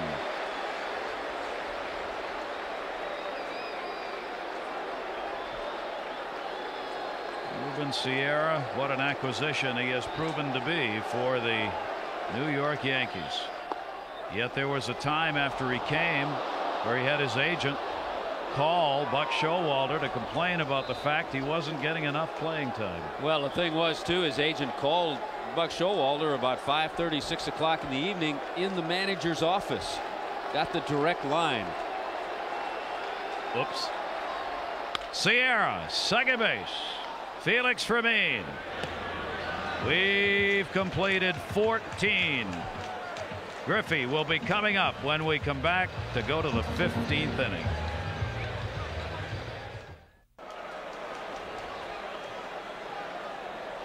Ken Griffey Jr. here at Yankee Stadium will lead it off in the top of the 15th. Can he do it again? 2 for 5, a single, home run, sac fly. Looked like a game-winning homer in the 12th inning. The Yankees came back in the bottom half of it to tie it up. Mariano Rivera evens it up at a ball and a strike. Pretty good matchup right here. A couple of 25-year-olds. Rivera with the good heat. Also a slider. Griffey takes the off-speed pitch that time. 2 balls and 1 strike.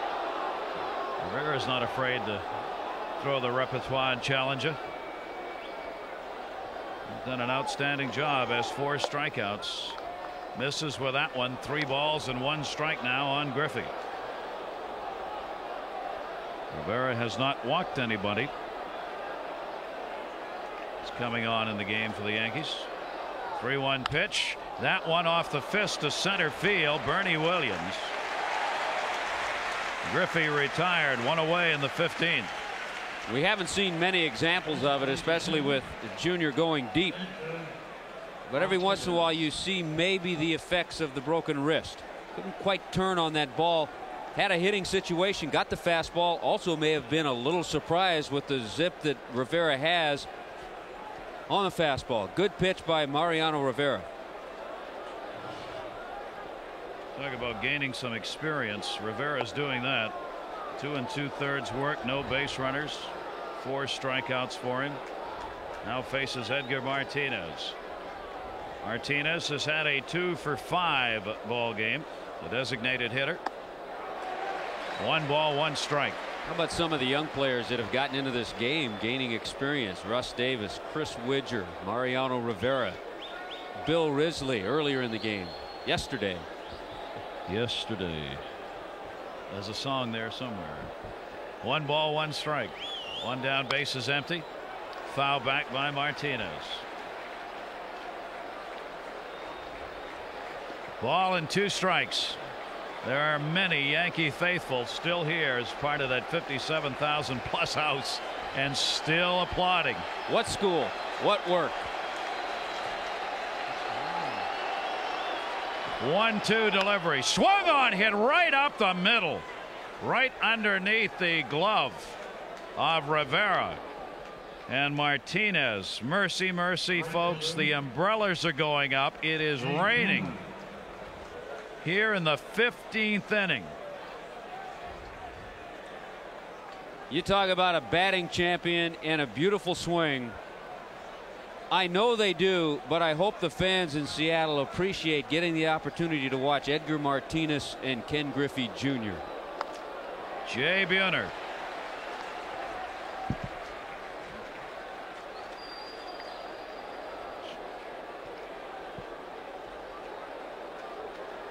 Two for 5, a single and a double in the game for Buhner. Runner at first, 1 out.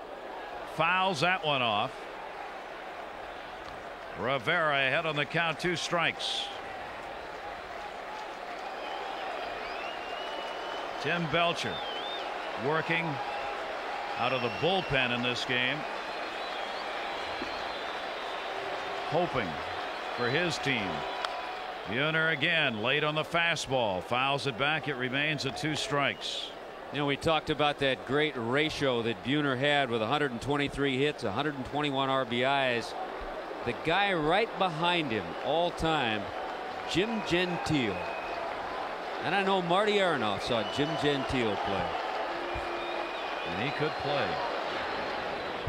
Gentile, the big stick, Baltimore. First base. Diamond Jim did it in '61, had 147 hits with 141 RBIs. That's production, huh? 0-2 delivery again. Buhner takes it inside. Rivera 1 ball, 2 strikes on him, 1 down. Edgar Martinez on at first base. 15 hits now for the Mariners, 10 for the Yankees. Each team with 5 runs. Junior watching. 1-2 delivery. Buhner rips it up the middle. He's got a base hit. Bernie Williams coming in to get it to hold the runner at second. Martinez stays there.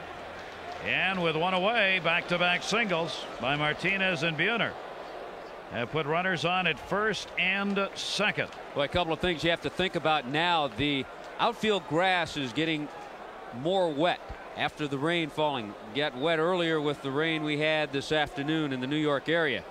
You also have a slow outfield, so the outfielders have to charge the ball. Bernie Williams came in and got that ball in a hurry. Sterling Hitchcock's warming up to make sure the runner, in that case Edgar Martinez, stayed at second base. But also keep in mind the ball's going to be wet when it gets into the outfield now. It'll be much tougher to throw. Here is Doug Strange. Third baseman, Doug Strange. 1 down. Runners on at first and second. Strange 0 for 2 is grounded out and popped up since he came on to play at third base back in the 10th inning. He got his first at bat. And Rivera's pitch misses up high. Ball 1. The Mariners threatening again here in the 15th inning with 1 away. Doug Strange check at second base waiting. That one is on the inside corner. 1 ball 1 strike.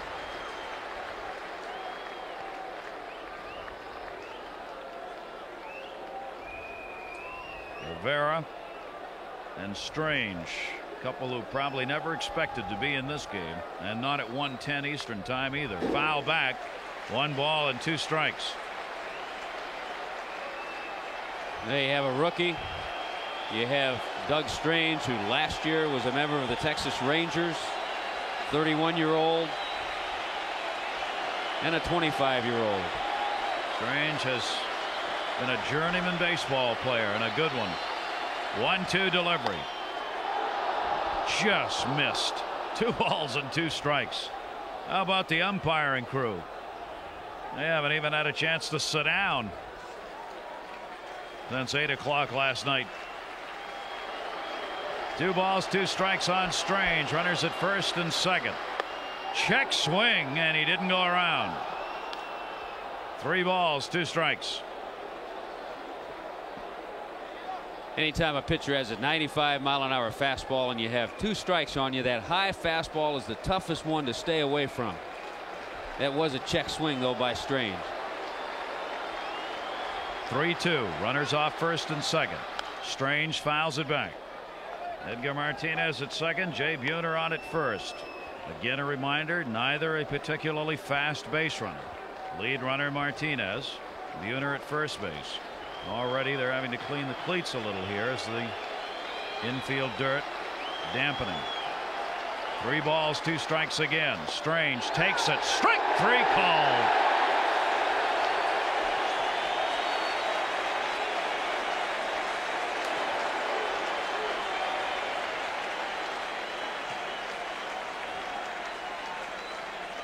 We've seen a lot of pitches in this same area all evening.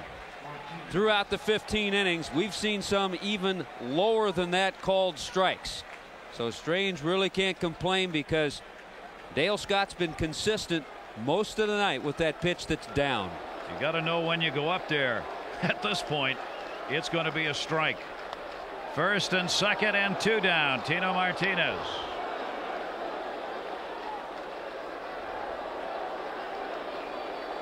Strange back to the bench. Martinez try and get the 2-out hit here. 2 for 6, couple of singles and an RBI. Takes the pitch down low, and Rivera falls behind on him. 2 balls and no strikes.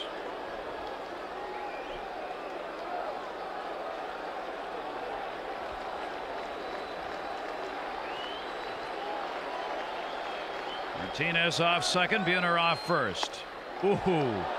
Fernandez got caught. The shortstop jockeying with a base runner. He was all the way over to second base on that pitch. A little bit of a mix-up. I'm surprised Tony hasn't gone in there to talk to Mariano Rivera. When this pitch was delivered, Fernandez was close to second base, right behind Edgar Martinez, and Rivera went ahead and threw to the plate. Didn't get the call. 3-0. Would you green light Tino Martinez here with 2 down? They did. He bloops it out to center field off the fist. Bernie Williams is there. No runs, 2 hits, 2 left on. Bottom of the 15th from Yankee Stadium at 5-5.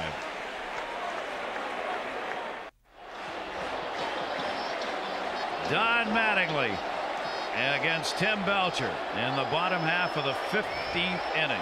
A solo home run, 2 singles and a walk in this game for Mattingly. There are careers being played here tonight, this morning. Belcher gets the strike on the outside corner to Mattingly. Belcher's given up a couple of walks, has not struck anybody out.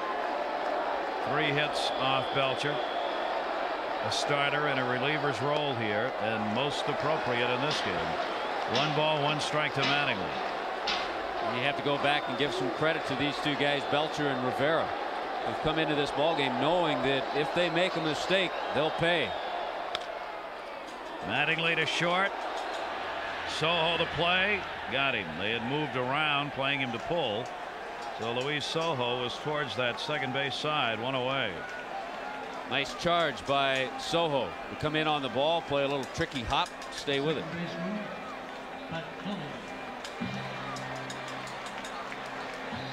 Thing you know, too, as an infielder in this situation with Mattingly running, you have time.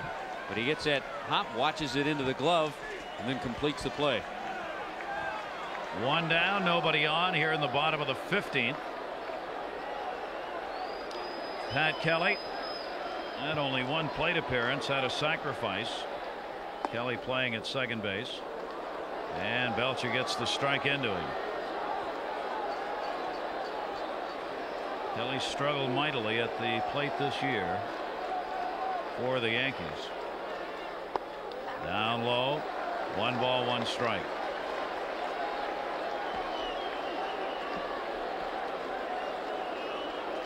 One away and the bases are empty.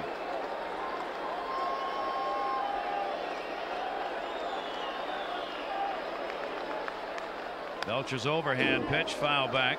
1 ball, 2 strikes on 27-year-old Pat Kelly. Kelly in '93 had hit .273 for the Yankees as they watched from under the umbrella. 93 games last year, hit .280, so that batting average this year just a real surprise and disappointment for him and the Yankees. He'd just shown himself over a couple of seasons to be a better hitter. He's battled through some injuries too. Yeah, he's not a .240 hitter. He's much better than that. Kelly here working with a 2-2. Belcher's pitch again missing, and it goes full. 3 balls and 2 strikes.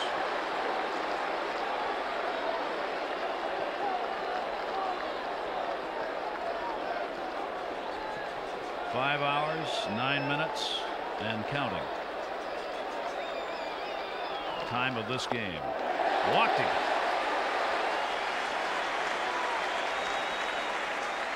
Third walk given up by Belcher. Kelly gets it with 1 away here in the 15th. Jim Leyritz coming to the plate. He's just getting the ear of his catcher, Widger. Just reminding him what he wants here with a runner on at first base, how he wants pitcher to throw. Lou Piniella hollering out the instructions. Jimmy Leyritz 0 for 5 and hit by a pitch. Rain continues to fall here at Yankee Stadium. 1 down. Oh, Widger, nice play. Oh man. He's shown some reasons why the Mariners have him as their backup catcher. Keeping the ball in front of him.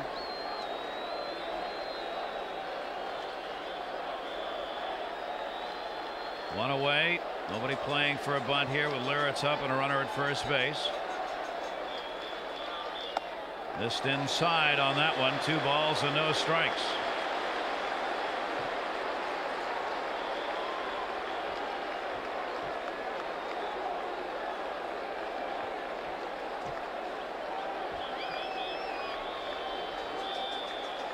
Not a big lead at first for Pat Kelly. The slider misses. 3-0. You know, but just looking back, Gary, at my scorecard, then again, that's like reading a novel. But the Yankee bullpen has not walked anybody. Wickman, Wetland, Rivera. The Mariner bullpen has gotten by with a few walks. They've been walking that tightrope. Dangerous territory. Wells will get ready in the bullpen now for Seattle.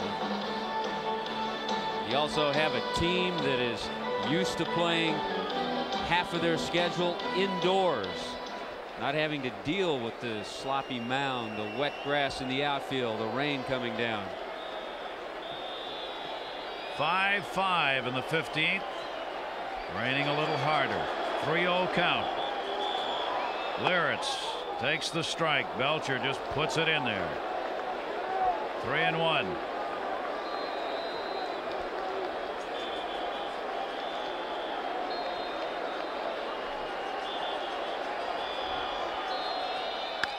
Fly ball, right field. Maybe. It could be. Back at the wall. Goodbye. Home run. The Yankees win. Jim Leyritz, a 2-run homer in the 15th inning. Yankees win 7-5.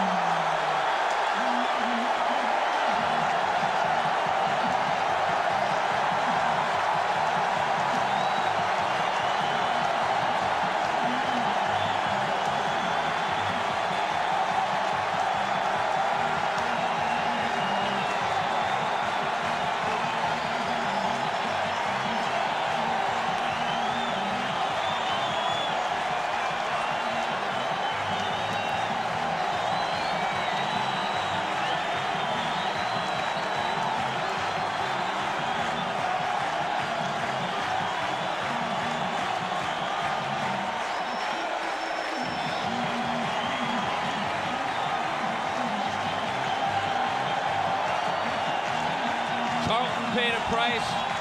Wetland paid a price. Tim Belcher paid the biggest price of all with a 3-1 pitch that he had to throw for a strike. Jimmy Leyritz, with the power of a guy who hit 17 last year, goes yard and wins it here in New York. 25-year-old Mariano Rivera will be the winning pitcher in this game, and the veteran Tim Belcher will take the loss. It took 5 hours and 13 minutes before Leyritz gets his revenge on Seattle. Involved in beanball incidents twice this year, including tonight. He gets a 2-run homer in the 15th inning.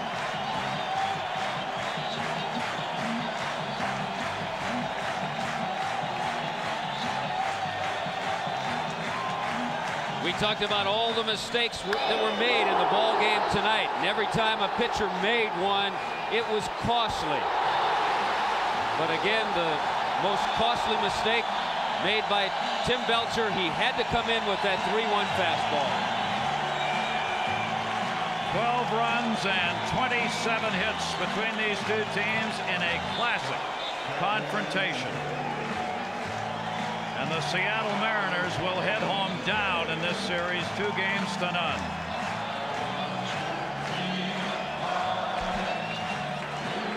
The final score, the Yankees win it 7-5 by Chevrolet Player of the Game Jim Leyritz. In conjunction with the program, Chevrolet contributing a total of $50,000 to the Boys and Girls Clubs of America and the names of all the players of the game in the '95 Major League season. And tonight, it is Jimmy Leyritz. There's our final from Yankee Stadium.